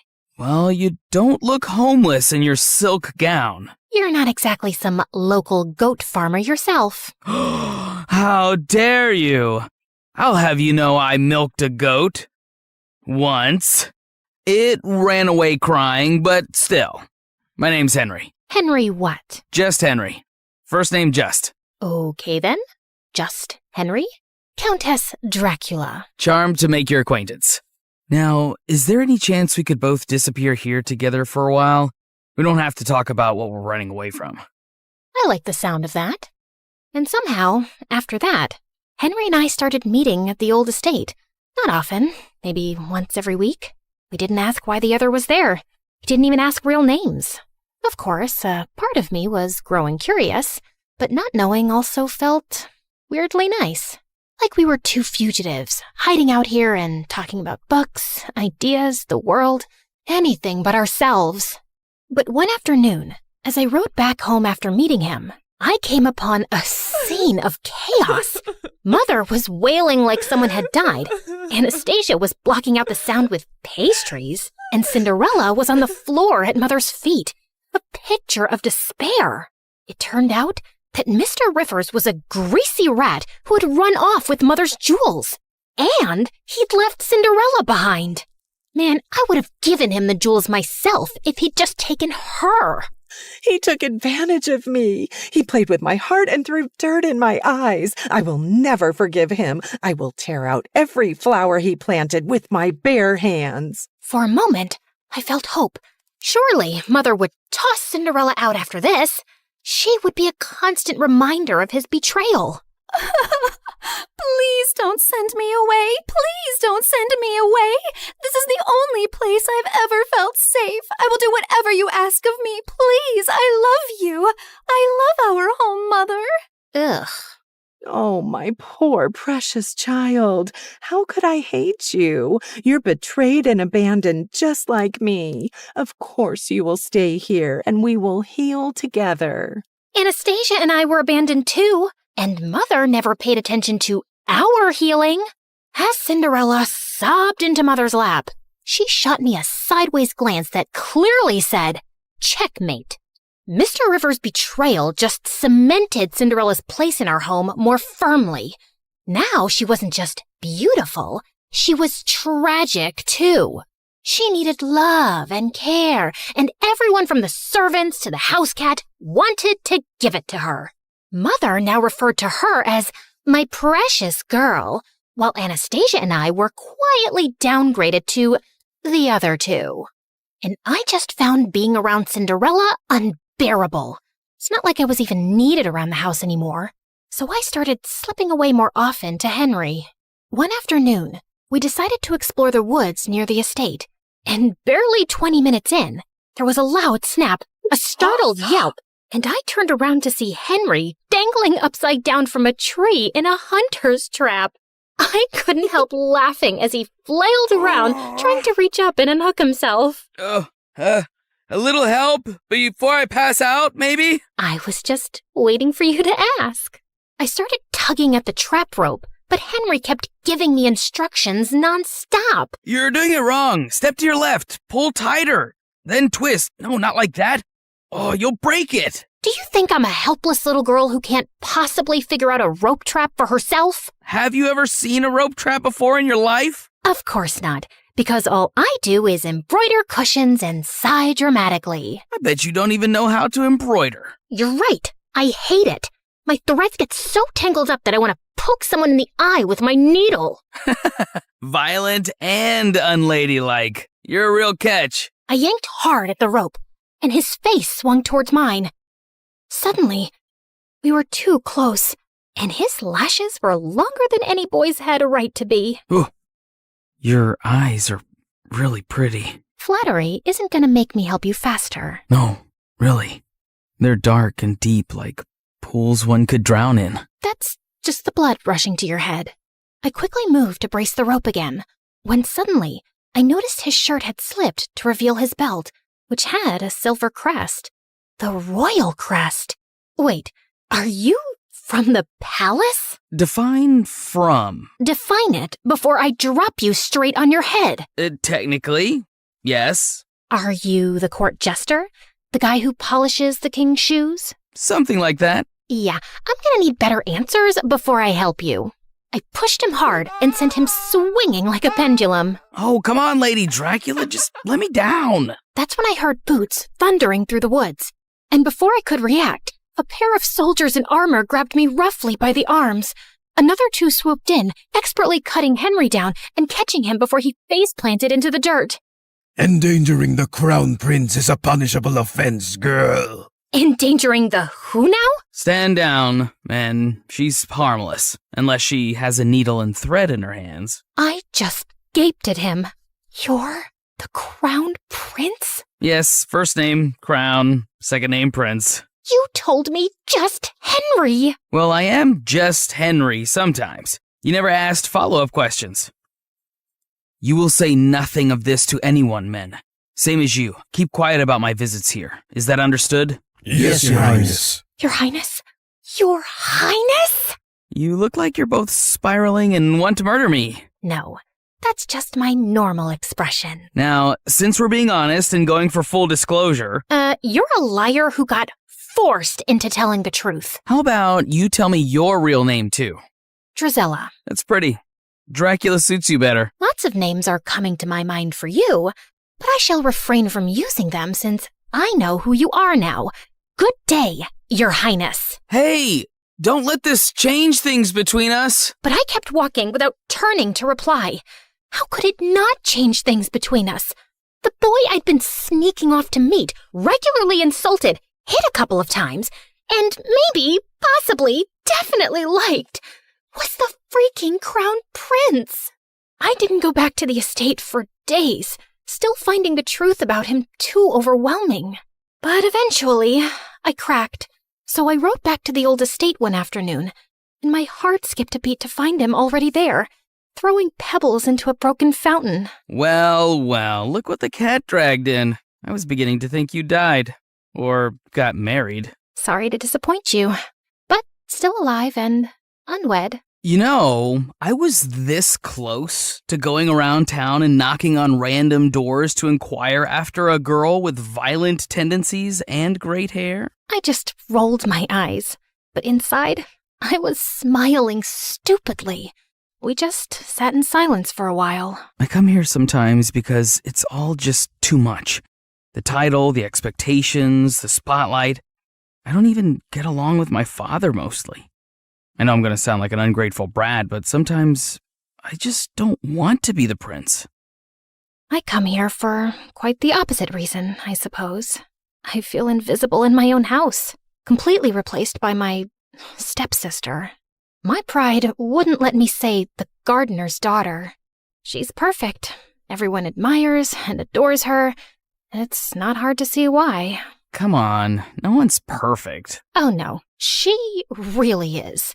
I'm sure this sounds like some petty sister jealousy, and it doesn't compare to your royal problems. But honestly, they don't sound so bad. No one expects anything from me. Well, except maybe being more ladylike so I can marry some stuffy lord one day. But you could do so much with your life, Henry. And people expect things from you because you're important, because you matter. Henry reached across the space between us and slipped his fingers through mine. You matter to me. As my heart tripped over itself, he leaned in and kissed me. It was clumsy at first. Our noses bumped, my hair got stuck in his stupid jacket, and we started laughing. But it was so sweet and real. And for a while, I forgot Cinderella. I forgot he was royalty. I forgot about everything. It was just me and Henry. I floated through the next few weeks like some lovesick idiot. Of course, like any self-respecting lady, I didn't show it. You're grinning like you've got a clothes hanger stuck in your mouth. What is so funny about my art? I wasn't grinning. And what art? The one you're staring at, my masterpiece. I made this cat sculpture from old socks and glue. Ah, that art. The one cleverly disguised as garbage. It's the loveliest duck I've ever seen. cat. It's a cat. Yes, that's what I said.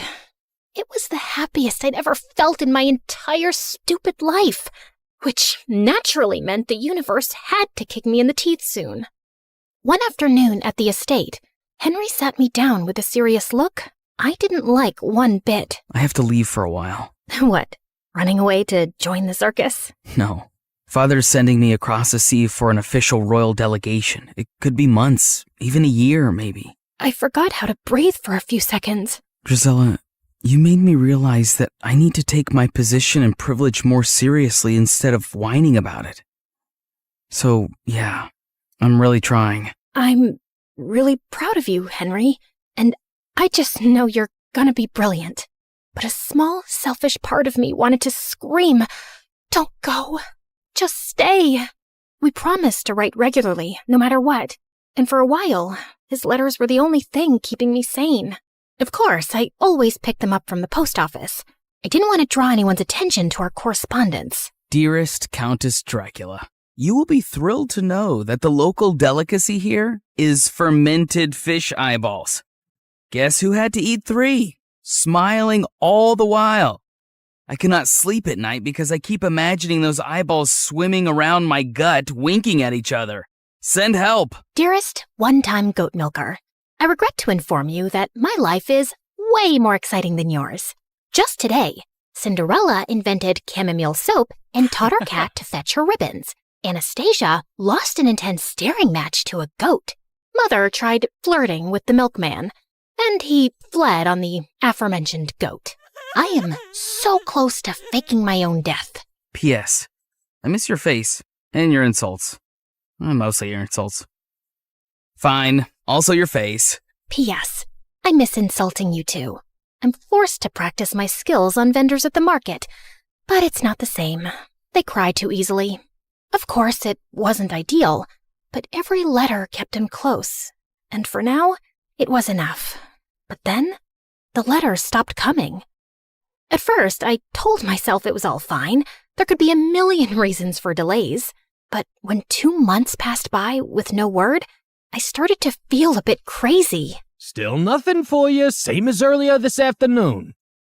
You want me to save you a trip and scream no at you from across the street every morning?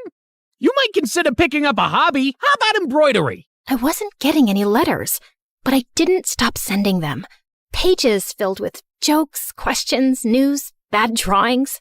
But weeks and weeks went by, and still there was no reply. By now, my heart was filled with dread. What if something had happened to him? But if that was the case, the news would be everywhere. And then finally, a letter arrived one morning. My hands were trembling so much, I almost ripped the letter trying to open the envelope. Dear Drizella,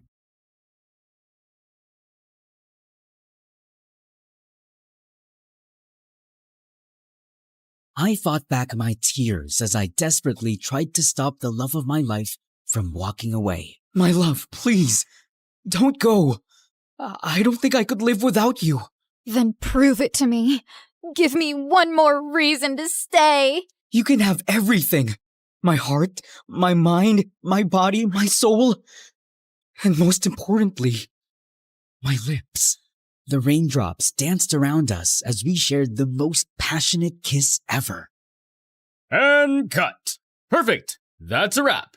The director had already yelled cut, but Reese kept kissing me. I had to push her away because her breath smelled so bad I almost threw up. It's rotten tuna, isn't it? I told you not to eat something stinky before our kissing scenes. Ignore my calls again, and it's a dead rat next time. You're crazy. Having Reese as my female lead was a total pain in the butt. Our agencies told us to act like lovers to promote our romance film, but she was too clingy to be a fake girlfriend. She was even worse than my obsessed fangirls who had no concept of privacy. After filming, I escaped to my private gym to work out, but just as I stepped out of the shower, a creepy girl suddenly descended from the ceiling. Who are you, and how did you get in here? I was just destined to be here. Finally, I got to see you up close. I couldn't believe you're real. You're just too handsome. It hurts. I immediately alerted my bodyguards, and they caught her in midair as she tried to pounce on me like the hungriest tigress alive. Leon, please, just one chance. Jeez, can I ever catch a freaking break? Hey, what's up? My name is Leon, and I'm a famous teen actor with a super gorgeous girlfriend and the most passionate fangirls ever. It might sound like every teenage guy's dream, but to me, it was the worst nightmare. Before I continue, please like and subscribe. The gym incident quickly made the news, and instead of addressing it, my psycho mom/manager was thrilled. The more obsessed fans you have, the better. It just means you're getting even more popular. I'm expecting more movie offers and brand deals after this. But we should file a harassment case against that girl. And we also need to do something about Reese. We don't have to do anything, sweetheart. Just be grateful for your fame and enjoy it. Then could you at least let me enjoy an ice cream today? You know sweets are strictly out of your diet plan. Your next role is an expert martial artist who hunts robot sharks on land, so you have to bulk up. Girls love abs. I thought we were rejecting that offer. You know I can't do action. I'm a clumsy, scaredy bunny, Mom. That's what stunt doubles are for. Having my controlling mom as my boss and manager was the worst. I just wanted some peace and quiet, but it was impossible with her. Later that day, while we were filming in a park, Reese kept clinging on to me like a leech, even during film breaks. Reese, for the love of God, get off me! But you told me that I can have everything, including your body. That was just a line from our movie. And to make matters worse, a group of jealous fans managed to pass through the barricades and sent our filming set into chaos. Get off him, you ugly, clingy witch! As I escaped to my car, I noticed a guy around my age peacefully playing with a claw machine on the side of the street. It was nothing special, but it was all I ever wanted. To be in my own world, without others minding my business. It was just a brief moment, but it finally drove me to confront my mom. I told her about wanting to take a break from my career, and she thought I had lost my mind. I just want to live my life as me. No more fake girlfriends, fake personalities, and crazy women around me 24/7. I'm tired of it. So please, just give me this. Oh, stop being dramatic. What if you do something stupid and ruin the image that we've built over all these years? As a celebrity, we have this specific image that we project to the public, and mine was the mysterious prince persona that drove the ladies wild. But in reality, I was the complete opposite. It would be cool for Leon to disappear for a while and just be normal. That's it. I just needed to announce to everyone that Leon had gone abroad to take a break and be a completely different person while he was away. Maybe a disguise would do the trick. I tried on a black wig, swapped my blue eyes for green contacts, put on glasses, then wore some weird cheap clothes and boom! What's up, loser? Mom was bawling when she saw me. Oh my goodness, what an ugly creature! Bring back my handsome son! It took me a couple of days to finally calm her down and convince her about my plan. Give me at least a year break or else I will never go back to acting. Ever. Fine, but you have to live somewhere else with no bodyguards, no private chefs, and no driver. Just one maid and a credit card. Oh, that's totally fine with me. And just like that, I started a new chapter in my life as the nerdy loser Noelle. On my way to my first day of school, I felt like a lost bunny who had just been let out onto the city streets for the first time. My glasses were constantly fogging up, making it impossible to see clearly. As I carefully walked up the city staircase, I unexpectedly tripped. I mentally prepared myself for a painful fall, but out of nowhere, a hand wrapped around my waist and steadied me. My heart skipped a beat as I looked up and saw the most stunning girl I had ever seen. Watch where you're going, princess. Just as I was about to regain my balance, she suddenly let go of me. I gasped, but she swiftly grabbed my hand and pulled me back with a smirk. Why would you tease me like that? Because you're cute. I was aware that I was cute, but not in this disguise. How dare you make fun of me? Don't you know who I am? Of course. You're a lost rabbit who needs a little guidance. See you around. To my surprise, she suddenly jumped over the railings, and I just found myself chasing after her. When I looked down, she was already sitting on a motorcycle while holding her helmet and smirking up at me. Was she expecting me to follow her? Time seemed to slow down when she put on the helmet, turned on the engine, and pumped it up. So pretty and badass. My heart dropped when she blew me a kiss before speeding away. I blinked. Wait! I bolted down the stairs to catch up, but she was already gone, leaving me flustered and intrigued. Who is that girl? Eventually, I found my way to my school building and into my class.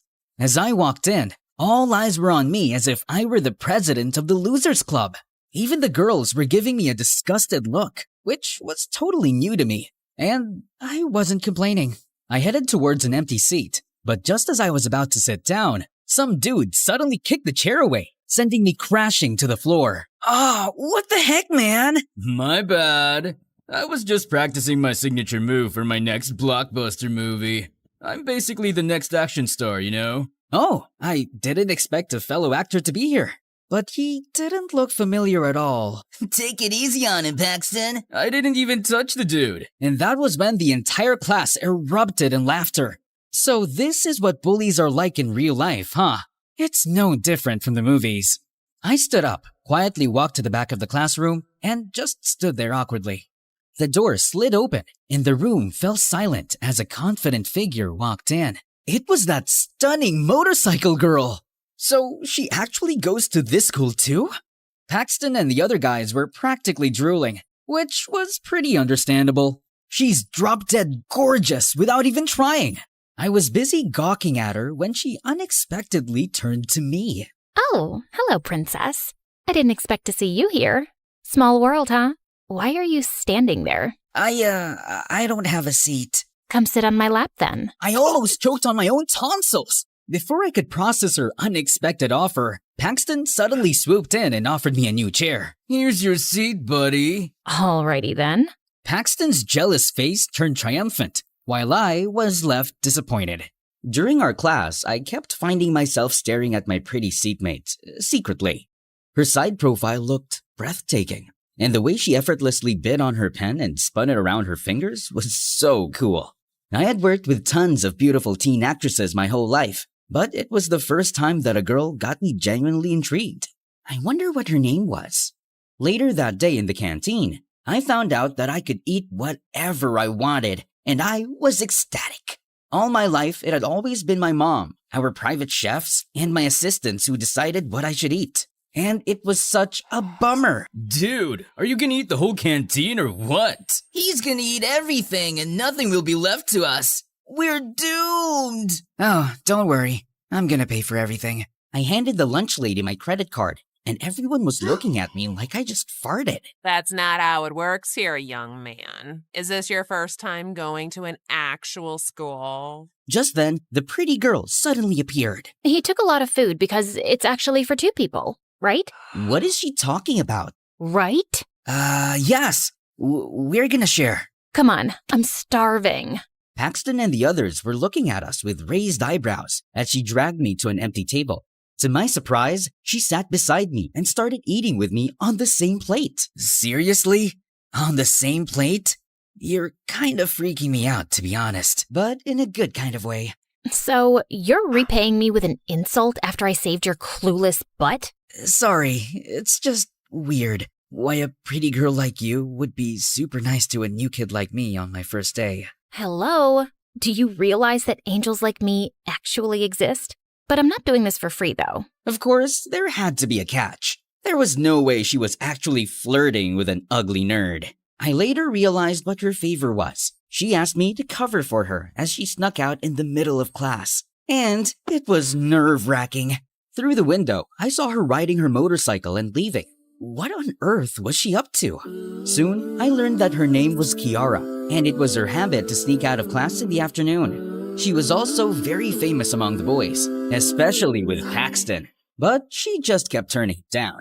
One time, Paxton gave her a bouquet of roses and chocolates, but what she did next earned some gasps around. Ah, perfect. The trash has been starving. Another time, he showed off his brand new car and offered her a ride home, but she headed straight to her motorcycle and started it right in front of his car. but it just made me even more curious about her, and Paxton even more determined. One day, while he and his gang were talking in the hallway, I heard something that caught me off guard. One day, she's gonna crawl to me and beg for my attention once my upcoming film becomes successful. Of course it will, bro. I'm pretty sure you will be more popular than Leon. Wait, what? Leon? Were they talking about me? The next day, Paxton showed off his pictures from the filming set to Kiara, and it was the movie that Reese and I were currently filming. This movie's gonna be out soon, and I'm gonna bless your eyes with immaculate visuals and acting. So your role is a dead person? Yeah, and it's not easy to hold your breath for 2 minutes. Oh, wow. That's amazing. This is Leon's upcoming movie, right? How did you know that? You're stalking me, aren't you? I'm stalking that actor because I hate him. I hope his movie flops. Oh, you bet. Sharing the film set with him was traumatizing. He was a total jerk to everyone. He's dating his co-star Reese, and he was so horrible to her. That's not surprising at all. I heard he's allergic to girls. Maybe he's actually gay. Hearing Kiara talking bad about me made my sight dim. I don't think it's okay to judge someone you don't know. Oh look, we have a fan here. Kiara just raised an eyebrow at me and walked out. Oh no, was she unfriending me for that? Since then, Paxton kept telling fake news about me on set just to get Kiara's attention. And he was succeeding. One time, he asked for iced coffee and complained that it was cold. Oh, so he's a moron, I see. And I also remember when Reese almost threw up during their kissing scene because his breath smelled like rotten tuna. A disgusting, dumb jerk. What a lethal combination. Seeing Kiara believing all his lies made me furious, so I started ignoring and avoiding her since then.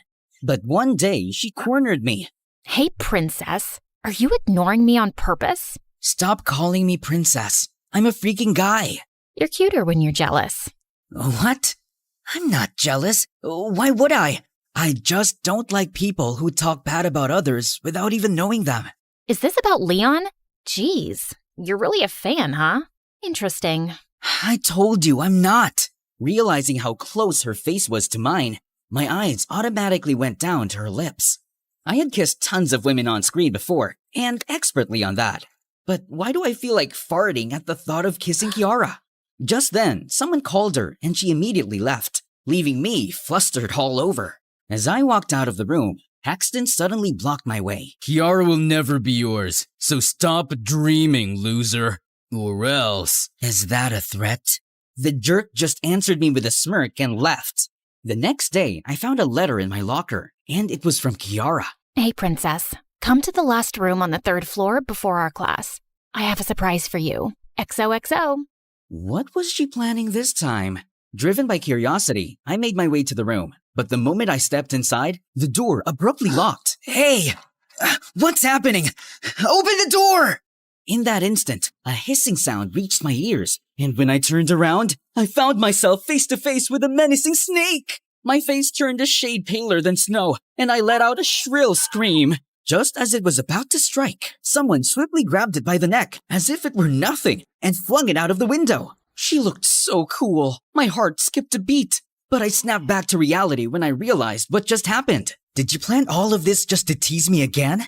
Because it's not funny. What do you mean? Never mind. Frustrated, I dashed out of the room, only to see Paxton and his friends in the hallway, laughing. He was screaming like a freaking girl! Everyone was making fun of me all day, so I decided to skip my remaining classes and head straight home.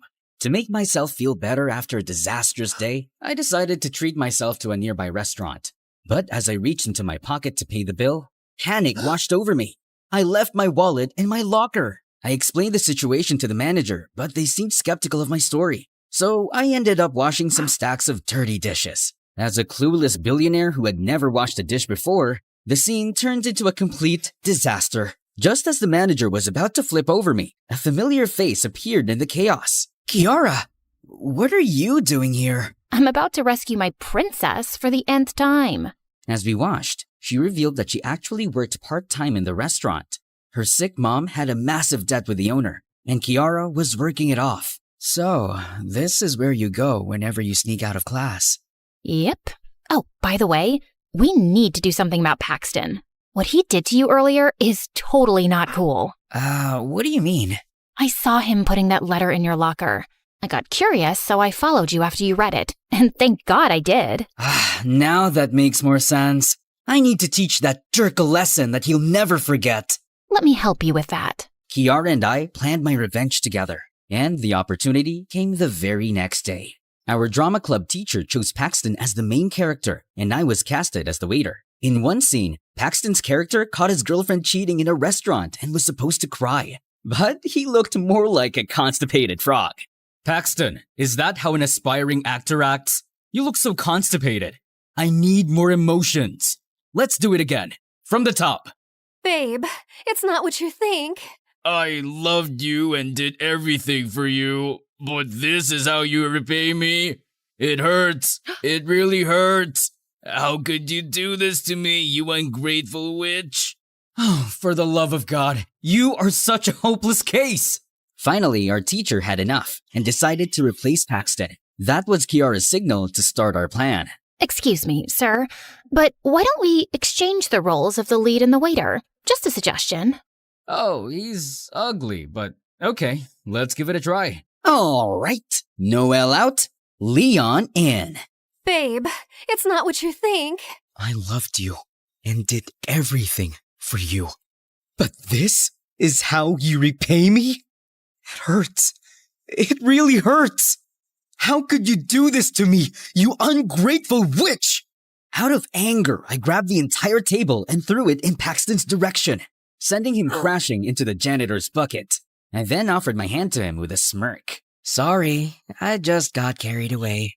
You planned this for revenge, didn't you? As he tried to get up, Kiara pushed a button on a remote, and everyone gasped as smelly black paint fell over him.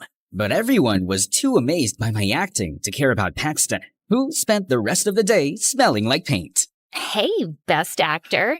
I didn't know you had it in you. Nah, it's nothing. Anyway, did you see the look on Paxton's face? That was epic. I know, right? That scumbag deserves it. Kiara and I became closer over the next few months. We even sneaked out of school together, and I helped her out at the restaurant. Then one day when we were at the mall, she showed me her sketchpad. It was full of awesome motorcycle drawings. She told me about her dreams of becoming a motorcycle designer once she pays off her mom's debts. Looking at her eyes shine as she talked about her dreams made me feel like farting again. Oh! But her mood changed when she saw my face in a clothing store where I was the brand ambassador. To my surprise, she grabbed a pen and doodled on it. The security caught us, so we ended up catching our breaths in the basement. Why do you hate Leon so much? I swear, I'm not a fan of his. I'm just curious. Well, I have a friend who used to be a huge fan of his. One time, she tried to visit him on set to give him a gift that she had prepared for months. She begged for hours, but his assistant said that he couldn't spare even a second to meet his fans. I've also heard stories about him snubbing his fans and even getting them into trouble. It's just awful. Wow, that's terrible. But maybe he also has his reasons. Fans can be overwhelming sometimes. Celebrities are humans too. Look, let's not talk about him. Just the thought of him ruins my mood. Okay. What she said bothered me all night. I felt like I needed to change her mind about Leon. But how? It was the weekend when Kiara invited me to play at the arcade. While we were struggling with a claw machine, she suddenly received an emergency call. My brother was rushed to the hospital. I need to go. I insisted on going with her. Thankfully, he just had a minor tummy infection, and he would be fine in a few hours. And seeing Kiara taking care of her little brother melted my heart. Is that your boyfriend? No. He's just a friend, and his name is Noel. Hey, Noelle! Don't ever hurt my sister, or else I'm gonna beat your butt! Loud and clear, sir. I bought him an ice cream and a burger, and he instantly declared me as his favorite human. That night, while he was sleeping, Kiara asked me to follow her. She led me to the parking lot and went straight to her motorcycle. Where are you going? She pushed an extra helmet on my hands and kicked the engine on. I felt my cheeks burn as she looked back at me. The light of headlights glinted over her helmet, and through her eyes is pure beauty. You're coming with me. I'll show you something special. Hop in. I snapped out of my daze and quickly put the helmet on. My heart pounded as I mounted the back of her motorcycle and awkwardly placed my hands on her shoulders. I didn't see her rolling her eyes amusingly and deliberately jerked the motorcycle forward, which made me panic and hug her waist. Kiara laughed. Could you stop teasing me? I can't help it. You're so cute. Well, hold on tight, princess. Let's go. Yeah. Then off we go. Kiara drove fast, but it felt like the world stopped moving. The wind touching my face made me feel free, and I never felt free for a very long time. The warmth of Kiara's back seemed to pass right into my heart, and I couldn't deny the fact that I was truly falling in love with this lady knight in her shining helmet. After several minutes, we stopped in front of a lake. This is my special place. I don't know if it's just me, but whenever I'm here, it feels like paradise. It truly felt like a peaceful paradise. Thanks, Kiara. I really mean it. For what? For always coming to my rescue and for being a good friend. Thanks to you, I'm just really happy these days. It's my first time living without my mom, and I was worried at first. What's your mom like? She used to be really nice, but ever since Dad left us, she transformed into this evil witch who controlled me like a puppet, and it was suffocating. That sucks. So, you ran away from home? Kinda. I'm glad that you did. You deserve to breathe, you know? And I'm always here for you. I looked away as I noticed her staring at me. Am I making you nervous? Yes. No, I mean, a little bit. Look at me, Noel. Wow, look at those frogs. They're jumping around. Just then, she reached for my face and turned it to meet hers. You're driving me crazy. Do you know that? Do you really mean that? Mm-hmm. Everyone is crazy about you. But why me? To be honest, I don't know. You're just something else. Something special. I closed my eyes as she leaned in, and when our lips finally touched, it felt so magical that I felt butterflies, and I had this unbearable urge to fart. I couldn't risk becoming a walking embarrassment in front of her. I had to save my dignity. I need to go. What? Why? I'm sorry. I was super ashamed about it, and the fact that I wasn't being truthful about who I really was made me feel bad. A few days later, I finally decided to come clean and confess. As I was looking for Kiara, I saw some guys drooling over a girl in the hallway, and blood drained from my face when I realized who it was. Reese! Holy crap! What was she doing here? Have you seen my Leon around? I swear my heart tells me he's just here, hiding. Panicking, I immediately ran to the back of the school and called Mom, and she begged me to come back because Reese had been out of control lately. Just give me more time, Mom. Please. Just do something about Reese. I'm not ready to come back as Leon. After talking to Mom, I made sure Reese was gone before I came out of hiding. But Kiara saw me. What were you doing here? I was just... Look, if you don't like me, then just be clear with it and reject me instead of making me look like a fool. How could I reject a goddess like you? Look, there's something that you need to know, and I need to... Just then, my phone rang, and I excused myself to answer it. It was Mom, and she informed me that we needed an emergency meeting about Reese ASAP because she was throwing a tantrum right now, and she might tell the press that I was in hiding. What is it you were going to tell me? I'll tell you next time. I need to go. After an emergency meeting, we tried looking for Reese, but she was nowhere to be found. The next day in class, I got the biggest shock of my life when Paxton arrived with her, and there were a lot of reporters with them. Everyone, eyes on here! Reese and I got a little movie to show you. He suddenly played a video of me talking to Mom about Reese yesterday, and everyone was so confused. Just give me more time, Mom. Please. Just do something about Reese. I'm not ready to come back as Leon. I was about to escape when suddenly Paxton grabbed me by my hair. Let's welcome the best actor in our class. No other than the superstar Leon, who got bored with his life, so he ghosted his girlfriend and decided to deceive us all. Paxton then snatched my glasses and took off my wig. Oh, Leon, my Pookie Pie, it is indeed you.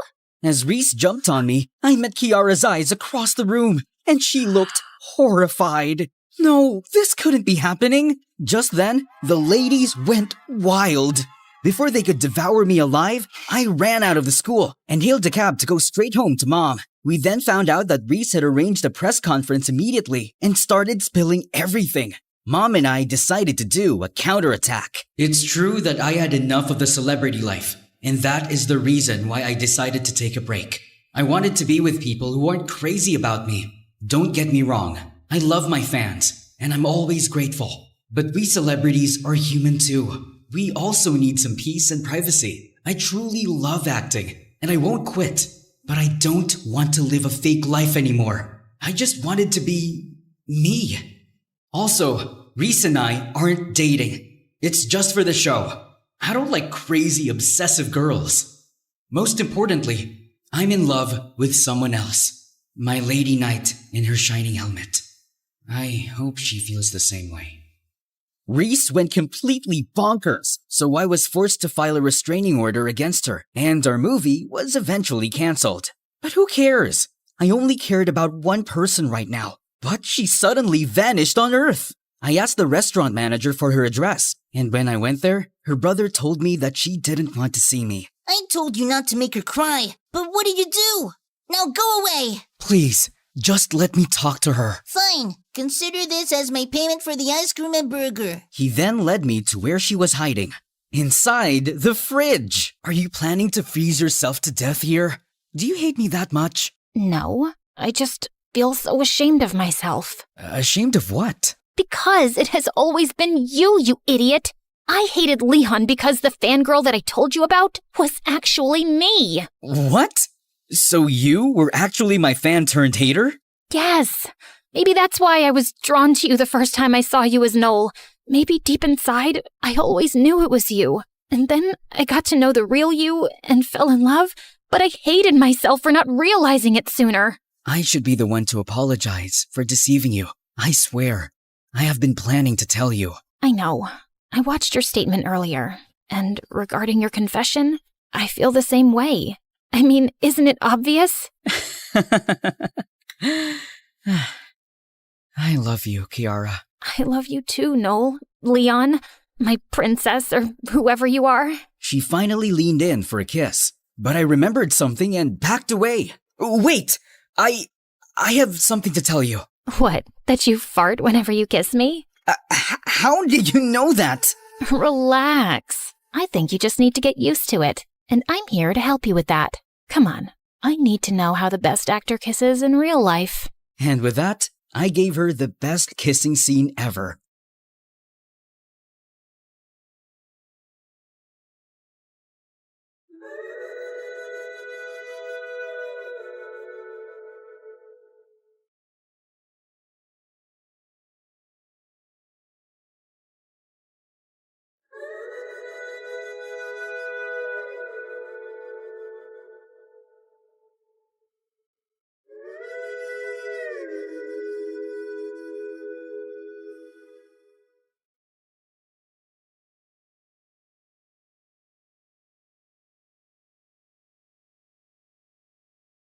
But when we finally pulled away, I screamed when she suddenly turned into a guy. A familiar guy. Babe, wake up. It's time for your shoot. Huh? Marcus? Are you okay? And then it clicked. Everything was just a dream. I dreamed about a handsome man. Oh, so you're cheating on me in your dreams. No, he was the male version of me, and he was actually— Too late. I'm already mad. And only a kiss could make me feel better. Okay. Now let me tell you about my dream.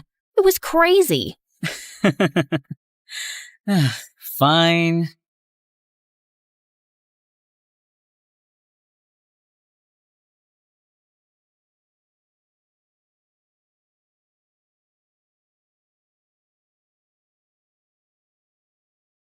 My name is Missy, and if there's one thing you should know about me, it's that I've always dreamed of finding love.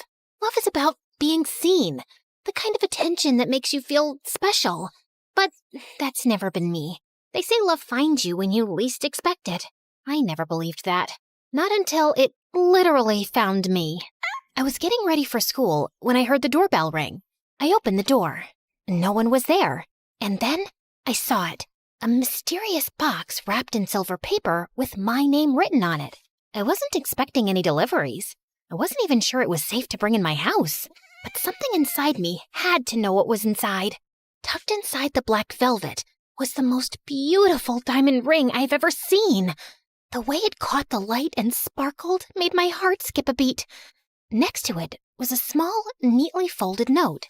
For as long as you wear this ring, true love will find you. Was this a dream come true? I slid the ring onto my finger. I didn't question it. I didn't hesitate. And somehow, the ring was a perfect fit. Immediately, I felt a sudden, unexplainable shift in the air. When I got to school, things were different. Typically, I was just lucky to get noticed if someone bumped into me in the hallway. But when I walked in today, my classmates who usually ignored me seemed thrilled to see me. Even Amanda and Daisy, the most popular mean girls, gave me compliments. Good morning, Missy. You look so cute. Missy, hi. Will you sit next to me at lunch today? I was starting to think this was some kind of prank. But then in class, Mr. Robbins, my calculus teacher who never seemed to pass me no matter what I did, complimented my homework. Everyone could learn a thing or two from Missy. She's the only one who turns in fantastic work. By lunchtime, it was like people were fighting to sit near me. I had never gotten this kind of attention in my life. Girls kept trying to take selfies with me to post on social media, and boys kept throwing me looks of interest. Some even came over to chat me up. Even the nerdy, antisocial guy from my chemistry class, Gordy, came up to me after volleyball practice. And he never talks to anyone. Hey, it's Missy, right? You're really good at volleyball. I wondered if anyone at school had ever even heard his voice up until now. Were you watching me? Oh, yeah. Do you want to be my girlfriend? No. He just asked me what my name was, and now he was asking me to be his girlfriend? Who does that? My mind was racing. It was like I was totally invisible before. And all of a sudden, I was getting attention from everyone. Well, not everyone. The one person who I'd hoped would notice me, Jake, still walked by me like I didn't exist. I'd had a crush on Jake for, forever. When I read that note this morning, I thought Jake and maybe he would, I don't know. I thought this ring was supposed to bring me true love and that it would be with Jake. When I got home, my phone was ringing and buzzing off the hook with calls, text messages, new likes, and followers on social media. I didn't even recognize most of the numbers. That's when I wondered, was all of this from the ring? I took it off, and suddenly the call stopped. Interesting. Well, at least this way I could focus on my homework. The next morning, I realized I totally overslept and went to school in a mad rush. And when I got there, I was suddenly invisible again. No one talked to me, not even Gordy. None of my new friends paid me any mind. What changed? I realized I'd forgotten the ring at home in my rush to get to school. I was a ghost in the hallways, and that lack of attention was causing panic to creep over me. I didn't like being invisible again. Once I got home, I'd shove that ring back on and never take it off again. I wanted that feeling again. Needed to be seen. The next day at school, with the ring on, I had everyone's attention again. And it felt good. Really good. For the next few days, I was learning what it meant to be this new version of myself. The new Missy was confident, fearless. She owned every room she walked into. I quickly became the most popular girl in school. I had more followers on social media than my entire class combined. Every girl wanted to be me. Every guy wanted to date me. And lots of them tried. I flirted aimlessly with a lot of them for fun. But others that tried, I couldn't believe they would even shoot their shot with me. Hi, Missy. Do you want to be partners in the chem lab today? Ew, no, she doesn't. Why would someone like her ever even speak to you? Ugh, right? Like, get a clue. He's such a loser. Really? The only guy that stood a chance with me was Jake. And he still really hadn't paid me the mind that other people had. Just then, I saw Jake at his locker. Maybe I just needed to try a little harder. Give him a nudge. I'd hit him with the move that had the other boys following me around like puppies. I walked towards him, and as I passed him, I flipped my hair and talked to him over my shoulder. Hey, Jake. Wicked shirt. Oh, thanks. Nothing. Barely even a reaction. How come everyone was obsessed with me except Jake? Clearly, either the ring didn't work on Jake, or he just wasn't my true love. I walked into chemistry sulking from my bruised ego. Seeing the line of boys hoping to be my lab partner didn't even help. I was still in my pity party when a deep voice with the hottest accent pulled me straight out of it. Don't even bother asking her, boys. She's mine. Timothy. He had just moved to the country a few months ago. Even though he kept to himself and barely interacted with anyone, he was shrouded with new kid mystique. Rumors flew around that he came from a super powerful rich family who lived in a mansion. Anytime I had seen him, he was just observing. I figured he was still trying to learn the ropes of an American school. And now, here he was, claiming me. The boys grumbled and laughed, while Timothy slid into the empty seat beside me like he'd always belonged there. He set down his books with a smooth ease, giving me a lopsided smirk. Wow, possessive much? I prefer efficient. You don't even know if I want to be your partner. Don't you? Before I could even respond, our teacher told us to begin. We put on our gloves and got to work. Timothy handled the assignment like he was a craftsman, and chemistry was his craft. Everything was done with precision and impressive control. Every so often, I would catch him glancing at me. So, you do this often? Mix potentially dangerous substances in your free time? Only when necessary. Where are you from, anyway? You mean before I arrived here? Well, yeah. Europe. Well, that's specific. The liquid in our beaker shifted from deep blue to bright pink, signaling the reaction was complete. I scribbled down the results. When I looked up, he was looking at me intently. You stare a lot. Oh, there's a lot of beauty to stare at. Okay, that worked. Now that we've found each other, you should let me take you out. Now that we found each other? The note had said true love would find you. And here Timothy was. Maybe this was it. Okay, yes. Timothy smiled, looking as if he'd just won something. After class, we walked to lunch together, arm in arm. If I thought I had attention before, this was next level. Everyone, and I mean everyone, was talking about how Missy and the new hot European guy were together. The next morning, I walked into school to find a perfect red rose taped to my locker with a note, "For my beautiful Missy, thinking of you always, Tim." It was so sweet, the kind of thing I had always dreamed of someone doing for me. He carried my books to class and even paid for my lunch every day. I felt a flutter in my chest, a tiny voice whispering, "This is real. This is good." I was starting to feel something for him. For the next few weeks, it was like Tim and I owned the school, and I loved the feeling. Some people worshipped us, while others were so envious of our relationship. And I loved that even more.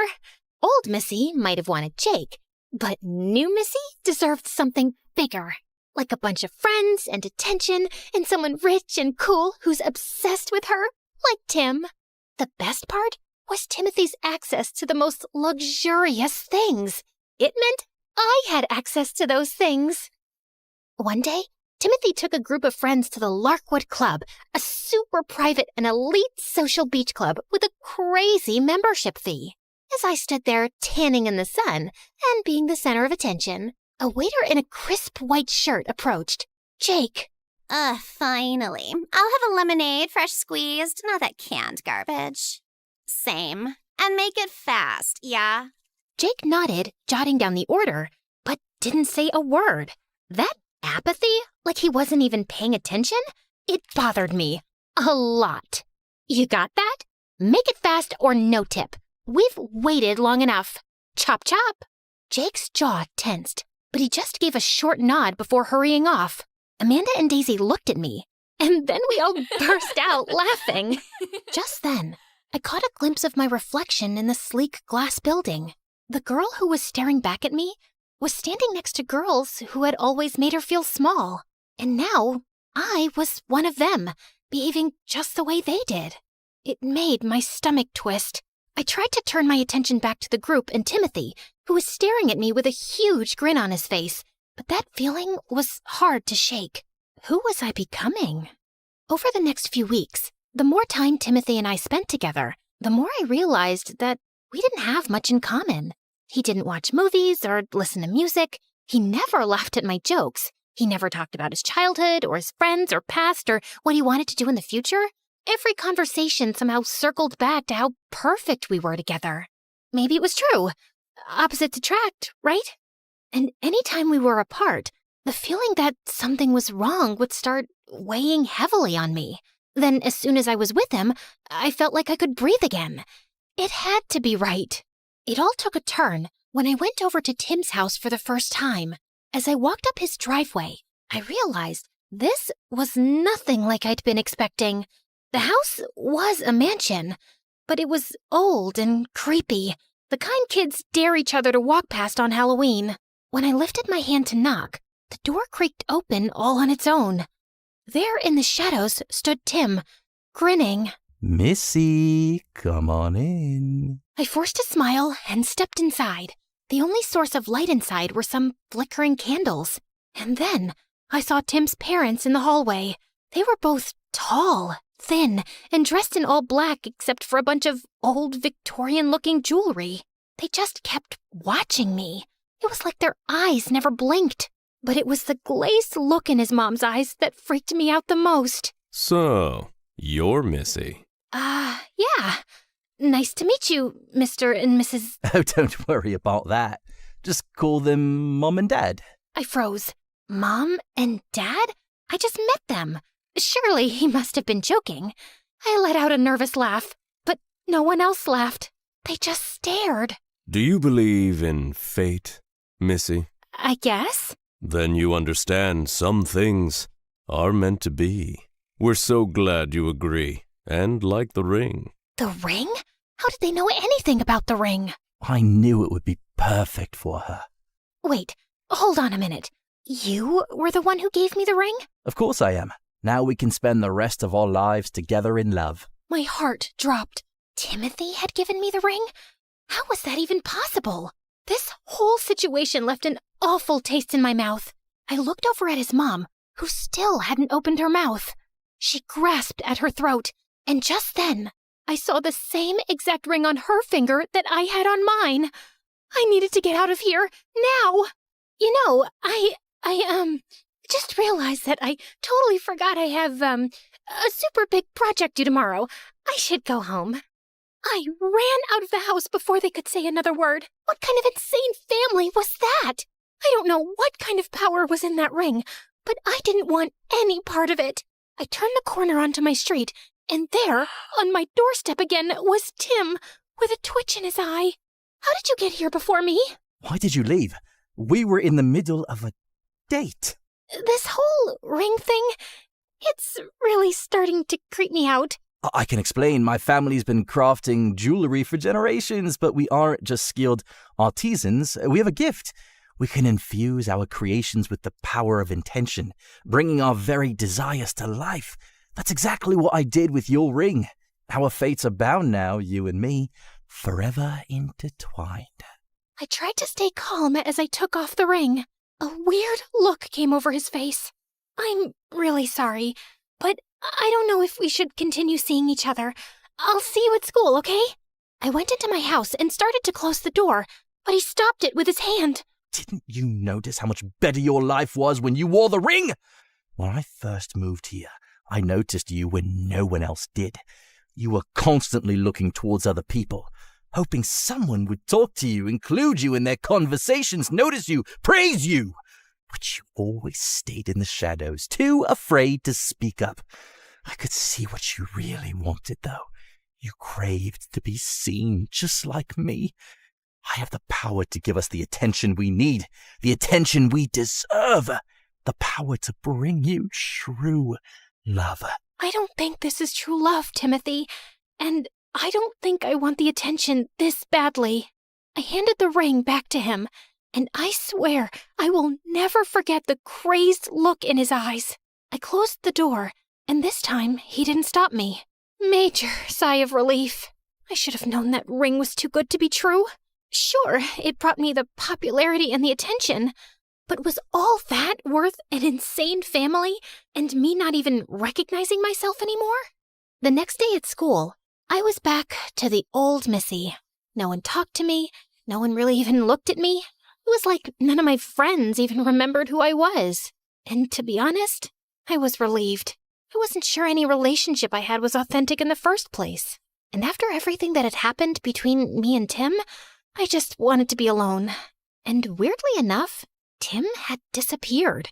He wasn't at school or in class for the next week. Maybe that was something else to be relieved and grateful for. One afternoon, I was having ice cream by myself at a cafe like I used to before, when suddenly, Jake walked in. He went up to order, and I pretended to check my phone. Not really sure why. It wasn't like he noticed me much anyway, even when I had the ring on. I got up and turned toward the door. Just then, a hand reached out and opened the door for me. I got it, Missy. Oh, thanks. We walked out together and kinda started walking in the same direction on the pier. Even though we weren't talking, there was some kind of charge. This was slow and quiet, not like what it felt like with everyone who gave me attention. I wondered what it would be like if Jake had paid attention to me, but that wasn't something I really deserved. I had turned into someone I didn't want to be. Hey, Jake, I'm really sorry about how I spoke to you the other day at the beach club. That wasn't cool. Oh, people talk to me like that all the time at the club. It's okay. It's not okay. I shouldn't have been one of those awful people. I'm sorry. That's big of you. Thanks. I forgive you. All of a sudden, the hair on the back of my neck stood up, and that's when I saw him, Tim, standing at the end of the pier, lurking in the shadows of a gift shop. He was watching us, and then he stepped forward into the light. Missy! His voice cut through the night like a knife. Moving on so soon? You've just barely broken up. This could be considered cheating. The way he said it sent a ripple of unease through me. You and I aren't even together, and Jake and I are just walking. He doesn't know what you want, but I do. Put it back on. Tim's hand moved to his pocket, pulling out the all-too-familiar ring. His fingers curled around my wrist slightly as he tried to slide the ring on. I tried to yank my hand away. No, Tim, you're being insane. Insane? No, what's insane is you thinking you could just take it off. That you can pretend none of this ever happened. His grip tightened, not painfully, but firm. Let her go. Jake's voice was steady, but there was an edge to it. He stepped between us. Timothy let out a slow exhale, like he was disappointed. His eyes flicked to Jake. Something dark flashed behind them. You were never supposed to be here. No, Tim. You're the one who was never supposed to be here. Timothy's head snapped toward me. His expression twitched, but I didn't care. Something inside me had shifted. You were never supposed to be in my head, making me think I needed you, or the attention, or the ring. Maybe I thought I needed people looking at me, talking about me, wanting me. But none of it was real. The attention didn't make me important, and it made me someone I didn't even recognize or like. And I'm done with that. I'd rather be invisible, and myself again.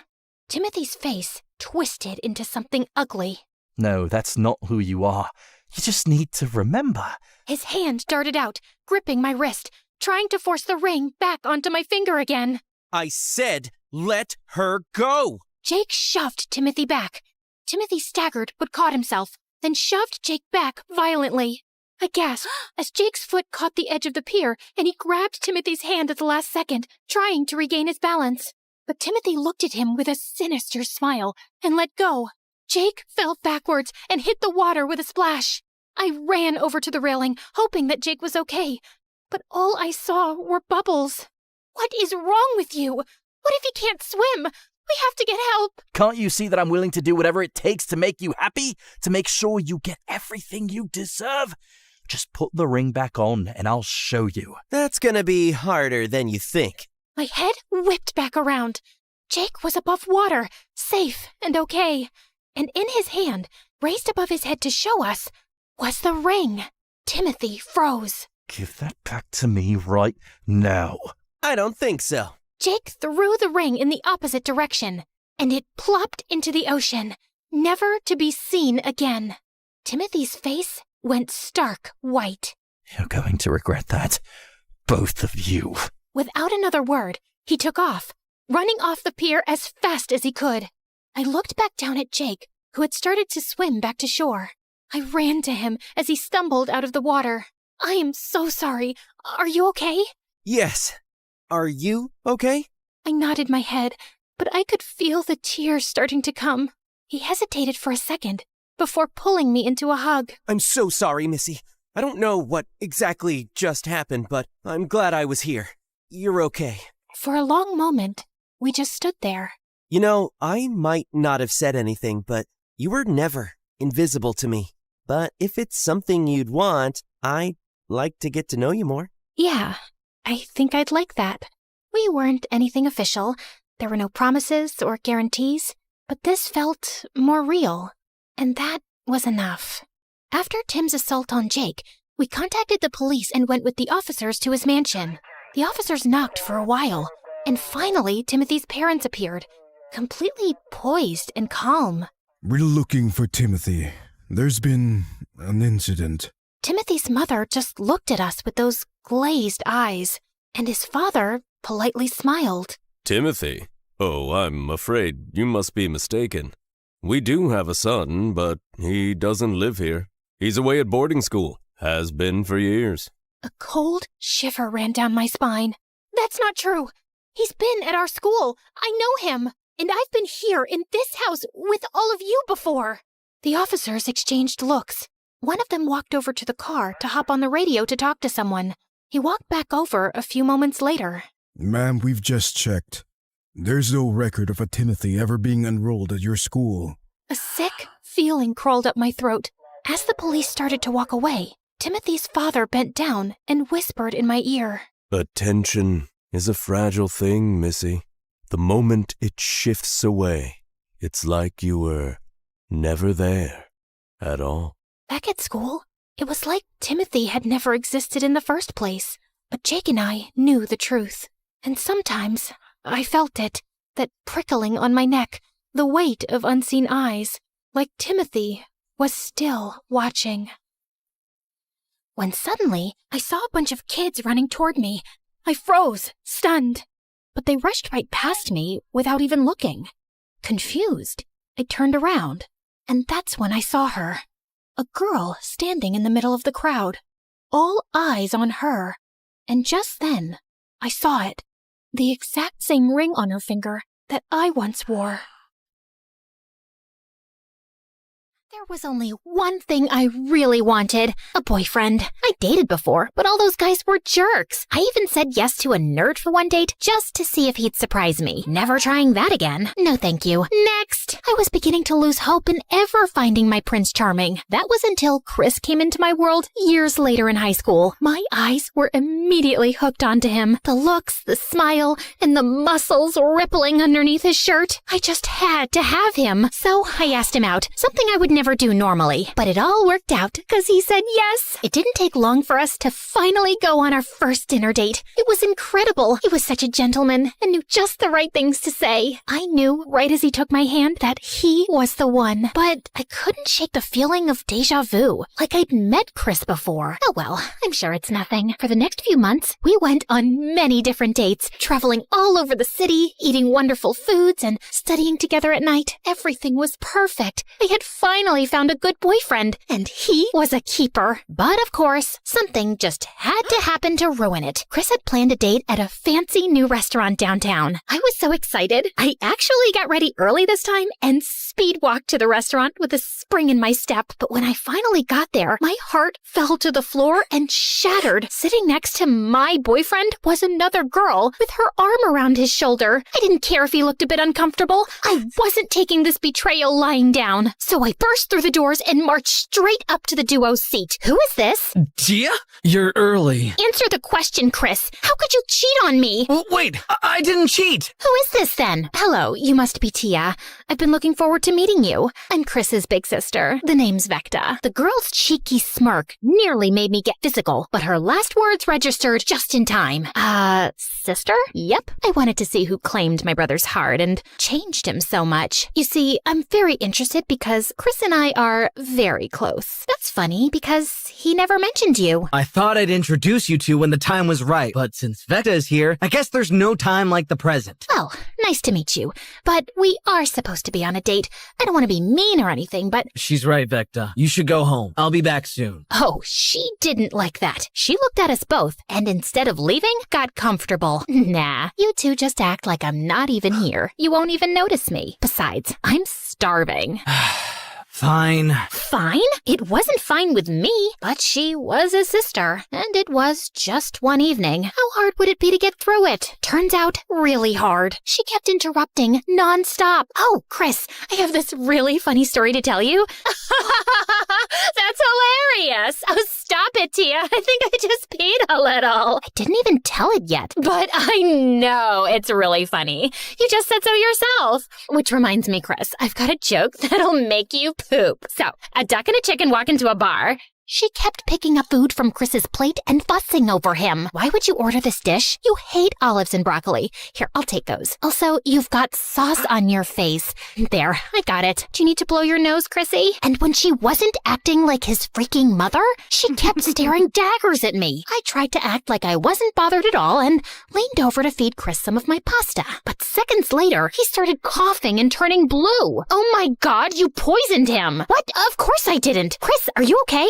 Say something. He can't, you moron. His tongue is swollen. What is in that pasta? Blueberries, kiwis, dandelion tea, rosehip oil, Diet Coke? No. Honey, oysters, anchovies. Yes, it has anchovies. Don't you know anything about him at all? And with that, she quickly reached into her bag, pulled out an EpiPen, and stabbed him with it in the thigh. He gasped and coughed some more, but he could finally breathe. What would you do without me, bro? The date ended after that, thankfully. And as I went home, I hoped it was the last I'd ever see of her. But for the next 2 months, it was the same. No matter where we went and what we did, Vecta was there to ruin it. Chris just couldn't seem to shake her off and would let her stay. And she kept making it obvious that she disapproved of me greatly. I'd catch her staring at me with disdain, like I wasn't worthy of him or something. It didn't feel like the frustrations of some jealous ex, thank God. But it was something serious, enough to squeeze herself in on our dates and annoy me while wearing the most outlandish cosplay outfits and hairstyles. So childish. It was even affecting Chris. He had been looking more downcast lately. It came to a head when he actually decided to hang out with Vecta over me for a day. What? Look, she's my sister, and I have been neglecting her recently. But what about our date today? She would just crash it as usual. I promise we'll hang out this weekend. Just the two of us. He kissed me on the cheek and then left me devastated and confused. That night in bed, I stayed up pounding my pillow, imagining it was Vecta's face. I wanted our private time back, but as much as I wanted to slap her, violence wasn't the solution. Instead, I needed to know what Vecta's problem was. There must be a reason for why she was acting the way she was.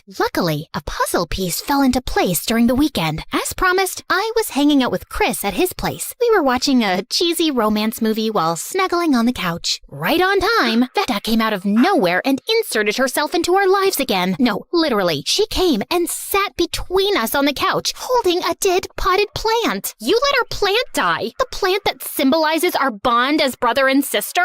I've never even seen that plant before. Vecta, what do you want? A plant that's alive? But I guess that ship has sailed. Do you know what next week is? Christopher? Christopher? Now, why did that name sound so familiar? Before I could remember anything, Chris let out a loud sigh. I told you not to call me by that name. Whatever. Now guess, before I call you by your real name again. That's your real name? Used to be. Anyway, I don't know know what's happening next week, Vecta. Can you just leave us alone today? A part of me was jumping for joy at the way Chris snapped at her, but another part noticed how hurt Vecta looked. I gave in to my more merciful half. What's happening next week, Vecta? It's the annual LARPing Capture the Flag event for our city. LARPing? Like that thing nerds do outside? Playing pretend? Yeah, figures you would say that. Are you attending it with me, Christopher? You can even bring your girlfriend. Why would I do that? That's for losers. Then Tia should fit right in. That was it. What is your problem? You. Sis? No, everything was fine before she showed up in your life. I could say the same for you. Stop it, you two. No, not if we want this to stop for good. Vecta, I have a proposal. Interesting. Shoot. We'll join your stupid game. Do we play in teams? Oh, I see where you're going with this. Yeah, we do. I'll be on the team opposing yours. If my team wins, you'll stop interfering in our relationship. And if mine wins, you'll break up with Christopher. That is not your choice to make, Vecta. What? Scared she'll lose? Get bored of you and the game, walking away from both? What? I wouldn't do that. I love Christopher, and I'll prove it by beating you. Deal? Deal. We shook hands, and I suddenly realized I just made a deal with the devil, all because I let my emotions get the better of me. I don't even know how to LARP. But there was no backing down now. My relationship was on the line. Before this is over, I'm going to remind my brother of who he really is, all while kicking you to the curb where you belong. Good luck. You're gonna need it. Vecta left, and I slumped down on the couch. What did I just sign myself up for? Chris sighed before looking at me with determination. If we're going to do this, then I'll have to train you. You know how to LARP? Of course not. I just picked up some things from my sister. If you say so. Where do we start? Conditioning. Say what? Chris was not joking. I was put through actual exercises and drills like I was preparing for the army. I was seconds away from giving up, but I refused to lose to Vecta. So I pushed on. And you know what? I'm glad I kept at it. Sure, the conditioning was terrible, but once I was actually playing the game, it felt like I was in another world. It was magical and so different from anything I was used to. But what really made it all worth it was Chris. He was really enjoying himself. That and his immense knowledge on LARPing made it clear he had played before, although he refused to admit it. I hadn't seen him smile like this since ever, really. And if he was happy, I was happy. Eventually, the weekend came, and it was finally time for the event. And when we arrived at the venue, oh my God, there were at least 200 people here. They had even built small buildings and tents, and the large space with a nice forest surrounding us made it even more picturesque. Before I could really appreciate the beauty, Vecta came running up to Chris. Christopher, you really came. Of course, we both did. Hello. Oh yeah, I almost forgot about you. Are you sure she won't slow you down? I'd hate for you to lose because of a handicap. Hey! No worries, she's a natural. She even started to like it. She did? Yep, this isn't so bad. I'm sure she's just faking it. I'll prove it by winning this thing. Before Chris could say anything, Vecta fled into the crowd. She really doesn't trust me, huh? I'm sorry. No need to apologize. She's just a... No, she's lonely, okay? Please don't hate her for this. It's my fault anyway. Before I could dig further, a horn echoed throughout the field. It was almost time. The two teams, red and green, got into position. The two flags were placed in their proper bases. Finally, the next horn signaled the start of battle. I kept close to Chris. Despite the training, this was still nerve-wracking. The worst part was the mages in the teams pretending to react to their own foam ball spells. It was a struggle at first, but eventually I got used to it and started having fun. I could tell Chris was having a blast too, even more so when he noticed I was having fun too. Eventually, our squad was closing in on the enemy camp. Our leader suggested a pincer attack. Chris was on the other attack squad, which nearly caused me to panic, but a comforting hand to the shoulder later, I calmed down. So we split up and went deeper into the forest. And this is where things got bad. One by one, my squad was picked off by some archer in the woods. It didn't take long for me to be the last one standing. That's when the culprit revealed herself. I'm surprised you lasted this long. Vecta, of course. I should have known. We stared each other down before Vecta threw down her bow and drew her foam sword and shield. Let's make a new deal. The first one to get a hit wins. Same conditions from before apply. I drew my own sword and shield. Fine. Good. Prepare for failure. Wasting no time, Vecta charged at me as if this was a life and death battle, and I responded in kind. I wasn't losing my relationship with Chris. We clashed repeatedly, trading blows on our shields, unable to to get a body shot. Shockingly, I was holding my own. Chris had taught me well. I dodged an attack to my leg and asked the burning question in my head. What is your problem with me dating Chris? Shouldn't you be happy for him? Now that really got her mad, and she was lashing out even harder. You seriously haven't figured it out? Of course not. Why would someone like you remember some poor, nerdy boy who bravely asked the popular girl out? Huh? Suddenly, it all fell into place. Chris was Christopher, the nerdy boy I had turned down all those years ago. Christopher used to be a big nerd just like me, and we were always super close, but he decided to abandon who he is to become the kind of guy you'd want. A typical Prince Charming. I barely even recognize him now. I felt ashamed of how I hadn't even given Christopher a chance before. I judged him by his appearance before I even got to know how sweet and amazing he was. But I knew that now, and I liked everything about him, nerdy side and all. I wasn't so shallow anymore. With renewed determination, I took advantage of Vecta's rash attacks and finally got a hit on her side, and she lost. She was about to break down into tears, but before that could happen, I hugged her. I get why you hate me, Vecta, and I'm sorry for turning him down like that before. Your brother is a great guy, and I would never want to change him. Are you serious? Yeah, I love him after all. For the first time, I actually saw Vecta give me a genuine smile. I gladly returned it. Just then, the horn blew, signaling someone had won. We ran back to the team's base, and the sight brought another smile to our faces. Christopher was being carried by his team while holding the green flag, and the smile he wore melted my heart. We won! My brother is something special, huh? He sure is. I was never exactly the most popular girl in school. Well, at least not for the right reason. My sister Lenore and I grew up with parents who were the very definition of a weird goth couple.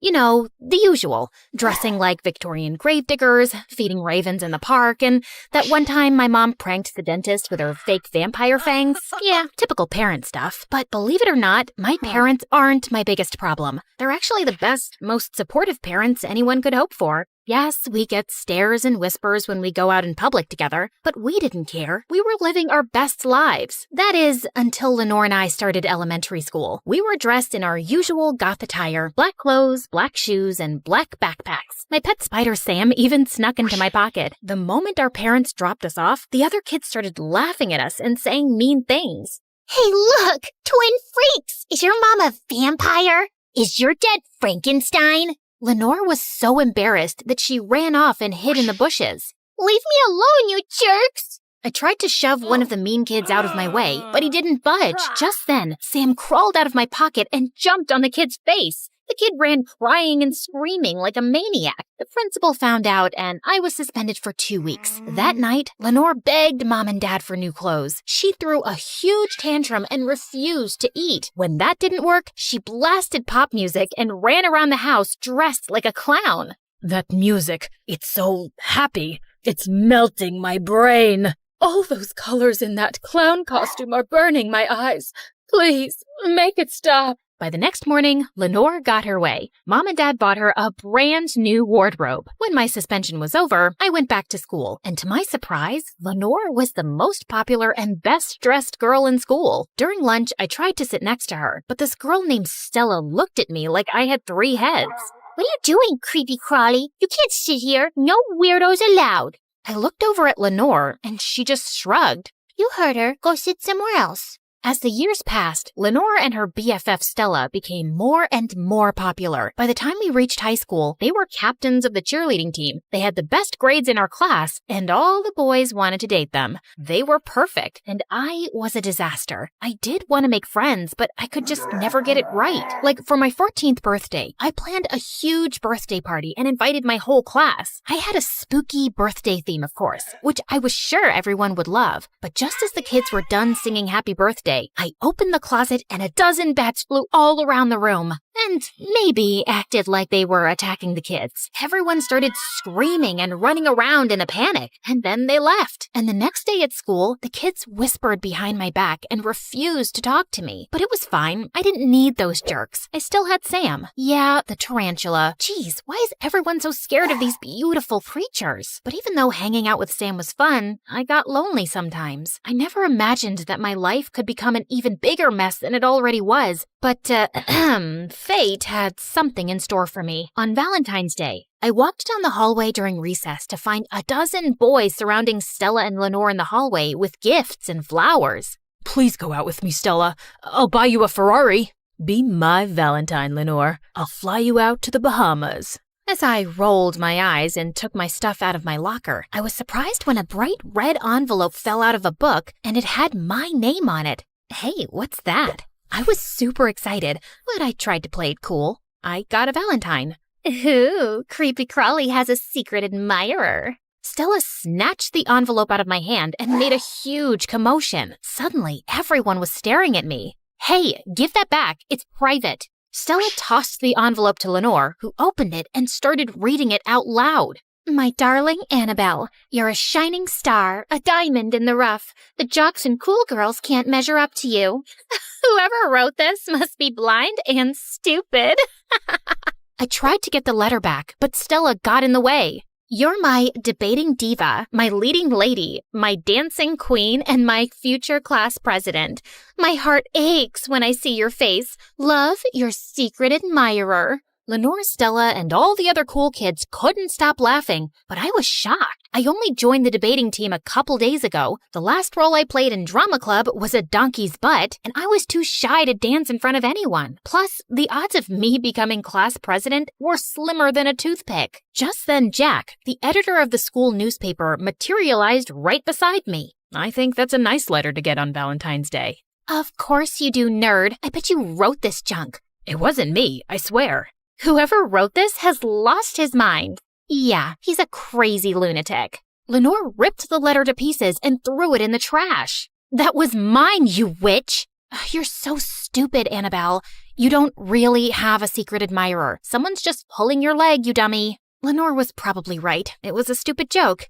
I felt like the biggest loser ever. Once everyone had walked away, Jack pulled the letter out of the trash and taped it back together. Ignore them. I think your secret admirer is real. Maybe I can help you find him. Jack spent the rest of the day asking me a ton of questions about every boy I'd ever spoken to or sat next to in class. He even came home to continue with his questions. Jack was annoying at first, but it felt kind of nice to have someone taking an interest in me. I'm positive he's a member of the drama club or the debate team. All you have to do is lure him out. How am I supposed to do that? Simple. If you suspect someone, you'll wink at him and smile, like this. Jack started doing something really weird and twitchy with his face. Just then, Lenore barged into my room. You idiots are still searching for that stupid secret admirer? Not real. My secret admirer isn't stupid. If you aren't going to help, you can get out. Fine, dummy, I'll help. Don't say I never did anything nice for you. Lenore spent all night teaching me how to flirt with boys. The next day, I set my plan in motion. First up, drama club. I asked the drama teacher if I could audition for the lead role, and surprisingly, I got it. During rehearsal, I met a cute boy who seemed to be into me. When I caught him staring at me in the hallway, I grabbed Jack and pretended to laugh at a joke. Oh, Jack, you're so funny. Your arms are like marshmallows made of steel. What? That doesn't make any sense. I'm flirting with you. Play along. Oh, stop. You're too much. Drama Boy immediately swooped in and asked me out on a date, and it was pretty sweet. He read me poetry and sang to me, but he swore he didn't write the love letter. My next date was a boy from the debate team. I studied for days to earn a spot on the team, but I ended up being so good that I kept beating the team captain,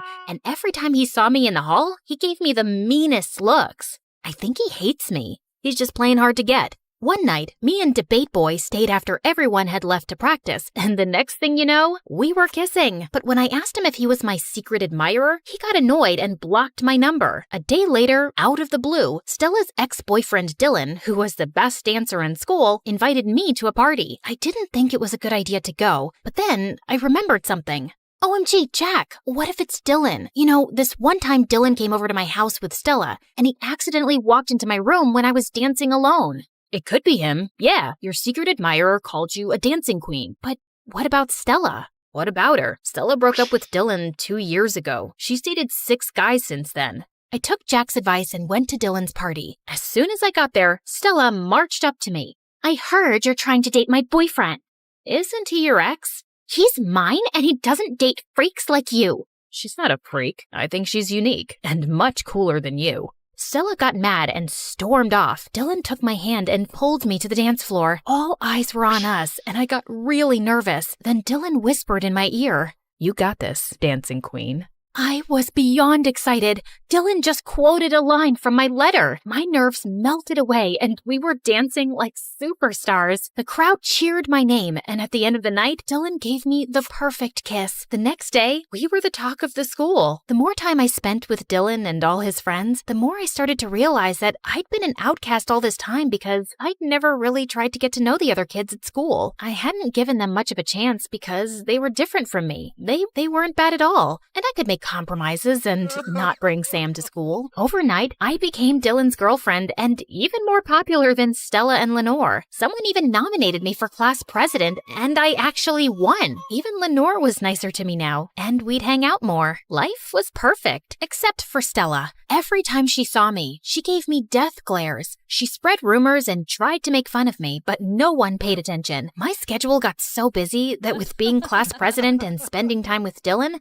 that I hardly had any time for Jack. Then one day, Jack caught up with me in the hallway. "So, what's the verdict? Is Dylan your secret admirer?" "Maybe. I haven't asked him yet." Then I opened my locker and found another letter in a red envelope from my secret admirer. I started to open it, but I hesitated. What if my secret admirer wasn't Dylan? Then Stella appeared out of nowhere. She snatched the envelope out of my hand and ran down the hall and right up to Dylan. "Hey, Dylan, I'm sorry to be the one to drop the bad news, but your creepy crawly girlfriend is a cheating witch." Stella showed Dylan the love letter. "Dylan, it's not what it looks like." Stella read the letter out loud. "Dearest Annabelle, I'm sorry I've been away for so long. You've kissed a handful of frogs, but that's over now. Meet me behind the bleachers after school and I'll reveal myself to you. Love, your secret admirer and one true love."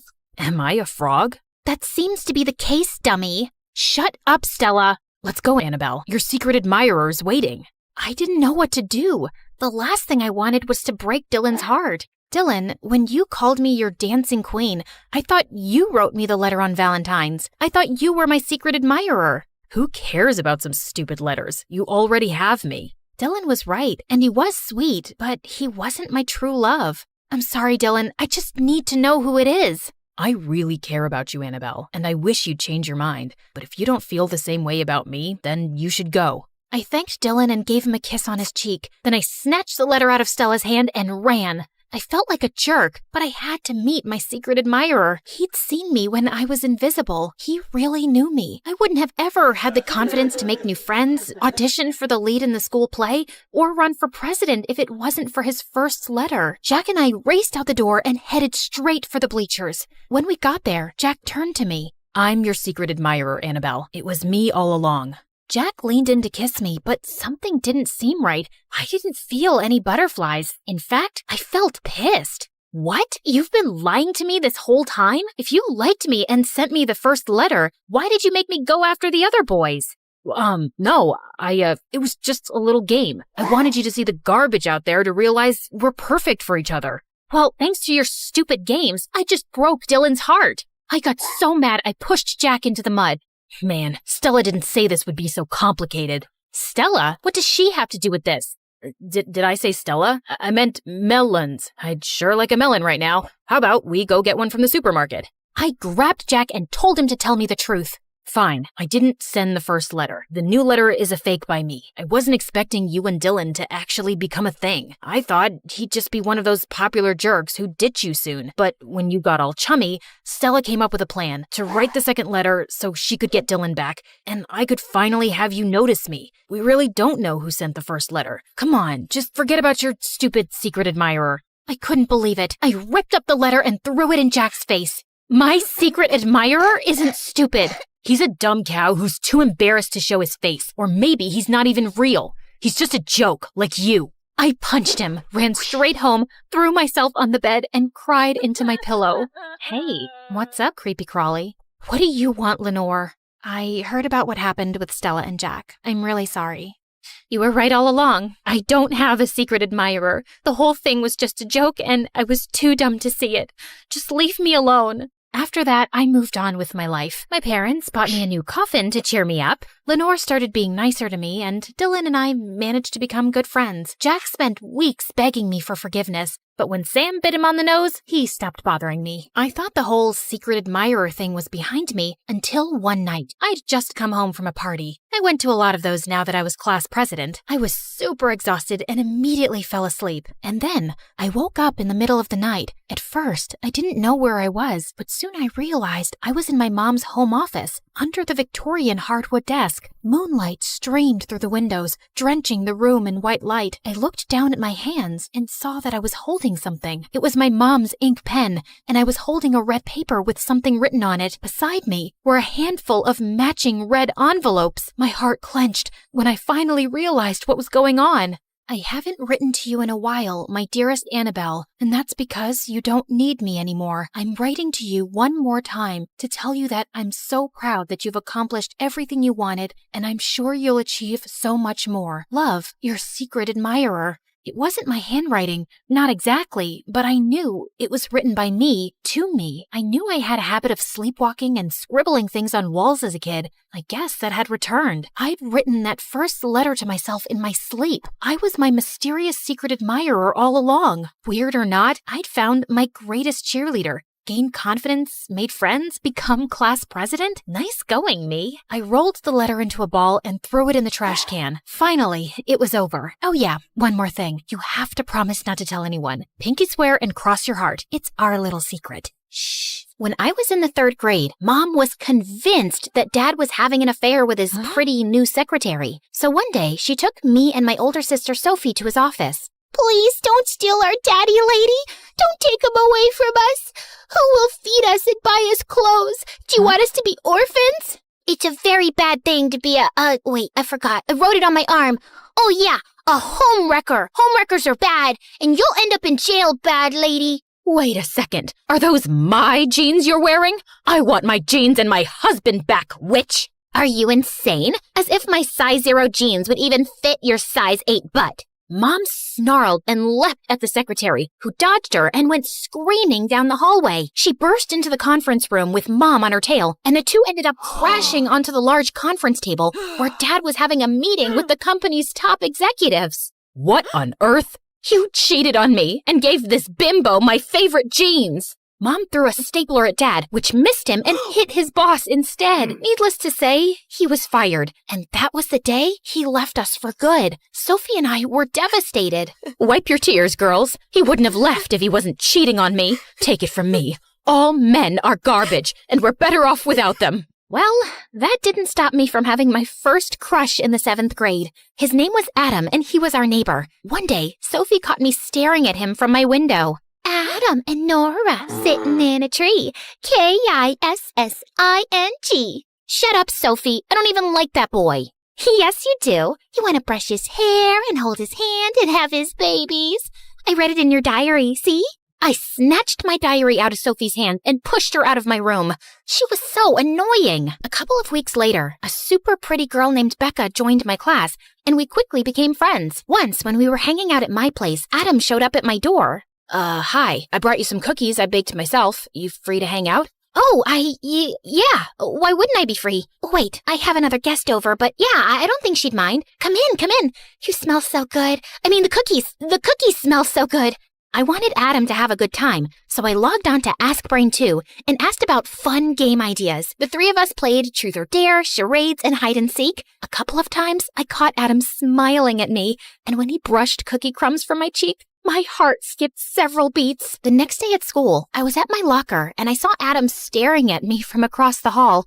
Suddenly, he winked at me and blew me a kiss. The butterflies in my stomach went into a frenzy. I raced down the hall, ready to jump into Adam's arms, but I slipped on a banana peel and fell face first right at Adam's feet. I thought he'd sweep me up, but instead he stepped over me, hugged Becca, and gave her the most romantic kiss I'd ever seen. I wanted the ground to swallow me whole. That night, Mom and Sophie caught me crying in my room. Boys are like that, sweetie. They'll lead you on, make you think they love you, then tear your heart out, just like your father. Not only was my heart broken, now I was totally paranoid when a boy even came close to me. Hey, Nora, you want to go to the movies? I'd rather eat a bag of worms. Would you be my Valentine? Stay away from me, or I'll dunk your head in a toilet. Nora, you're the most beautiful girl I've ever seen. Liar!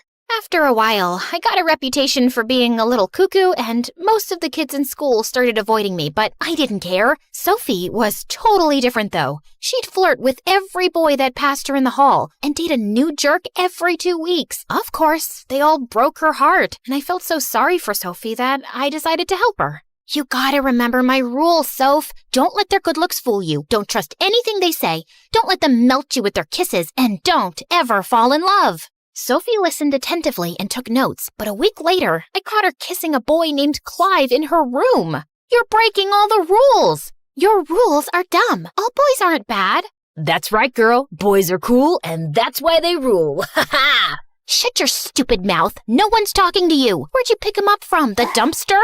That's your problem. You're so judgmental and won't give any boy a chance. I thought you were smarter than this, Sophie. Maybe hanging out with stupid boys has made you stupid too. Sophie kicked me out of her room, and we didn't speak much after that. Soon, I was off to university, and there were boys everywhere. I just kept my head in my books and rejected any boy who even tried to make a move. But you know, a girl starts to get lonely. So, when a girl in my class asked me out one day, I impulsively said yes. Just because I'd renounced all men didn't mean I couldn't find love. And how bad could it be, right? At first, not so bad. In fact, pretty great. She loved to cook, she braided my hair, she gave me the best pedicures, and we were the same shoe size. But then, she started acting like I'd adopted her. She would never leave my dorm, and I hated it when she used my towel and my hairbrush. She was clingy and needy, and constantly needed validation that she was the most important person in my life. So, if your mother and I were hanging off a cliff, holding on for dear life,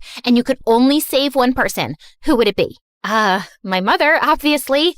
Seriously, I've known you for a month. Mom carried me in her womb for 8 more months than that. I thought it was a reasonable answer, but she totally lost it. She broke half the things in my room and threw the other half out the window before she stormed off. Then she started stalking me everywhere I went. I tried talking to my other friends about how unsafe I felt, but they all laughed it off. Yeah, if you're dating a guy and complain about him, everyone shows you sympathy, but no one comforts you if it's a girl. Now come on, she's barely 5 feet and she looks totally harmless. What could she possibly do to you? Only after she tried kidnapping me did anyone take things seriously. She was expelled from the university and I got a restraining order. And after that, I swore off girls too. Then in my junior year, Sophie showed up at my dorm one day with the worst news. Clive proposed to me.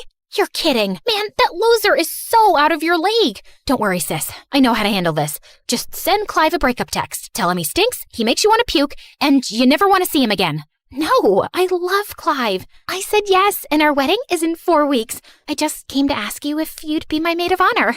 I couldn't believe this. I thought Clive was just a phase. I wanted to yell at the top of my lungs, "Don't do this! You'll ruin your life!" But instead, I caved in and said yes. I mean, was I allowed to say no? When I got back home for Sophie's wedding, I tried to keep an open mind about Clive. But Clive was horrible. He had no sense of humor, he was boring, and he totally ignored Sophie to spend all his time with his friends or fixing his dumb car. So when it was time to make my maid of honor speech, well, things got out of hand. Here's to Sophie and Clive. Clive is dumber than an ant, he smells like a rotten egg, and his face reminds me of a horse's butt. What are you doing? Sophie, I don't know how you can stand him. Are you marrying him for his money? Oops, I forgot he's broke. Look, we both know this marriage isn't gonna last, so why don't we cut to the chase now, and I can get you out of that tacky wedding dress Clive bought you from the dollar store. Sophie got so mad that she threw the wedding cake at me. Clive's mom cried, and the rest of the bridal party chased me out of the building. The next day, I was packing my bags to leave when Sophie came to my room. I thought she'd punch my face, but instead, she took my hand. Listen, Nora, I'm not like you, okay? I'm not bitter, I'm not angry, and I don't hate men.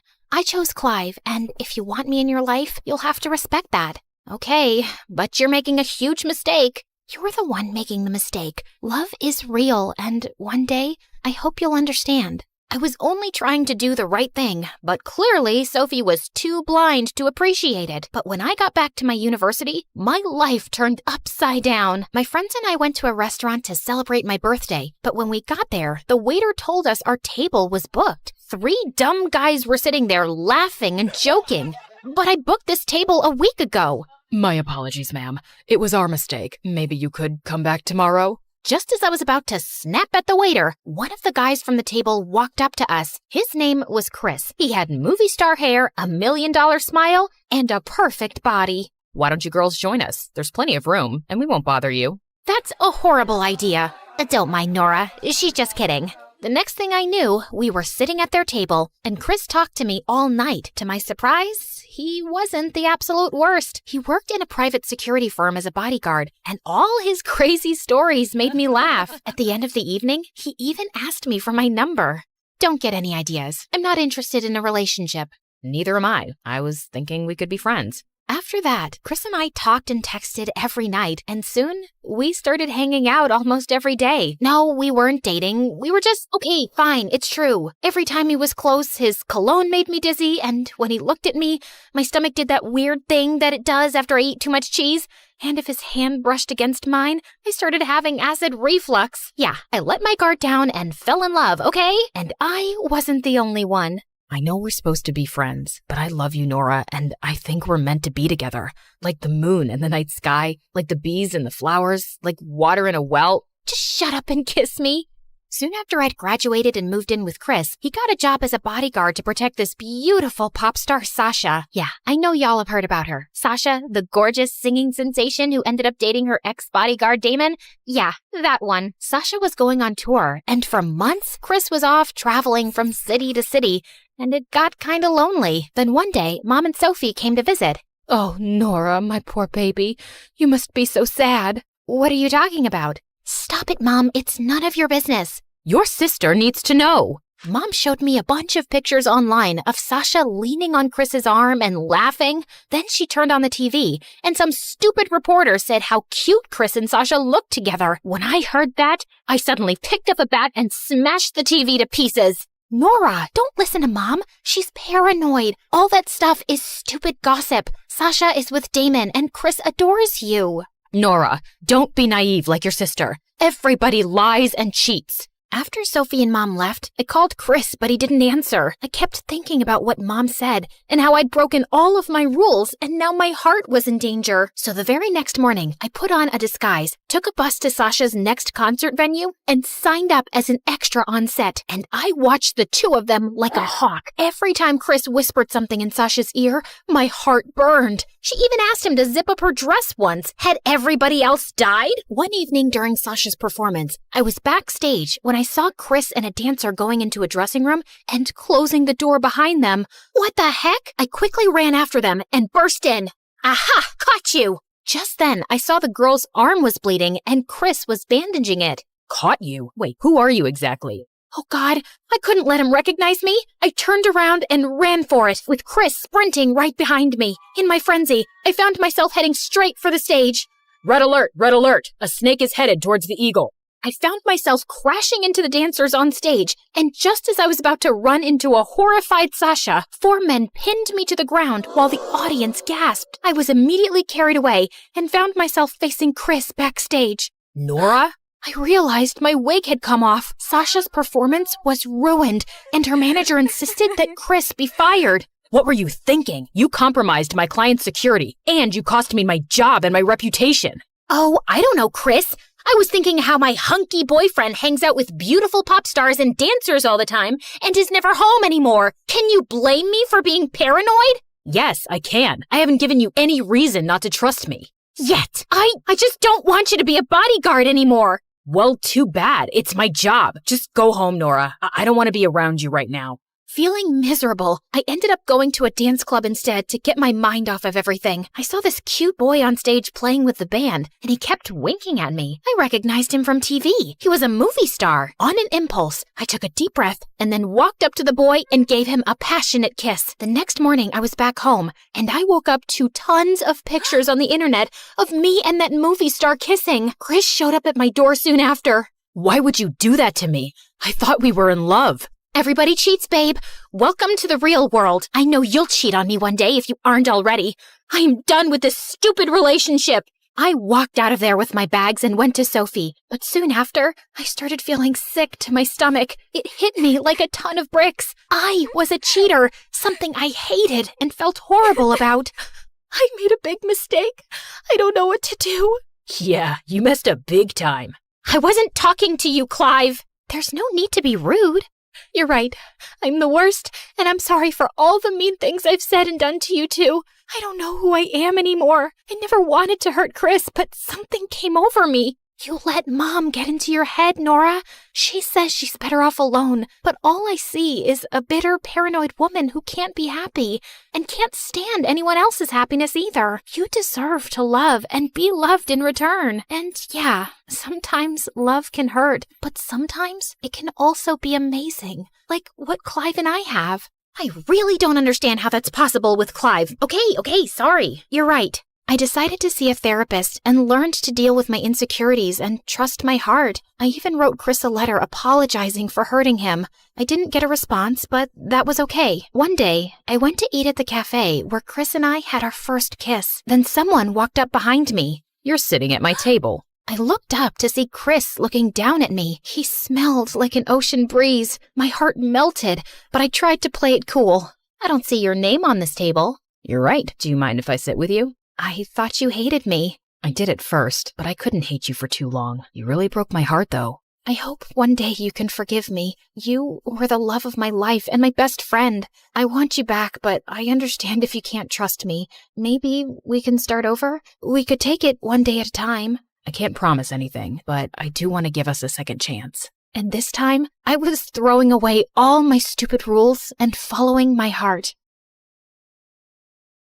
My great-great-great-great-grandfather's sister was married to the Duke of Scotland, so that made us partially royal. Dad got a big chunk of land in inheritance, but he sold that and moved to New York to work as a designer where he met my mom. They got married and had me, but when I was 10, Mom decided to turn into a spiritual yogi. Truth is a myth. Happiness is a myth. Life is a myth. The only thing true is today, and today will be tomorrow, and tomorrow the day after. What is she saying, Dad? I wish I knew. Mom went bonkers, left for the Himalayas, and never came back. Dad was sad for a while, but then he threw himself into his work and started his own fashion line. And as for me, I fell in love with poetry. Roses are red, violets are blue. A face like yours belongs in a zoo. Hold up. Violets are not blue. Violets are just, violets?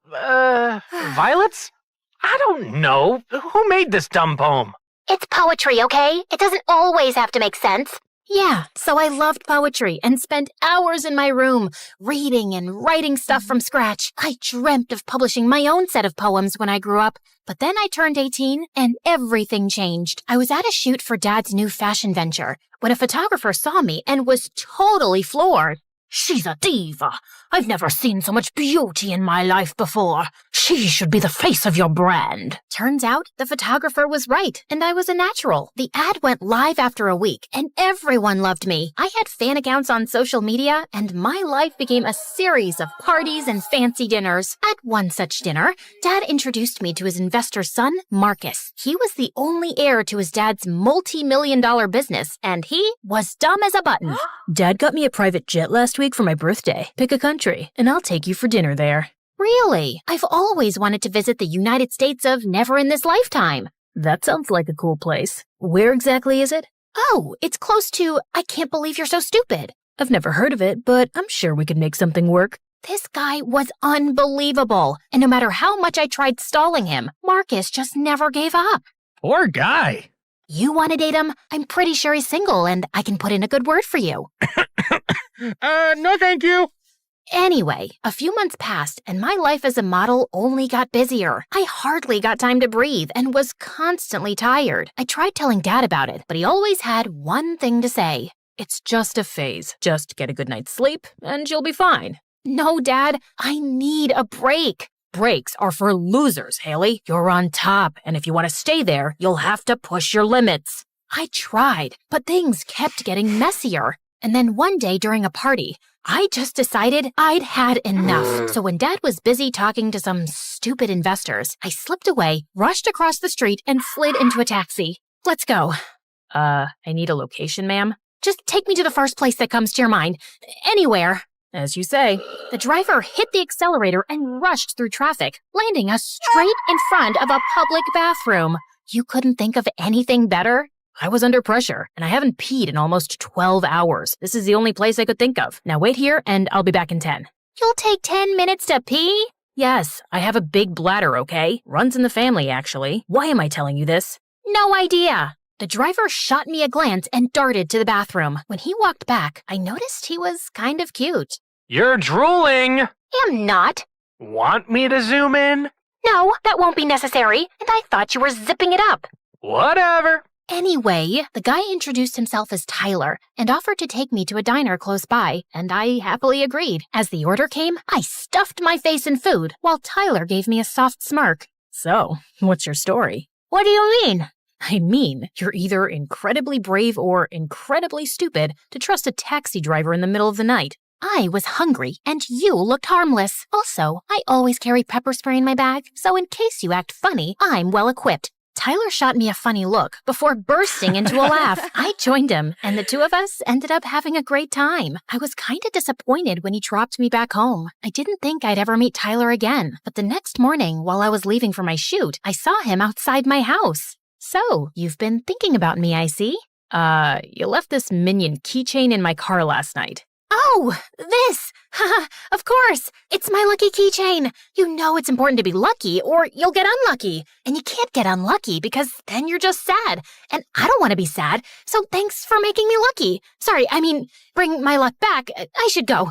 Actually, I was thinking, do you want to grab some ice cream? Or not, you're probably busy. Darn right she is. I turned around and saw Marcus walking in our direction. Why are you talking to this loser, Haley? Is he bothering you? The only thing bothering me is you, Marcus. Tyler here is a friend. Really? I didn't know you were friends with sewer rats. What did you just call me? Tyler stepped up with his fists balled up, but I got in the way. He's not worth it. And Marcus, stop butting in my conversations and find someone else to waste time with. Marcus looked furious, but I just held Tyler's arm and left. He was still mad when we got to the ice cream parlor, but I calmed him down and we ended up having a great time. Tyler was cute, easy to talk to, and he had the best taste in music. We got talking, and I told Tyler everything about my life and how I actually wanted to be a poet, but Dad was against it. Tyler tucked a strand of hair behind my ears and came closer, and my heartbeat was in chaos.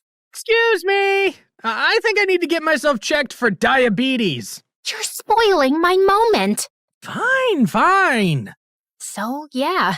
After that day, Tyler and I just got closer. He would drop by at my shoots with my favorite coffee and we'd go for drives. I was the happiest I'd been in months with Tyler around. But of course, Marcus hated it. What are these rumors about you going around with that gutter-faced taxi driver? Firstly, that's none of your business. And secondly, they aren't rumors. I genuinely like Tyler. So you'd choose that poor rat over me? Are you blind or just dumb? Tyler is twice the man you'll ever be, Marcus. At least he works hard to pay his bills than just feed off his father's money like a parasite. Now get out of my way. I accidentally pushed Marcus a bit too hard, and he landed in a bunch of chairs. I'm sorry. You'll pay for this, Haley. Mark my words. Saying that, Marcus just got up and left, and when I got home, Dad was waiting for me, looking like a ball of fire. What were you thinking, Haley? Marcus's dad is our biggest investors, and you hurt his son. He was being annoying, Dad, and it was barely a scratch. That's not the point. You need to treat Marcus better. He's not just anybody. He's a moron, and he's rude and flashy. I'm already doing everything you're asking me to do and literally left all my dreams behind. Like what? Become a poet and roam around asking people to read your stupid poems? Let's face it, Haley, you're doing so much better here with me. Now remember, next time you see Marcus, be nice and don't do anything stupid. I wanted to argue more, but Dad got a phone call and he left. I was so bummed when I met Tyler the next day and told him what happened. You did the right thing by standing up for yourself. I don't know. Dad's not happy at all. He'll be fine. Now come on, I want to show you something. We were sitting on a bench overlooking the ranch when Tyler turned to me. He held my hand in his, and I felt my cheeks turn red. Haley, I know it's probably a long shot, and you look like a dream in this moonlight, but I can't keep this to myself anymore. I think... Before Tyler could finish, someone pushed him hard and he landed on his face. I turned around and saw Marcus standing behind us. What the heck are you doing here? Your dad has been calling you for hours, but you weren't answering. He thought someone kidnapped you and came to me for help. So I used my contacts to track you. And now I'm going to tell everyone how this guy abducted you. Unless, of course, you agree to come with me. I'd rather eat a bag of worms than go anywhere with you. Don't make me force you. I'd punch your teeth in before you touch Haley. Uh-huh. Let's see what you got. Marcus punched Tyler, but Tyler ducked away just in time. He kicked Marcus in the shin before punching his face. Not my face, you moron! Just then, the police walked in along with Dad. Marcus must have alerted them once he knew where I was. Take him. He kidnapped my girlfriend and then hit me. See? He bruised my perfect jawline. I think I'm feeling dizzy. Saying that, Marcus dropped to the ground like a fly and passed out.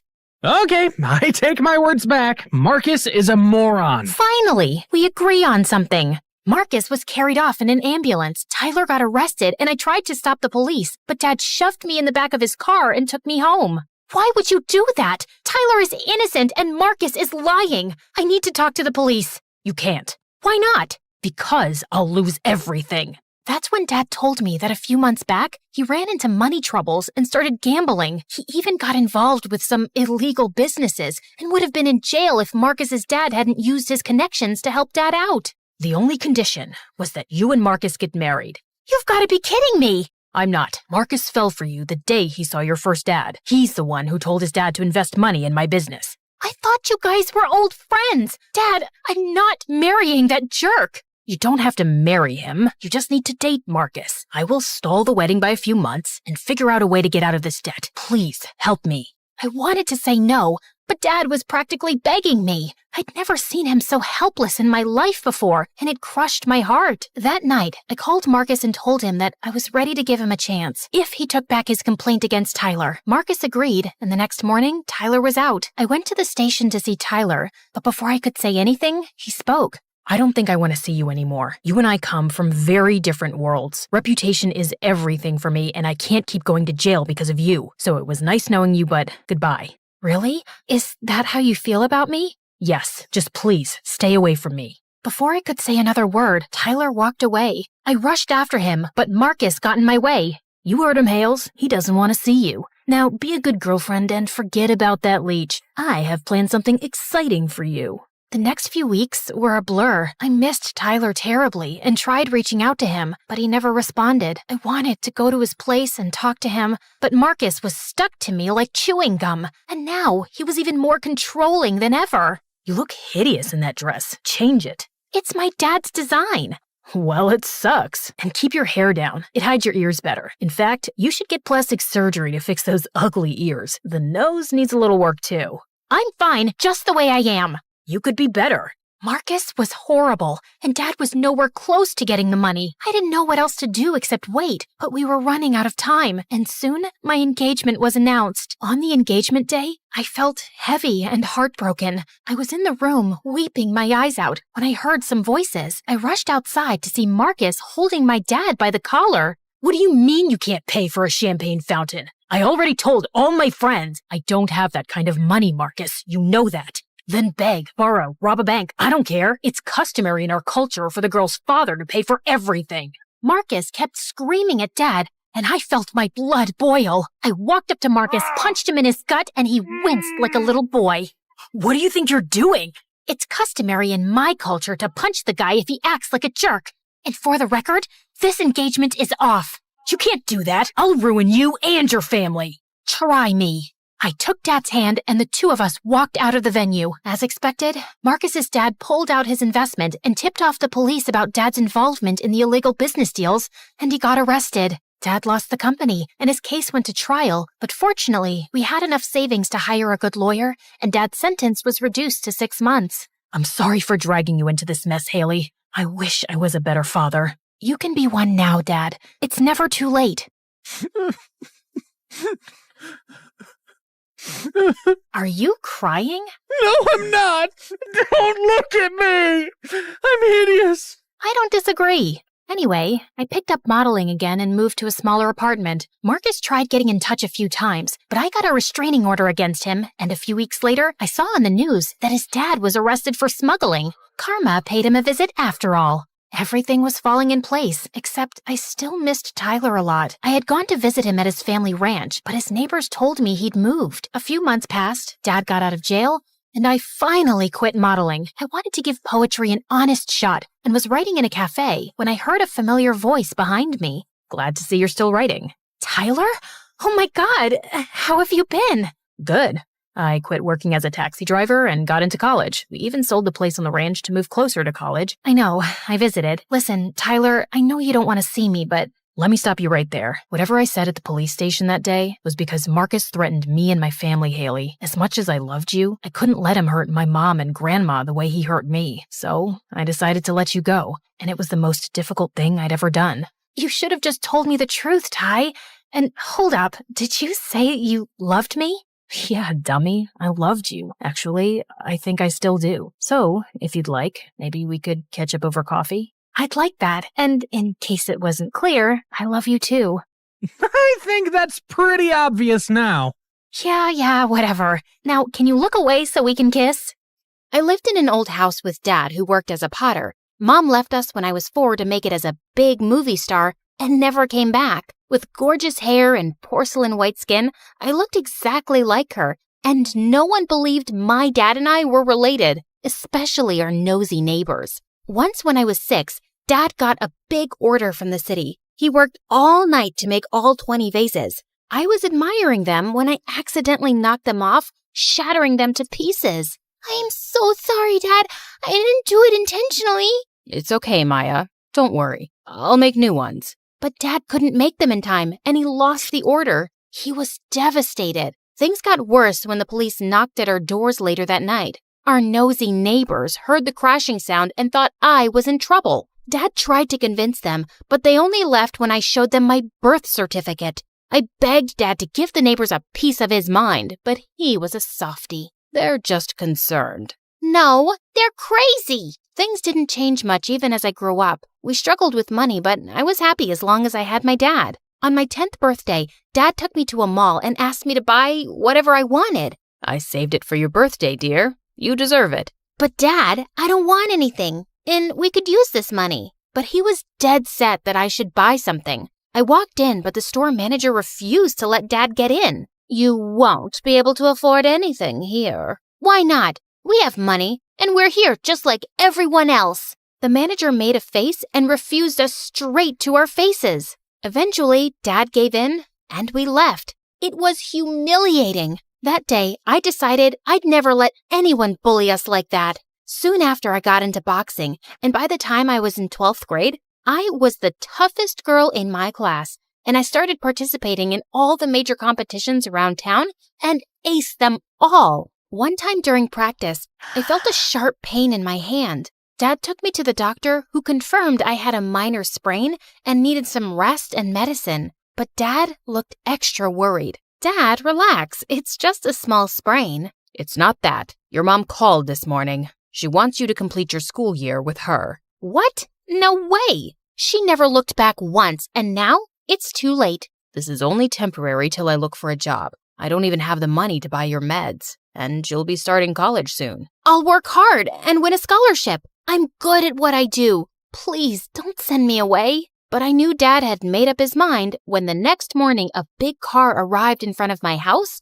with Mom in it. When she saw me, she hugged me tightly. Oh, my sweet Maya. You're all grown up and so pretty, just like me. I pulled myself away as Mom smiled at me. It was the first time I'd seen her after so long. If not for her movies, I would have never recognized her. I am nothing like you. And please, don't think that I'm happy to do this. As long as I have you. Mom got her staff to pack my stuff, and I was ready to move within minutes. I was still unsure if this was a good idea, but Dad promised he'd get me soon and we'd be together again. So I left him with a heavy heart. The next few days in Mom's mansion were a nightmare. I wanted quiet time away from her, but she was stuck to me like gum in your hair. I was forced to take long walks with her and go on unnecessary shopping trips. And then one day, she changed my entire wardrobe. Where's all my stuff? Your old stuff was rotten, so I threw it away. But those things were important to me.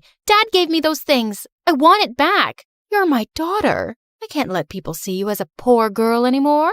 So, that's what it's all about? That's why you took me away from Dad? Stop twisting my words. I was just too angry to hear her out. and slammed the door shut on my way out. Every passing day I spent there made me miss Dad even more, but he spoke to me whenever he could, and I was happy. When Mom told me I'd start school soon, I couldn't be more excited. Anything to get away from her would work. On the day I was supposed to start school, I woke up late to my mom screaming at someone. I went down to see it was the cook, and a boy stood next to him holding a bagel. How dare he steal from our kitchen? But I found this in a pile of food you were throwing away, ma'am. I'm talking to your father. If your son does this again, I'll fire you. They nodded and left. I went after the boy to see him give that bagel to a helpless girl on the sidewalk. That was the kindest thing I'd seen since I'd come here. When he looked in my direction, I noticed how cute he was. She was hungry. I'm not some thief, but your mother didn't seem to believe me. I believe you. I'm Maya. He introduced himself as Zach, the cook's son. We exchanged smiles, and when the driver arrived, he continued on his way. At least there was one kind person in this strange place. My first day of school was nothing like I'd imagined. Thanks to my mom, everyone knew who I was, and to make things more awkward, a really good-looking guy approached me in the hallway. Wow, you're even prettier than your mom. I looked at him, clueless. I'm Marco. Your mom must have mentioned me. She's best friends with my parents. Nope, doesn't ring a bell. I started walking to class, but Marco stopped me again. I wasn't done talking, princess. Too bad. I was, and I'm late for class, Franco. Marco. Don't care. After that day, Marco did everything to get my attention. He started showering me with expensive gifts and flowers, and it almost looked like he was on a mission to get me to date him. Only later did I learn he was the mayor's son and one of the most powerful guys in town. Not that I cared. I already had an obsessive mom, so my hands were full. One day, it was Mom's movie success party, and the entire town was invited. She was so excited that she even bought us matching dresses and begged me to wear them. We'll look like twins, baby. It'll be fantastic. First, that's weird. And secondly, that dress looks like poop. I'd rather wear a tent. There was no way I was doing anything she wanted me to. So I went ahead and bought myself the weirdest dress I could find, just to embarrass her. The party was boring, and my eyes hurt from all that bling. And when I saw Marco enter, I knew I had to get out of there. I tiptoed my way into the kitchen, but banged into Zach. Are you okay? Hey, I'm just trying to ignore someone. The guy in white who looks like he eats money for breakfast? Yeah, how did you know? Zach pointed in Marco's direction, who was frantically searching for someone under the tables. We burst out laughing, and I noticed what a heart-melting smile Zach had. Come here. I'll show you a great hiding place. He pulled me toward the back entrance, leading to a sprawling garden. It was beautiful. Our eyes met for a second, and I felt a weird rush in my tummy. So, why were you hiding from him? He's just an idiot from school I'm trying not to punch. I wish I could return home and get away from this place. You really hate it here, don't you? I nodded. Zach and I walked around and started talking. He told me how he was saving up for culinary school and wanted to be a chef someday. And I told him my story. Boxer, huh? Show me your moves. I know a little boxing myself. Don't say I didn't warn you. I tried to do a fake box in the air, but ended up hitting Zach smack in his face. That was good. Ow. Oh my God, I'm so sorry. Are you hurt? As I tried to check for any broken bones, Zach moved in closer and tucked my hair behind my ears. I felt my knees go weak. Better. His eyes caught my attention because they were a gorgeous shade of green and could make anyone swoon. I wasn't paying attention when I noticed a flash from the corner of my eye, and then 100 people started taking pictures of us. I turned to run, but saw Mom staring at me with eyes blazing like fire. It's bad enough that you're dressed like a joker, and now you're flirting with the help? His name is Zach, and he's my friend. That looked more than friends. You embarrass me, Maya. Why don't you just abandon me then? You're good at that. Mom and I got crazy on each other, and the party fell silent. You rude child. I saved you from your pathetic father, and this is how you repay me? Mom reached for me, but she tripped over a rock and fell into the life-size fountain. Her makeup washed off her face, and she looked like a zombie. I knew I'd taken it too far. I stepped forward to help her, but Marco reached before me and helped her out. I apologized to Mom the following day, but she ignored me. Zach and I were all over the news, and as a result, his dad was fired and they left. He was my only friend here, and I missed him so much. With Dad not responding to me either, I was left all alone. Soon after, Marco and Mom started working on a movie together because Mom recommended him. It was bad enough I had to deal with that fame-hungry, good-for-nothing brat in school, and now he was always at home. A week before my 18th birthday, I was already feeling low, so I decided to treat myself to some ice cream. But while I was walking back home, I saw a hooded figure following me. "Come out, you jerk! What are you hiding your face for?" I was all set to knock his teeth out when suddenly the guy came forward and revealed his face. Zach! Oh my God, you got me there for a second. Sorry, didn't mean to scare you. Scared my butt? Why are you following me? I work in a store nearby. I saw you come in, and I just had to talk to you. Maya, your mom is hiding something from you. Zach told me that when he was fired, he'd gone back to collect his check when he heard Mom talking to someone over the phone. She said something about a big deal, and Marco is involved too. Just check her office. No wonder that jerk is always home. And he's also involved in her new film. What could this be about? I don't know, but it's something big. Thanks, Zach. I always knew my mom was up to something. Maybe it's time I got my answers. One more thing. Zach moved closer and kissed me lightly on my forehead. Please be careful. I like you a lot, in case that wasn't clear. I thought I'd lost my chance after that black eye I gave you, but I'm glad to know I didn't. Before leaving, I pulled Zach in for a magical kiss, and then I started with my secret mission. But I had no idea what I was looking for or where I would find it. With Marco around the house, I had to be extra careful. I found my opportunity when Mom offered to throw me an 18th birthday party. She'd be busy with the guests, and I could snoop around the office. She got me the most beautiful dress and even hired someone to do my makeup. I hated everything, but I didn't want to draw any attention, so I agreed. The whole house was filled with guests on my birthday that evening, and I spotted Mom in the corner talking to Marco. This was the perfect moment. I went to Mom's study and found some papers in a red mailer about some land deal. I was just opening them when Marco walked in. He saw me and grinned, and I had the weirdest feeling ever. You're a sight for sore eyes, sweet face. That dress looks amazing on you. Shut up, moron. That's not how you talk to your fiancé, sweetheart. Is this some kind of sick joke? Well, your mom would answer that better. Why don't we ask her together? Marco took my arm and pulled me outside. When Mom saw that, she came rushing and pushed him away. What are you doing?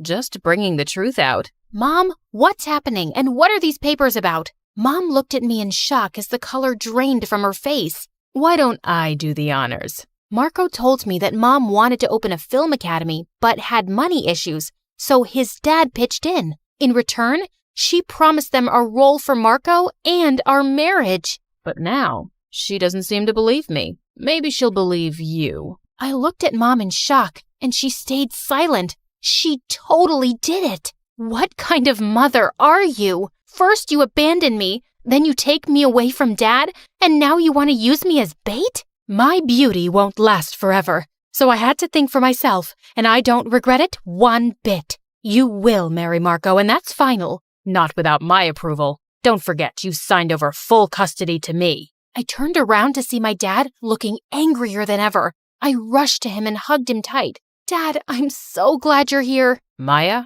there's someone I'd like you to meet. We all turned around, and I was completely shocked to see Zach walk in. He told us how Zach had called him a few days back and told him I was in trouble. I was out of town to set up my pottery school. I wish I could have come sooner. You're just in time. As Mom and Dad argued, I walked up to Zach. Marco tried to butt in, but I kicked him so hard, I'm sure he'll limp for days. I took Zach's hand as he smiled at me. Thank you. You truly are amazing. Not half as amazing as you. I'm moving to Paris to study. Want to join? I'll follow you anywhere. Zach and I kissed as I said goodbye to this fake life forever. I always liked history and the secrets of the past. Even when I was a child, the stories of the Roman Empire and dinosaurs fascinated me. Needless to say, history was my favorite subject. But there was one thing that made history class a chore. My rival and headache, Timmy. Don't let his name fool you. He was a nightmare. You see, like me, he was obsessed with history and the stories of the past. So what was the problem? He was a total jerk, that's what. He always scored higher than me in history class, and he always had the most smug grin about it. Considering our similar interests, it didn't take long for us to form a lasting rivalry. It even extended to our time in high school. Oh, so close, man. Did that question about the French Revolution stump you? I would have had time to think it over if you didn't make those stupid faces when the teacher wasn't looking. Not my fault that it makes you giggle. I did not giggle. Sure. Not like you could have beaten my score anyway. And there it is, a perfect score.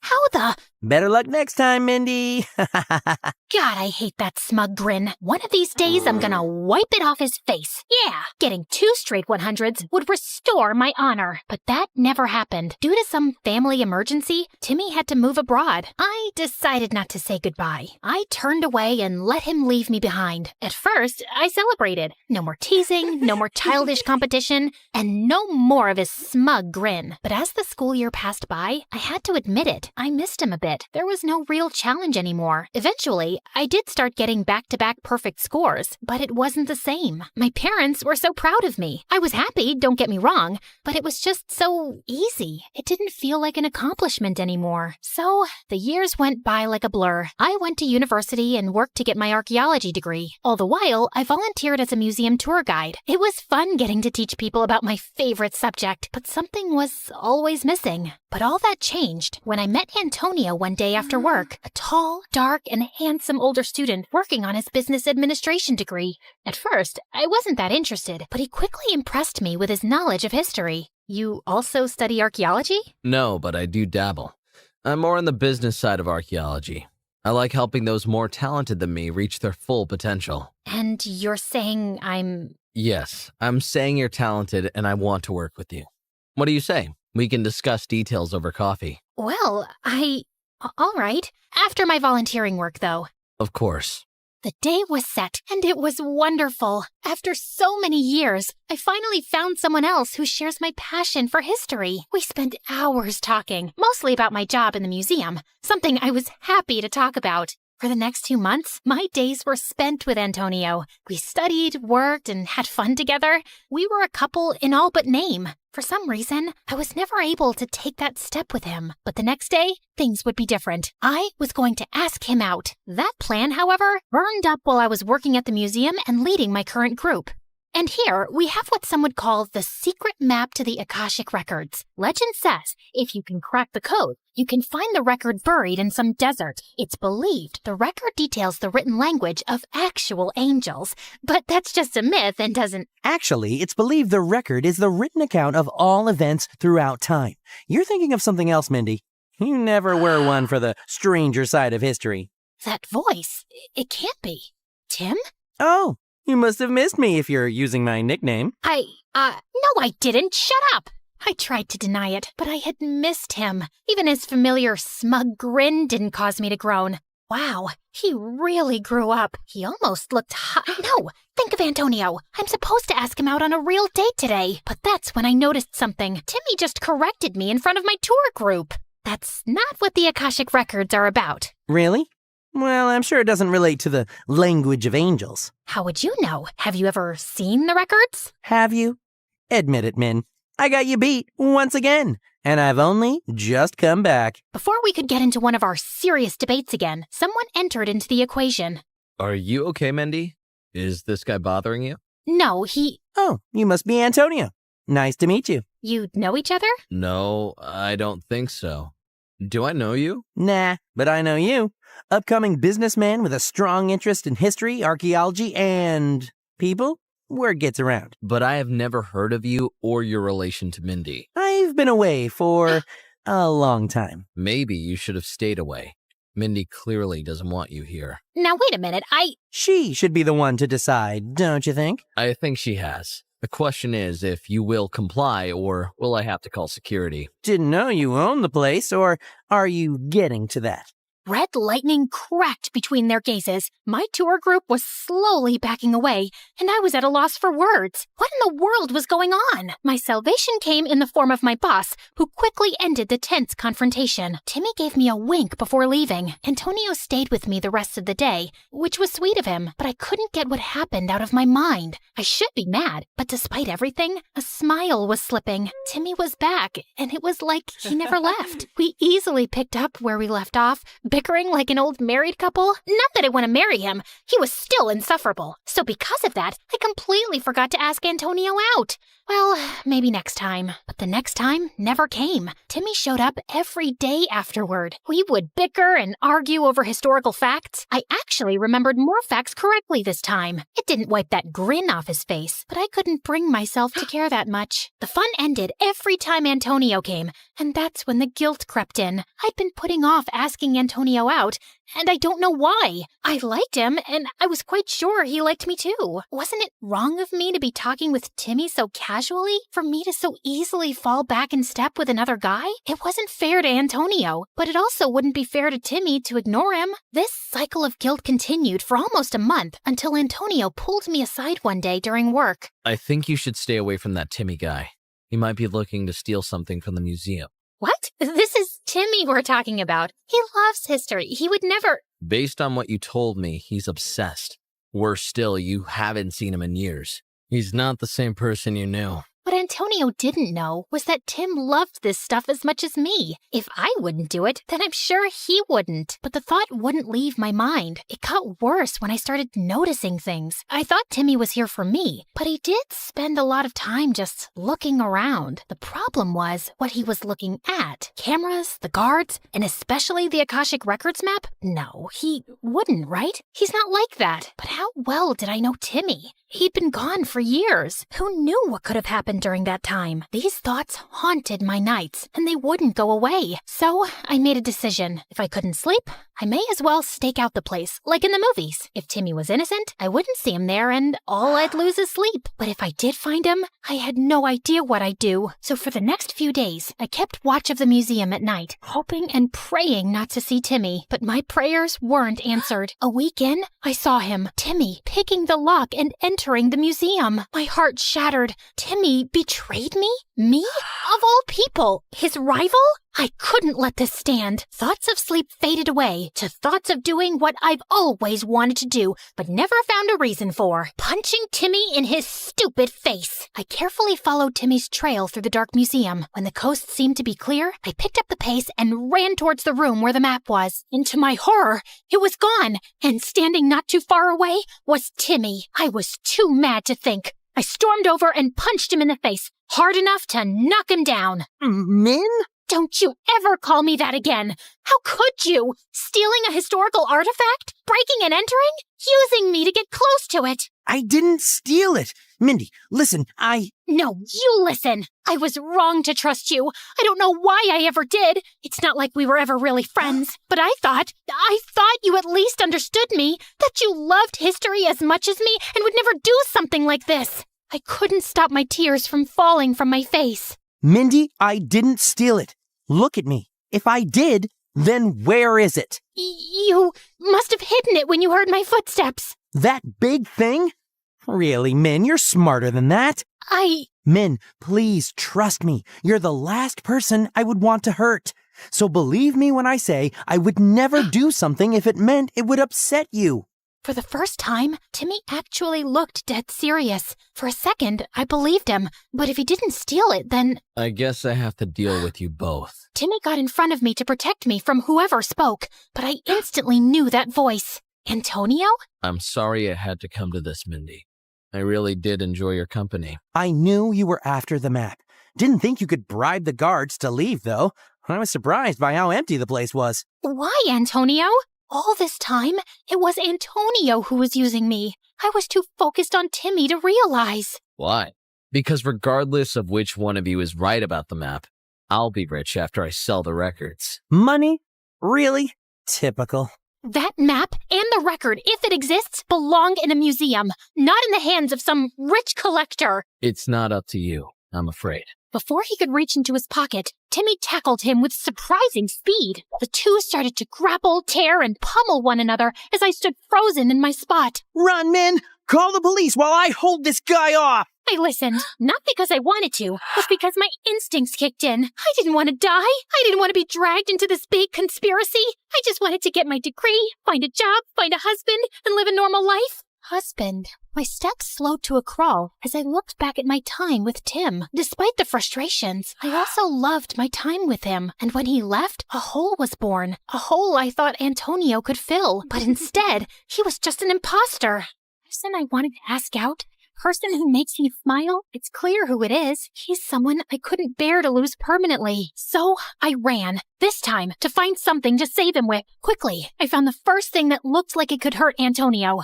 A spear believed to have been used by our ancient ancestors. I ran back to the two men and found Antonio standing over Tim, ready to end him. Your father would be so disappointed in you. With all my strength, I swung the blunt end of the weapon across his head. Thankfully, it knocked him out, but it also broke the spear. Whoa, did you, little Miss Historian, just break a historical artifact? I'd do it again for you.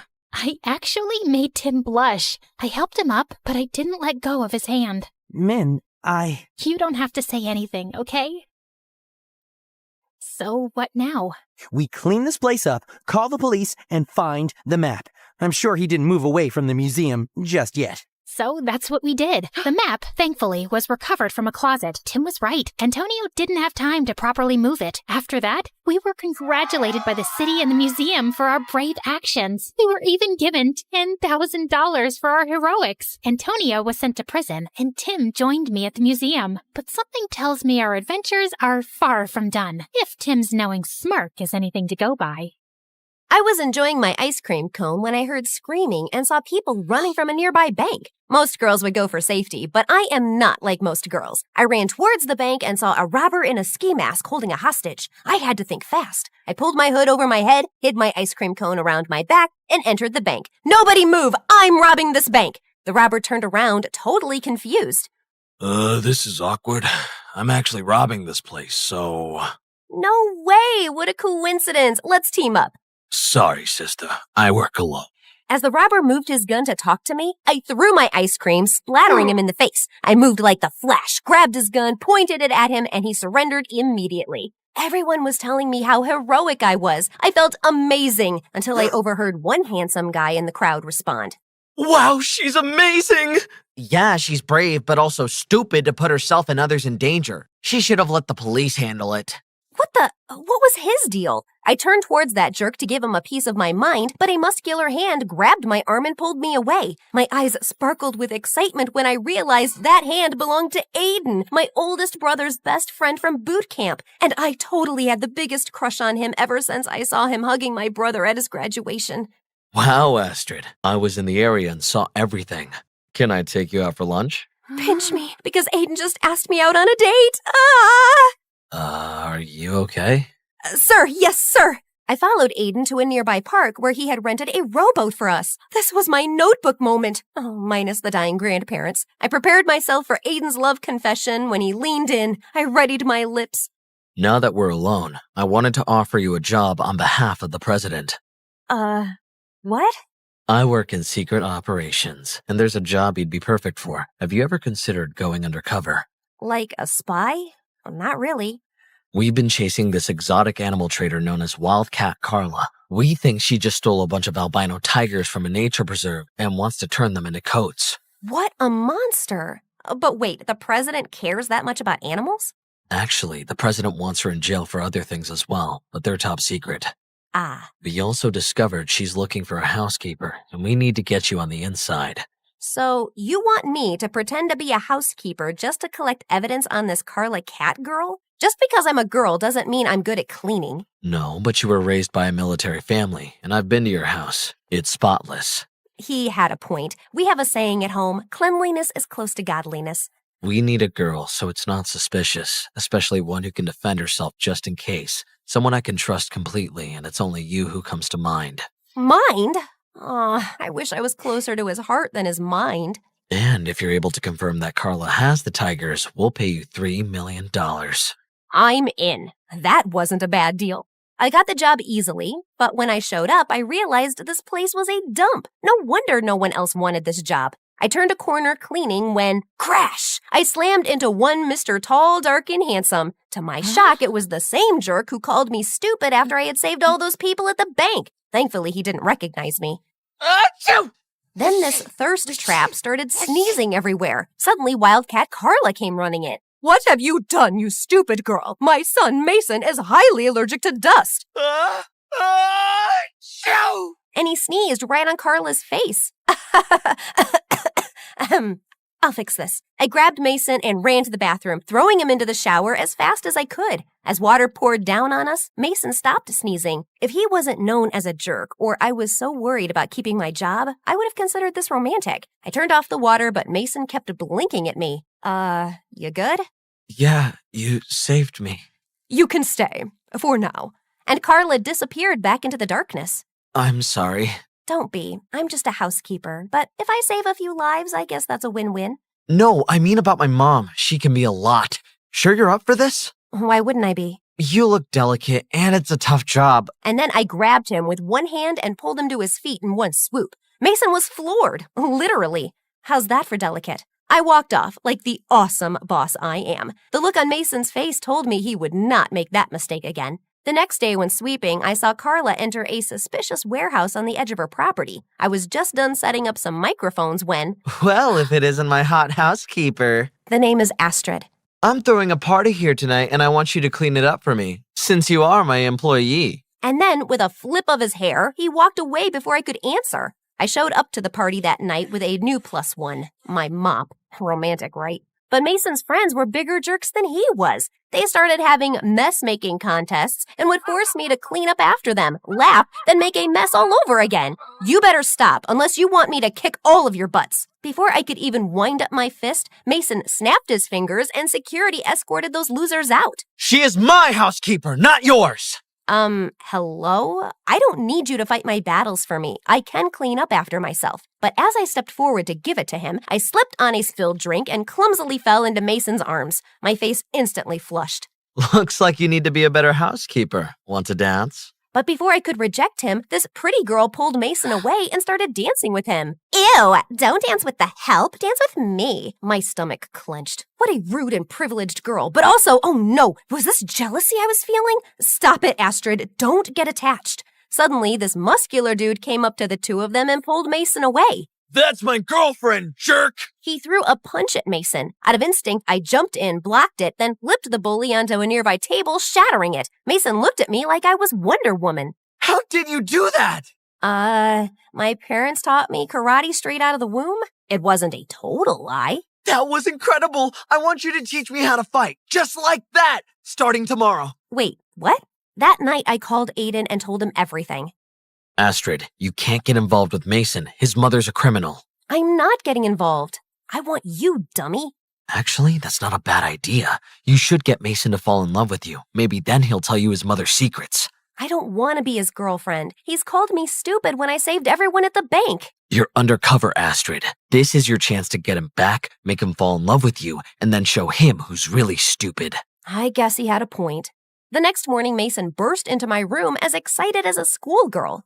Training time, it's Astrid and Mason's training time. Gosh, he was annoying. But why did he look cute being excited? Ugh, focus, Astrid. Aiden's idea was already paying off because Mason took me into the warehouse through a key card he kept in his jacket. Noted. But inside, no tigers. Show me what you got. And what he had was pathetic. Mason got tired after 2 tiny punches. You're gonna need more focus if you want to defend yourself.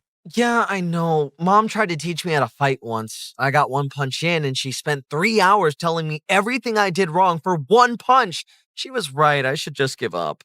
No, Mason, you have what it takes. You have to believe in yourself. You got this. He got back up, more confident than before. Sure, he wasn't perfect by the end of the day, but he had thrown some solid hits. He even hugged me. Thank you for believing in me. Anytime?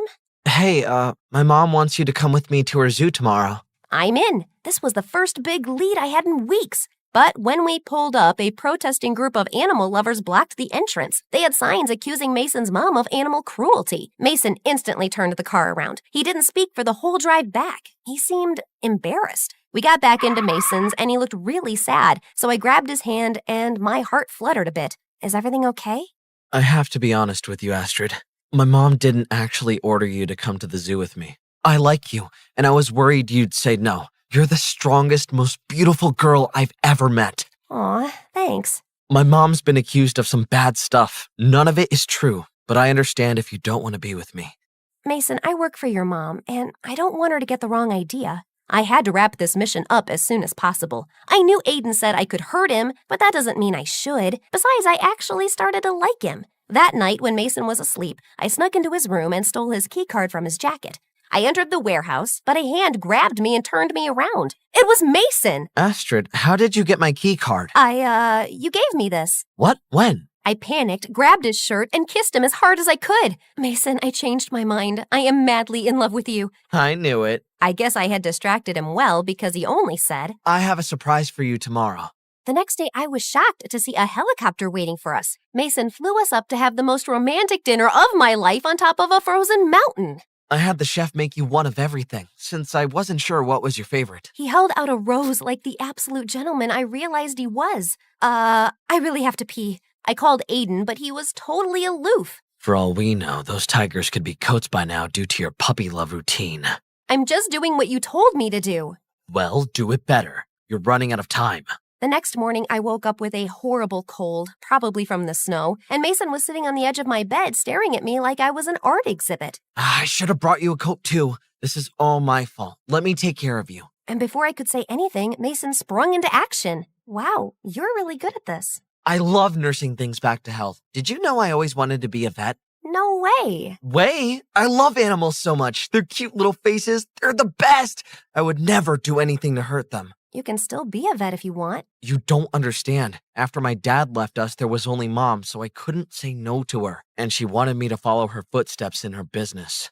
And what kind of business is that? If I show you, will you promise to keep it a secret? I nodded. This was my chance. And Mason pulled me out of bed. He took me inside the warehouse and used his key card to open the secret door behind a punching mat. Whoa! Shh! Mom can't know I took you here. We walked down some secret steps into a huge pen where I was confronted with all the tigers. I instantly took a pic and hit send to Aiden. Gotcha. Hey, you can't do that! Sorry, just instinct. Well, just don't send them to anyone. My mom is protecting these endangered animals from being experimented on. Are you sure?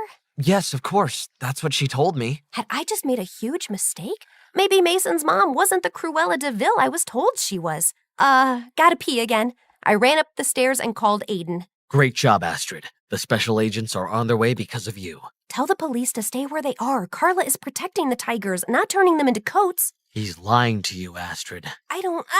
Suddenly, two strong hands grabbed me. It was Carla. I knew I never should have hired you. Mom! Let go of my girlfriend! We turned to see Mason standing in the corner, distraught. Some girlfriend. This little double agent just called the cops on Mommy's operation. Astrid? You what? I can explain, Mason. Your mom wanted to turn the tigers into coats, not save them. Mom, is this true? And by the sheer look on Carla's face, I could tell it was true. Just then, the military burst into the warehouse, arrested her, and rounded up all the tigers safely. And then a familiar arm wrapped itself around me.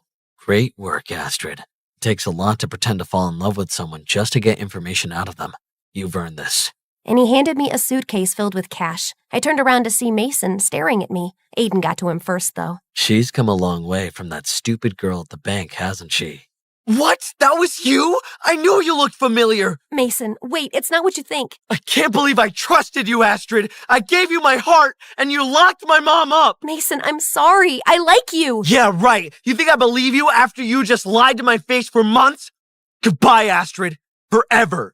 I couldn't blame him for blowing up on me, but he didn't realize that I had actually fallen in love with him during everything. The next week, Aiden asked me out. This was everything I thought I wanted, yet why did I feel so sad about Mason? He took me out on a rowboat again, but this time he leaned in and said, The president wants to hire you as a full-time secret agent, if you want. What? I thought you were going to tell me you loved me. Oh, Astrid, I do love you. Just not in that way. Didn't you know your brother and I are a couple? I was definitely happy for them, but I also felt silly for obsessing over Aiden for years. Clearly, I wasn't his type. So, what's it gonna be? You want the job? But I politely turned him down. Going undercover wasn't worth it if it meant hurting someone I cared about. I texted Mason a novel of an apology, but he blocked my number. I guess I deserved it.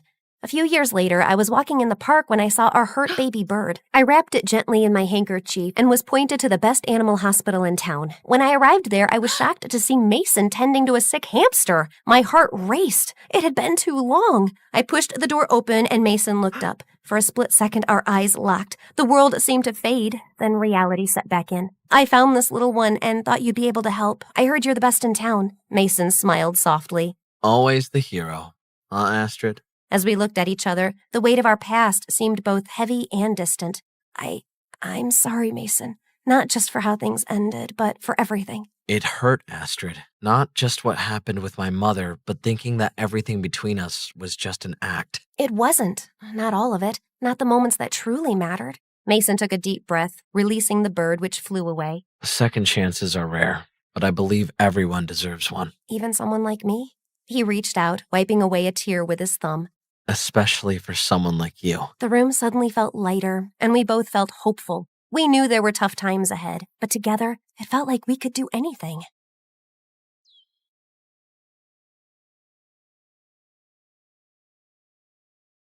Hi, I'm Alicia, and I'm about to tell you how I met the love of my life. But before we get into that, please like and subscribe to MSA. If there's one thing you have to know about me, it's that I wasn't an ordinary little girl. Being raised by a single father who was an ex-army officer does that to you. I had rules, discipline, and responsibility drilled into me since I was very young. And growing up, I found other kids my age really immature. I don't know why he'd break up with me. I wore the clothes he liked, woke up at 5 every morning to do my hair because he liked them curly, and pretended to love watching wrestling.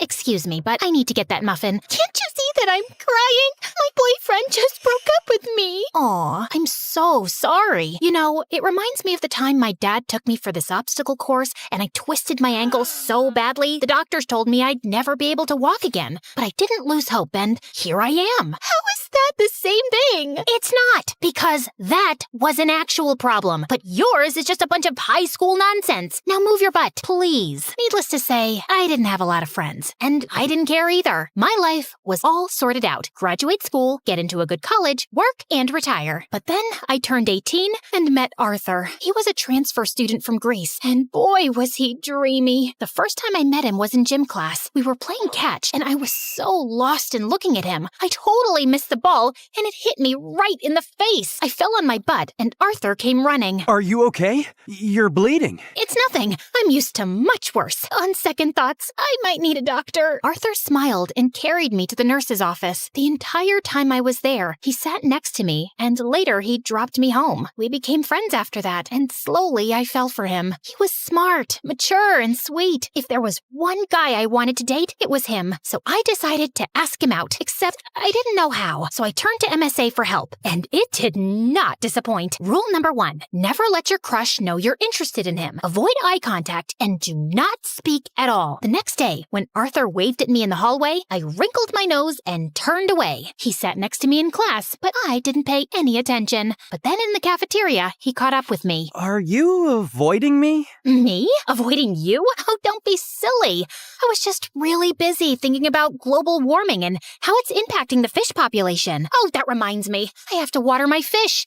My plants. I'll see you around. And I just ran before I embarrassed myself further. After that epic failure, I turned to step number 2. Dress up nice and behave like a total diva. I went shopping, picked up a bunch of dresses, and the next morning, it took me 2 hours to get ready. I thought I looked great, except the moment I entered, everyone started pointing at me and laughing. Oh my god, why is she dressed like a peacock? What is that on her face? Did someone finally punch her for being a know-it-all? I was so embarrassed. I immediately turned around and ran for the bleachers. I was still sulking when Arthur walked up to me. If you rub your lips anymore, they're gonna fall off. This lipstick won't come off. Ugh, it's so annoying. Let me help you. Also, I'm not saying you don't look good with makeup, but you actually look way prettier without it. Really? Does that mean you'll go out with me? Are you serious? I wanted to ask you out for the longest time, but everyone in school told me you're a cold-hearted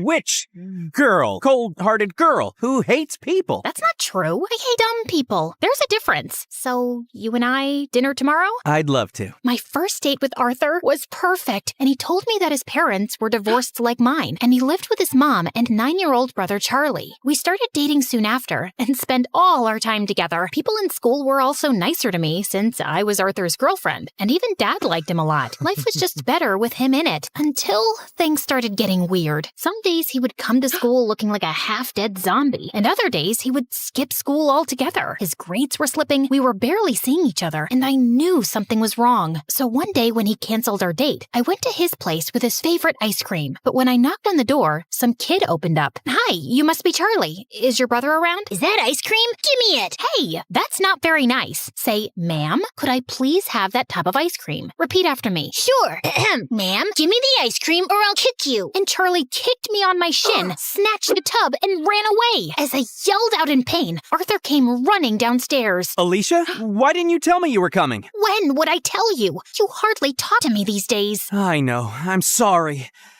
It's just that Mom's getting married again. The guy doesn't want Charlie in his life, and Mom loves her stupid boyfriend so much that she decided to move out, leaving me in charge. Why wouldn't you tell me that before? Because it's embarrassing, and I didn't want to drag you in my mess. I'm already a part of your mess, and we'll get through it together. Okay, I know that was a bit cheesy, but Arthur looked like he was gonna break in a million pieces, and I really wanted to help him. Besides, how bad could a 9-year-old be? Turns out, a lot, because Charlie was a total devil. He would cry over the smallest things, throw tantrums if he didn't get his way, and would constantly butt into my dates with Arthur. We hardly spent any time alone. I was pretty sure he just hated me. Like one time, I was waiting for Arthur in his living room, and Charlie kept giving me death stares. Something on my face? I was just trying to figure out how someone can look like a horse and a camel at the same time. That's kind of mean, Charlie. And you're kind of ugly. Anyway, have fun on the date. It won't last long. And 10 minutes into the date, Arthur got a call from the babysitter that Charlie had locked himself in the washroom and we had to run back. Then another time, it was Dad's birthday and I had planned a really cool surprise for him. I'd invited all his old friends from the army. Arthur helped me deck up the place and I was arranging the cake when Charlie walked up to me. Oh, wow. This cake looks yummy. Give me a piece. Only after my dad cuts it. But I'm hungry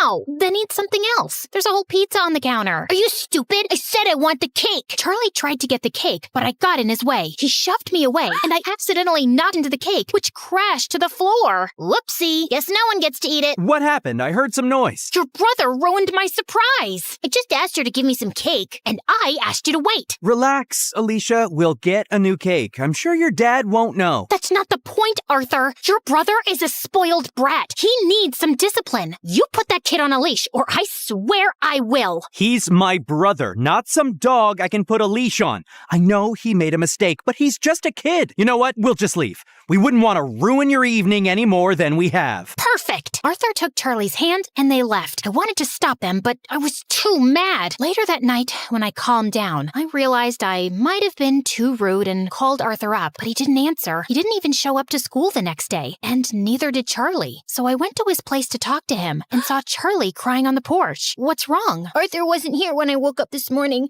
and I don't know where he went. Did you call him? He left his phone behind. Then why didn't you answer when I called? Anyway, don't worry. We'll find him. But till then, you're coming home with me. No, I don't like you. You don't have to like me, but I'm not leaving you alone till Arthur gets back. So annoying. We waited the whole day for Arthur to show up or get in touch, but he didn't. By nightfall, I decided to sleep in the lounge and offered Charlie my room. If you need anything. The next morning, Arthur was still a no-show. I couldn't reach his mom either. And then remembered he told me she was out of the country on her honeymoon. Next, I asked his friends and colleagues, but none of them knew where he was. Eventually, Eventually, I contacted the police, but even a week later, they had no news of him, and I was worried sick. What could have possibly happened to him? Meanwhile, Charlie refused to go to school or shower. He mostly kept himself locked in my room and reacted rudely to any nice gesture I made. I was losing my mind. So I turned to Dad for help, and he promised he'd get a word out to his colleagues in the army to track Arthur down. I still don't know what to do with Charlie. He shuts me down every time I try to talk to him. He's been through a lot, Alicia. What he needs is some distraction to keep his mind off things. After your mom left, you were all over the place. That's why I built such a strict routine for you, so you wouldn't have time to think about her. Maybe you should do something similar. I decided to give Dad's advice a shot, and the next morning, I walked to Charlie's room and woke him up. Get up. We're going out. Is Arthur back? No. Then let me sleep and go away. Nope. You're getting up right now. Charlie resisted, but I dragged him out of bed, and somehow we made it to the bus stop. He kept cursing me the whole way, but I didn't care. And minutes later, we were at our destination, the paintball arena. I'm not going in there. Why? Too chicken to lose? As if you're on. Charlie and I had a great time at the paintball game, and it was the first time I actually heard him laugh. Afterwards, we went to a trampoline park and jumped our hearts out. By the end, he was so tired he could barely walk, so I called a cab and took him to my favorite burger joint, but he just stood at the entrance and stared. What, you don't like burgers? No, it's just that this was my favorite place to come with my mom. Every weekend, we'd come here and play our favorite songs on the jukebox machine. And now, she doesn't even call me, and Arthur's left me too. Arthur will be back in no time, I promise you. He loves you a lot, Charlie, and no matter what, we'll always be here for you. You too? Yes, me too. Charlie cried and hugged me tight. For the first time, I saw him as a heartbroken kid who just wanted his family back. Since then, Charlie warmed up to me. We'd have breakfast together,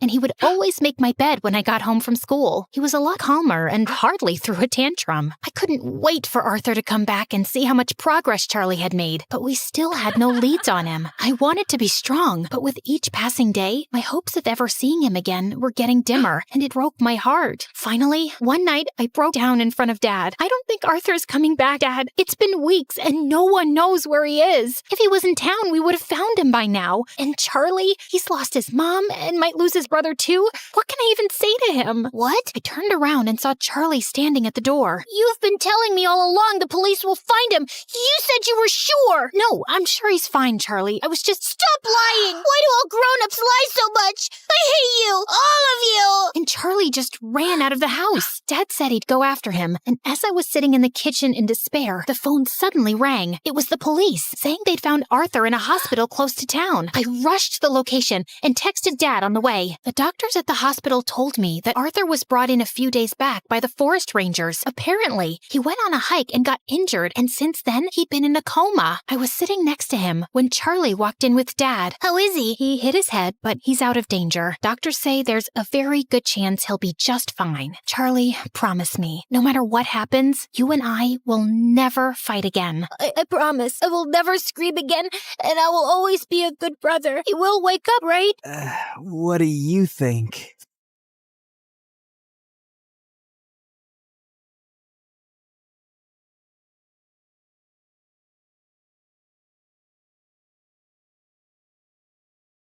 They were everywhere, and we were completely surrounded. It seemed that all hope was lost. But then I remembered the phrase that my grandma had taught me so many years ago. I said it, and then my powers kicked in. Yes, I know what you're thinking. An MSA fantasy story. This is the best day of my life. But before you get to witness me kicking bad guys' butts with my super cool powers, you have to know the full story. So, once upon a time, in a not-so-magical place... She has trust issues. Trust issues? How can I trust someone who forgets my birthday and uses my toothbrush for fixing his eyebrows? He even tricked me into marrying him. I was so naive back then. Yeah, naive. I've seen that. Remember the vending machine incident? You knocked it over because your coin got stuck and then blamed me. And what about when you babysat our neighbor's kid? You gave him cough syrup to make him sleep. And don't even get me started on the time you decided to wash the vacuum motor in the sink. Okay, maybe I wasn't thinking clearly with the vending machine. And the kid needed to nap, right? As for the vacuum, it did say washable filter. How was I supposed to know the motor wasn't part of that? I'm just thorough. Okay, time out. Let's take a deep breath and think of 5 reasons why you chose each other in the first place. We didn't. Why don't we start from the beginning? Kiara, you go first. Okay. Hi, my name is Kiara, and I'm from... We already know that. Let her talk. Before I tell you my story, please like and subscribe. Like what? Subscribe where? What are you talking about? Stop interrupting me! Nicholas? Okay, my bad. Please keep going, honey. I had a happy life and grew up in a ginormous family in the countryside of Macedonia. Our house was tiny and packed. Living under one roof were Mom, Dad, my uncle, his wife, their 3 kids, my mom's sister, Dad's stepsister, my sister, and Grandma. Oh, right, and our dog Bruno, 3 cats, 2 iguanas, and even a dragon. My bad. That was just my nephew Marcos. You try having some privacy living with all these people. We were still happy. Okay, chaotic, but happy. We were so poor that everybody had to chip in. While my parents and uncles worked, I joined my grandmother at the town fair. She ran a healing stall, selling herbs and homemade remedies. A dash of this, and your headache will take a head hike. Since I was a kid, I loved learning from my gran. She was so wise, and doing potions with her was so fun.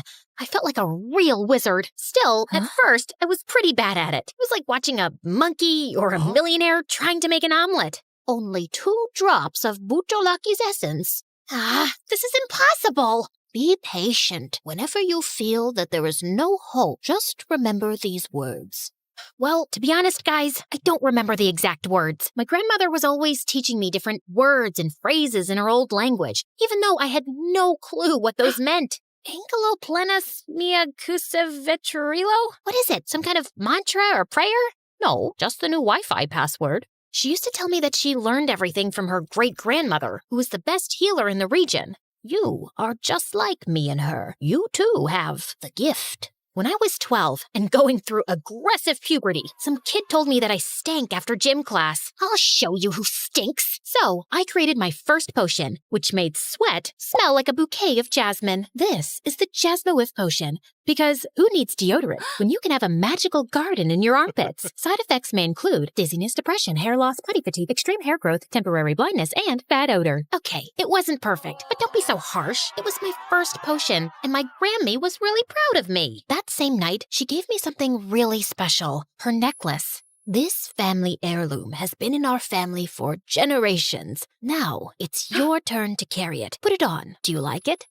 Not really. It's like ancient and old and too ugly for me. Definitely not my style. Oh, what's wrong with you? Well, that's a big question. I don't know why I blurted it out. It seems like I didn't care about the impact of my words, but I really did. I still love it, Grandma. More coming from you. I love you. Over the years, I didn't get any better at holding my truth vomit. It was like I was a professional snitch. Whenever I saw any wrongdoing, I would report it. Like the time Marcos tried to hide the couch by turning the cushion over. What's that smell? Marcos peed on the couch. Oops. You see, I can't help it. That day, my sister had her first date. Mom covered the smell with talcum powder, but he sat right there. Is your sister ready? It's kinda damp here. Oh, just water. No, that's actually Marcus's pee, and she is almost ready. She's just finishing stuffing her bra. Kiara! I'm gonna kill you! My life was just that of a regular teenage alchemist, you know? But then, when I turned 16, it took a wild turn. A royal envoy visited my village, and my school organized a talent fair in their honor. I know, what an honor to watch a bunch of clumsy teens trying to perform. I'm not talking about him. That was awesome. He's my favorite so far. While most of the girls sang or danced, I did a potion show. I was like a true wizard, creating something absolutely revolutionary. This potion can transform anybody into an amazing dancer. I need a volunteer, one that's a really horrible dancer. Come on, Principal Pandev, drink the potion and feel the music. He drank my potion and then started dancing like he was in a K-pop group. After such a display of magic, I obviously won the contest. However, the prize was more than I had asked for. Turns out, the royal envoys were not just there to admire our talents. On behalf of the royal court, we would like to ask you for your hand in marriage. For the Count. It is tradition that the Count marries the most talented girl in all the land. Wait, what? Did I just win a marriage proposal? And if you think this is very Cinderella or another Disney princess, it's because I'm like a Disney princess. Don't you dare say another word. Like I was saying, I was just like a Disney princess, but I didn't want to marry some count I didn't even know. What is this, the 10th century? I was more than ready to say no, but we had been poor for so long. My father had been fired recently, and my uncle had an accident. Don't worry, he's fine. He just fell from his hammock when he was sleeping and snoring, and he broke like 4 ribs. My grandmother's stand wasn't doing so well either. Apparently, modern people prefer conventional medicine. I'll give it a B for boring, and boo! I knew that marrying a count would be a game changer for us, like going from, so I did it for my family, under the condition that we wouldn't get married until I was 18. Still, I had to go to the count's castle, known as the Dracon Castle. Well, the place was absolutely huge, like a super mansion. It had rooms on rooms on rooms on rooms, but almost all of them were completely empty. Then I met my mother-in-law. If this were a Disney movie, she would be the wicked stepmother. Let's just say we didn't start with the right foot. I must say, you have a massive place. Imagine losing your remote control here. You would have to call a rescue team to find it. Or you'd need a GPS. By the way, I have a potion for removing wrinkles. I can see that you really need it. Stop talking, Kiara. I beg you. We'll have the engagement party tonight. Get ready. Tonight? But my family isn't here. That's a shame, but this isn't the kind of party for people like your family anyway. I wanted to punch her, but before I knew it, I had already been captured by the maids who did my hair, makeup, and dressed me. The final result was horrible. I look so horrible. My hair looks like Marie Antoinette's, and this dress is the ugliest one I've ever seen. That's the dress I and my mother and my grandmother got engaged in. Well, I guess not everybody has the class to pull it off. The class? You mean the big hips, right? Oh, I'm so sorry. I meant, I'm just more of a pants girl. Yes, I can tell that. The night came, and it was a giant masquerade ball. Everybody was so uptight that if they were noodles, they'd be straight up spaghetti sticks. I felt so out of place that I took the first opportunity to sneak out of there. While I was trying to get back to my room, I got lost and ended up in their greenhouse. The place was full of weird and exotic herbs and plants. Bingo! I started taking various plants and putting them inside my dress when someone caught me red-handed, or should I say dirt-handed. Are you stealing plants? Even with the mask on, you could tell the guy was ridiculously good-looking. He also had a really cool dragon tattoo on his neck and chest. I'm not stealing them. I'm just borrowing them. I'll return them later. Right. What are you going to do with those anyway? Sell them on eBay? No. For your information, I'm a healer, an alchemist. Is that so? Then show me. I was about to tell him that I wasn't some circus monkey ready to perform tricks on command, but he seemed genuinely interested, and again, he was ridiculously good-looking. Hey, don't judge me, guys. Okay, just a small potion. We sneaked into the kitchen, and I started mixing some ingredients, and soon, bubbles of all colors started pouring out and dancing in the air. Wow, that's really impressive. I turned around, and he was right behind me. We stood facing each other, just inches apart. Okay, now you can judge me. It's my engagement party, and I'm about to kiss a random guy. We came back to the ballroom, and right then, cue the creepy thunder, my soon-to-be mother-in-law entered. When she saw us, she smiled. Ah, so you two have officially met. Wait, what? You're Nicholas? My future husband? Nicholas smiled, but he didn't look as surprised as me. I was expecting my future husband to be a nasty old man, but Nicholas was so dreamy. Maybe this arranged marriage isn't such a bad idea. Over the next few years, we spent all our time together. He taught me how to behave like royalty, while I showed him how to do some simple potions. Or at least how to try to do simple potions. In no time, we two fell completely in love. Once, he returned from horseback riding with a small cut near his neck from a branch. While I was applying the potion to his neck, what's the thing with the dragon tattoo? Aren't you too young to have a tattoo? A long time ago, our region was separated between 3 houses. So I got it from my father's house, the House of Draco, also known as the House of Warriors. And why does your mother have a tattoo of a crow? That's the House of Valthor, the most traditional and ambitious people. The royalty of the royalty. Right. And what about the 3rd house? Who belongs there? Nobody. That's the House of Zoria. That was the house for people of the darkness. That's why it was portrayed with an owl. But that one disappeared centuries ago. Nobody belongs to the House of Zoria anymore. I didn't say anything back then, but it was clear why his mother's house was represented with a crow, because she was as creepy and mean as one. Really, she was so controlling and overbearing. She separated me from my family after sending them a TV and some monthly tributes. It was like they had bought me. Not only could I not visit them, but I couldn't even speak to them. They favored letters. You know, the traditional way. I just want to tell her that Master Chef is on right now. This will take weeks to reach her. My house, my rules. Your rules make as much sense as your interior decor style. 0. A big fat, flashy 0 with a capital Z. Babe, I know she can be difficult sometimes, but she wasn't always like this.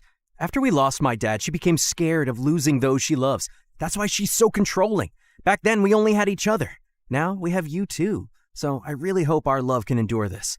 What do you say? How can I say no to that? Of course, babe.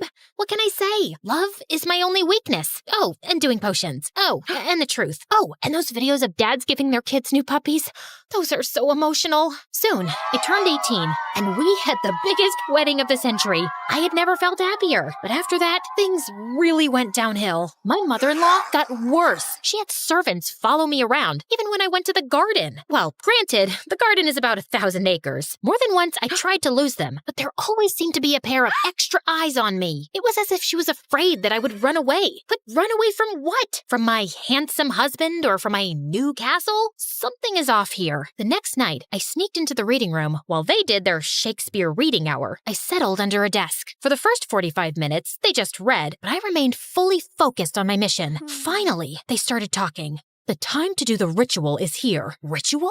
Mother, how come you are so sure that the witch is Kiara's great-great-great-grandmother? Witch? She has the necklace. My necklace? That moronic little girl is the key to lifting our curse. Moronic? I mean, curse? My head was spinning. Oh my god, these people are completely insane. I couldn't believe that Nicholas had used me like that and was planning to betray me. I felt devastated. I need to escape right away. Before I left, just to show Nicholas how angry I was, I snuck into his room, transformed his underpants into origami, and spread red chili on all of his wardrobes. Then, I jumped out of my window and tried to sneak through the garden, but one guard spotted me. Soon, I was surrounded by guards. However, I had an ace up my sleeve, my explosive powder. I just grabbed some and boom! I started running, but the guards soon caught up with me. This time, led by her, "Leave me alone, you monster-in-law!" At that moment, Nicholas, driving a sports car, came to my rescue. Come with me! I got in the car and we drove away, but as soon as the castle disappeared from sight, I reached into my bag to grab something to get him talking, but all I got was mint leaves. These aren't just any herbs. I just have to rub it on your head and poof!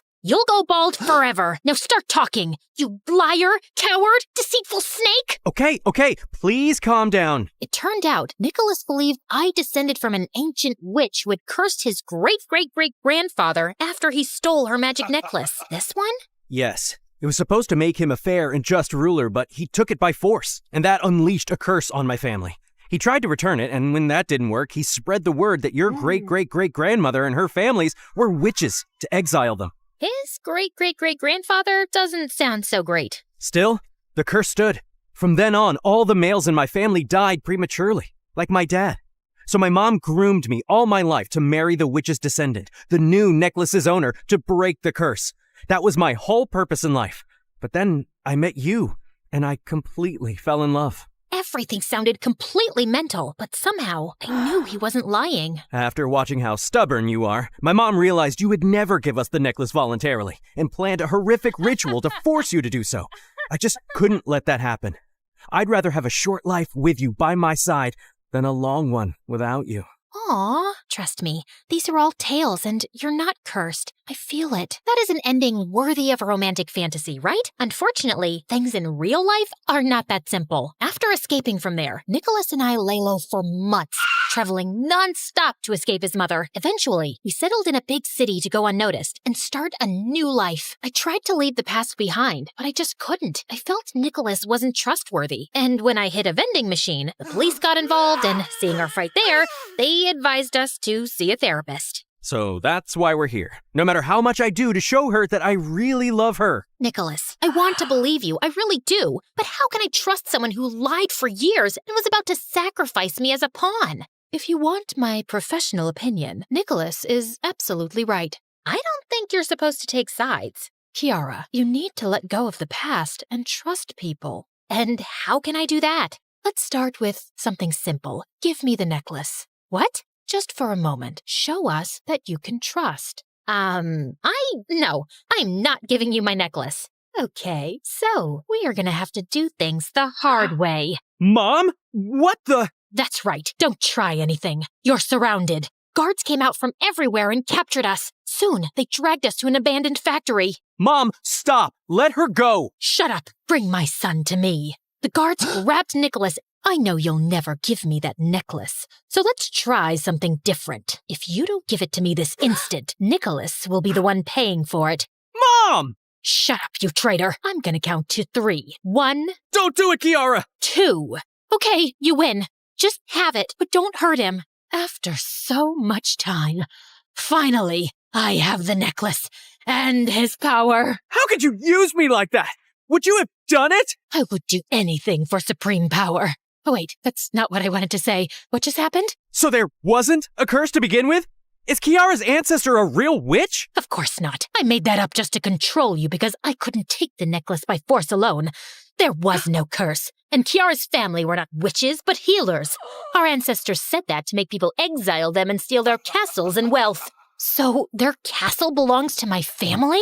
And all this time we've been living in a mouse house? Why do I keep telling the truth? And that's when it hit me. The necklace has real powers, but it isn't blowing people up or firing laser beams. Oh my gosh, that is the real power of the necklace. To be a true, fair ruler, the wearer can never tell a lie. No wonder I couldn't stop telling the truth and snitching on people when I got the necklace. I'm gonna end you too, right now. She raised her arms and began to gather strength. The earth seemed to move, and lightning began to fall from the sky. However, when she tried to use her powers, nothing happened. What's wrong? The legend says this should give real power to its owner. You're not the real owner of the necklace. You're right, I'm not. Not as long as you are still alive. Guards, do it yourself. So this is where we were in the beginning. The guards were everywhere, and we were completely surrounded. It seemed that all hope was lost. Then I remembered my grandma's words. Whenever you feel that there is no hope, just remember these words. Still, I couldn't remember the words. What the hell was it? I just started shouting everything that came to my mind. Carpe diem, Avada Kedavra, Hakuna Matata, say hello to my little friend. Nothing worked, and the guards were almost on us. Nicholas put himself in front of me to protect me. The thought of losing him opened something inside me, and as if I was possessed, I screamed, Agape Fastileve! After that, everything went haywire. The necklace flew off my mother-in-law's neck into mine. When I had it with me again, I felt a violent current of energy run through my body. It's hard to explain, but it was as if I was part of the earth, part of the air, and I could control it. As the guards lunged at us, a mere flick of my wrists sent them hurling through the air. Soon, I found myself suspended in midair, while lightning bolts crackled around me. Nicholas grabbed a sword and helped me defeat them. Not that I needed much help, honestly. When all the guards were either defeated or had escaped, I went back to normal. Nicholas ran to me and hugged me with a smile. Remind me to never make you mad. My mother-in-law was crawling to get away, but we caught her before she did. Disagreements are normal in any family, right? Yeah, right. We put her in prison so that she would never hurt anyone again. And then we moved to our castle. Of course, my family came along. There were so many of us that even there we were cramped. But we didn't care. You know what they say. True happiness is about being close to the people you love. Hey, what's up, you guys? It's your girl, Giselle. Don't forget to like and subscribe. And rock on! My baby sister, Alora, and I were raised by our single mother, who got sick and went into a coma when I was 12 and Alora was 8. Our lives flipped upside down, even more so when we found out we'd have to live with our Aunt Mona. She was Mom's careless older sister, whom she didn't like, and we'd never even met her. But she was our only relative, so it was probably a better deal than foster care. Aunt Mona was a free-spirited, adventurous young woman who was backpacking solo around the world when we interrupted her life. In a blink of an eye, she went from one of the youngest people to have ever climbed Mount Everest to a single mom of 2 girls she didn't give birth to. And she didn't have a clue about how to take care of children. Like knowing that kids run away when you aren't paying attention. Yeah, she once lost Alora at the mall and found her hours later, and they were both traumatized by that incident. But sometimes, it also made her the coolest guardian any kid could ask for. She didn't force us to eat broccoli. She allowed candy before dinner, and we stayed up as late as we wanted, binge watching MSA on school nights. My sister Alora would sometimes use that to her advantage, despite being an overall easygoing kid. And as the younger one, she required more care from Mona, who would try to force that responsibility on me. I don't know what to do, Giselle. Help me out here. I've never had to deal with children before you guys came along. No, Mona, she obviously cannot adopt this wild snake as a pet. I don't want her to resent me for refusing her that. Can you please tell her yourself? In these situations, I always ended up being the party pooper, while those two got closer. Mona remained an irresponsible adult, spoiling my sister, and Alora definitely preferred her cool aunt over her protective older sister. On top of everything else, Alora was an A-grade student, so Mona was always proud of her. Maybe you should be more like Alora, because if you keep up with those grades, you won't be able to get into college, Giselle. Who said I want to go to college? I want to be a guitarist in a metal band. Well, you have to graduate from college first, then do whatever you want. Your mom wouldn't want it any other way. Also, this is just a phase. It's not a phase, Mona. It's who I am. And don't bring my mom into this. She always supported my talents, and she was chill. I'm sure she would support my music too. I grew up with her, so I know her better than you. Do you though? The last time I checked, Mom never liked you because you always put yourself first. Also, did you ever go to college? Why are you suddenly acting like some responsible adult? Don't talk back to me like that. I'm the one who takes care of you, so you need to obey me. I obey no one. Sorry you're stuck with us, but I'm old enough to know what's best for me, and I definitely don't need you to take care of me. Our endless ego duel started with that fight and lasted for a long time. If Mona didn't understand how important music was to me, I couldn't be bothered to convince her. I was a misfit in school because I dressed like a goth and was into metal music, but I'd formed a band with some kids I'd met in the park, and being with them was the only time I felt I belonged somewhere. School was a waste of time for me, so when Mona dropped us off every morning, I waited for her to go, and then went to practice in an abandoned warehouse with my friends. Life was good, and we were even working on our first album. My bandmates and I decided to play at a very famous local metal festival the coming weekend. But of course, Mona had to overreact massively. What do you mean, a metal festival? That's no place for a child. Are you trying to send me into a coma with my sister? Chillax, man. Why are you being so melodramatic? Maybe because she's worried about you and the company you're keeping? Your friends are a bad influence on you. Shut up, Mini Raccoon. Keep your nose out of my business. You're just Mona's butt wipe. Despite all her efforts, Mona couldn't keep me away from the festival. We had practiced so hard, and I wasn't letting this opportunity slide. The festival was massive, and I was loving the energy of the crowd and getting to see the other bands perform. But just before it was our turn, the police crashed the event and dispersed the crowds because apparently the festival didn't have a permit. My bandmates and I ran faster than Roadrunner until we ended up near the town's historical municipal building. As an act of protest against the way the metalheads were treated, we decided to write messages and spray paint all over the building's old walls. Anarchy was in town. And before we knew it, the police caught up to us and took us to the station. The humiliation I felt when Mona arrived to bail me out was unmatched. I just knew that she would use this card against me for the rest of my life. See? I told you they're a bad influence. You're hardly ever in school because of them. What? Young lady, your behavior is out of control. It's about time you learn some discipline. No more metal music, and you're forbidden from hanging out with those punks. Forbidden? You can't force me. Challenge accepted. She was very serious. She started dropping into school unannounced to check up on me and chat with my teachers. All this time I'd been skipping school, I was forging her signature for made-up appointments, and now that cat was out of the bag. But even worse, one day when Mona had dropped in, she witnessed a bunch of mean girls bullying me. Hey, freak, I heard that music festival was a flop and you ended up in jail.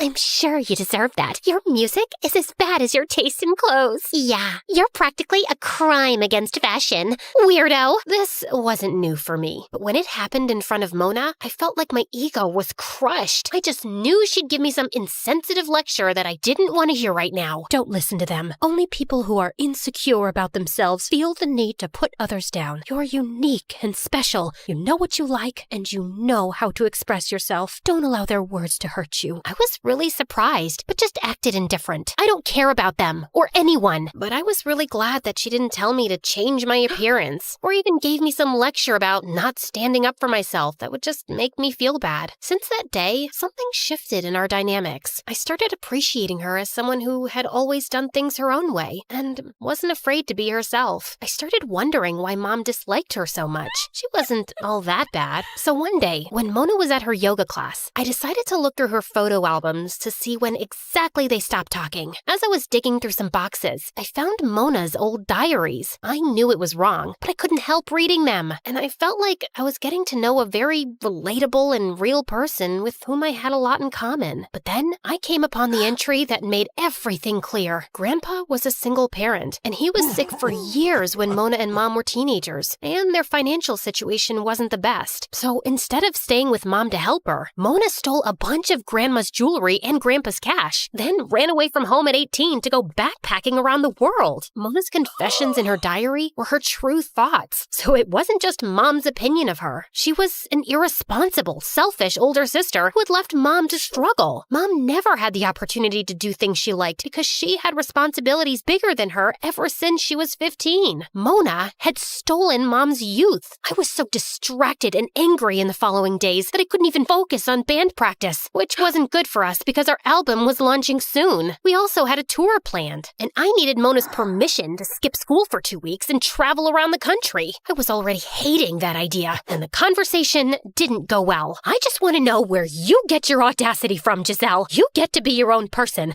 but not before you finish high school. I thought I made that clear. Also, I still don't like your irresponsible bandmates, and I can't let you travel around with them. This is a once-in-a-lifetime opportunity, which is important for my future career. And you know what? I can't even take you seriously when I know how irresponsible and selfish you are. Excuse me? You heard me. Your lack of responsibility ruined Mom's life. She had to become an adult too soon because her older sister decided to bail on her. And don't try to deny it. I read your own confession in your diary. You read my diary? This is such an invasion of privacy. I don't want to see your face right now. You're grounded. Gladly. Plan B it was. That night, I wrote her a letter and snuck out my window. Not so dear Mona. When I'm famous and successful, don't come knocking at my door. I want you to remember how terrible you were to me and my mom. Selfish witch. Rock on, Giselle. The adrenaline rush I felt as I left the house in the middle of the night was unmatched. I rushed down our street as fast as I could to my friends who were waiting for me in their van. And so, my new life as a rebellious musician began. The next morning, I woke up to 20 missed calls from Mona and 70 voice notes. Alora also left me tons of texts saying Mona was furious and I had to come back home. So I decided to turn off my phone and enjoy the decision I had made. Night after night, we played in different cities across several states, and the crowds loved us everywhere. It felt good being cheered by unknown people, meeting potential connections in the music industry, and getting paid. But after 3 weeks on the road with my bandmates, I started noticing how tiring living in a van with them was. They didn't clean up after themselves and often had the pettiest arguments. They also became lazy and stopped taking this tour seriously. We even missed a couple of shows because they didn't feel like it. I missed hot showers and delicious homemade food. I even felt Mona and Alora's absence. But I couldn't bear to hear Mona's "I told you so" and admit she was kinda right about my friends. I knew I would have some big punishment waiting for me back home. One night after our concert, it was raining heavily, so we decided to stay in a hotel to rest and wait for the rain to stop. But we couldn't afford a good hotel, so the 5 of us had to share a shabby room, and being the youngest, they made me sleep on the floor. And the next morning, we realized that our dream tour had turned into a real nightmare. nightmare. Is that our van floating down the street? It had rained so much that there was flash flooding in town. Unless we managed to get a boat or build an ark, we couldn't get out. The electricity and internet connection was down too, so we were basically stuck with no contact with the outside world. The next 2 nights, things got worse as we waited for some help to come. Everyone was scared and hungry. And to top that, my bandmates managed to push all my buttons when they suggested we swim for it. They were morons. I spent all my time regretting the way I'd left. I realized that I'd left Alora with our selfish aunt to pursue my dreams, kind of what Mona had done to Mom. Now, in this grave danger, I wondered if I'd ever get to see my sister again. But the next morning, we woke up to the loud sound of helicopters. We rushed to the rooftop to see the rescue teams had finally reached our area. And just then, I heard a familiar, high-pitched, distinct voice screaming from a megaphone. That's her over there! That's my niece! I couldn't believe my eyes. Mona was here to save me. At that moment, I forgot everything else. And when we were rescued, I hugged her as tight as I could. How did you even find me? I'd find you even if you were on Mars, Giselle. You're my little girl, and I would never let anything harm you. I was able to track you from your phone's location, and I know people working in some rescue agencies, so I pulled a few strings. I'm so sorry for how I left things. You were right about my bandmates, and I regret everything I wrote in that letter. There's nothing to forgive. You know, I came to your room that night to tell you everything, but you'd already run away. I guess you didn't read my diary entries long enough to know how much I regretted my selfish actions later. I spent years reaching out to your mom and trying to make it up to her, but she refused to forgive me, and now she never will. But I promised that I'd do my best to take care of you girls. I'm sure she'd forgive you if she saw the person you are now, Aunt Mona. Alora was waiting for us at home, and she was so happy to see me safe and sound. I had betrayed my sister, and she still received me with open arms. Don't scare me like that again, and don't leave me. Never, I promise.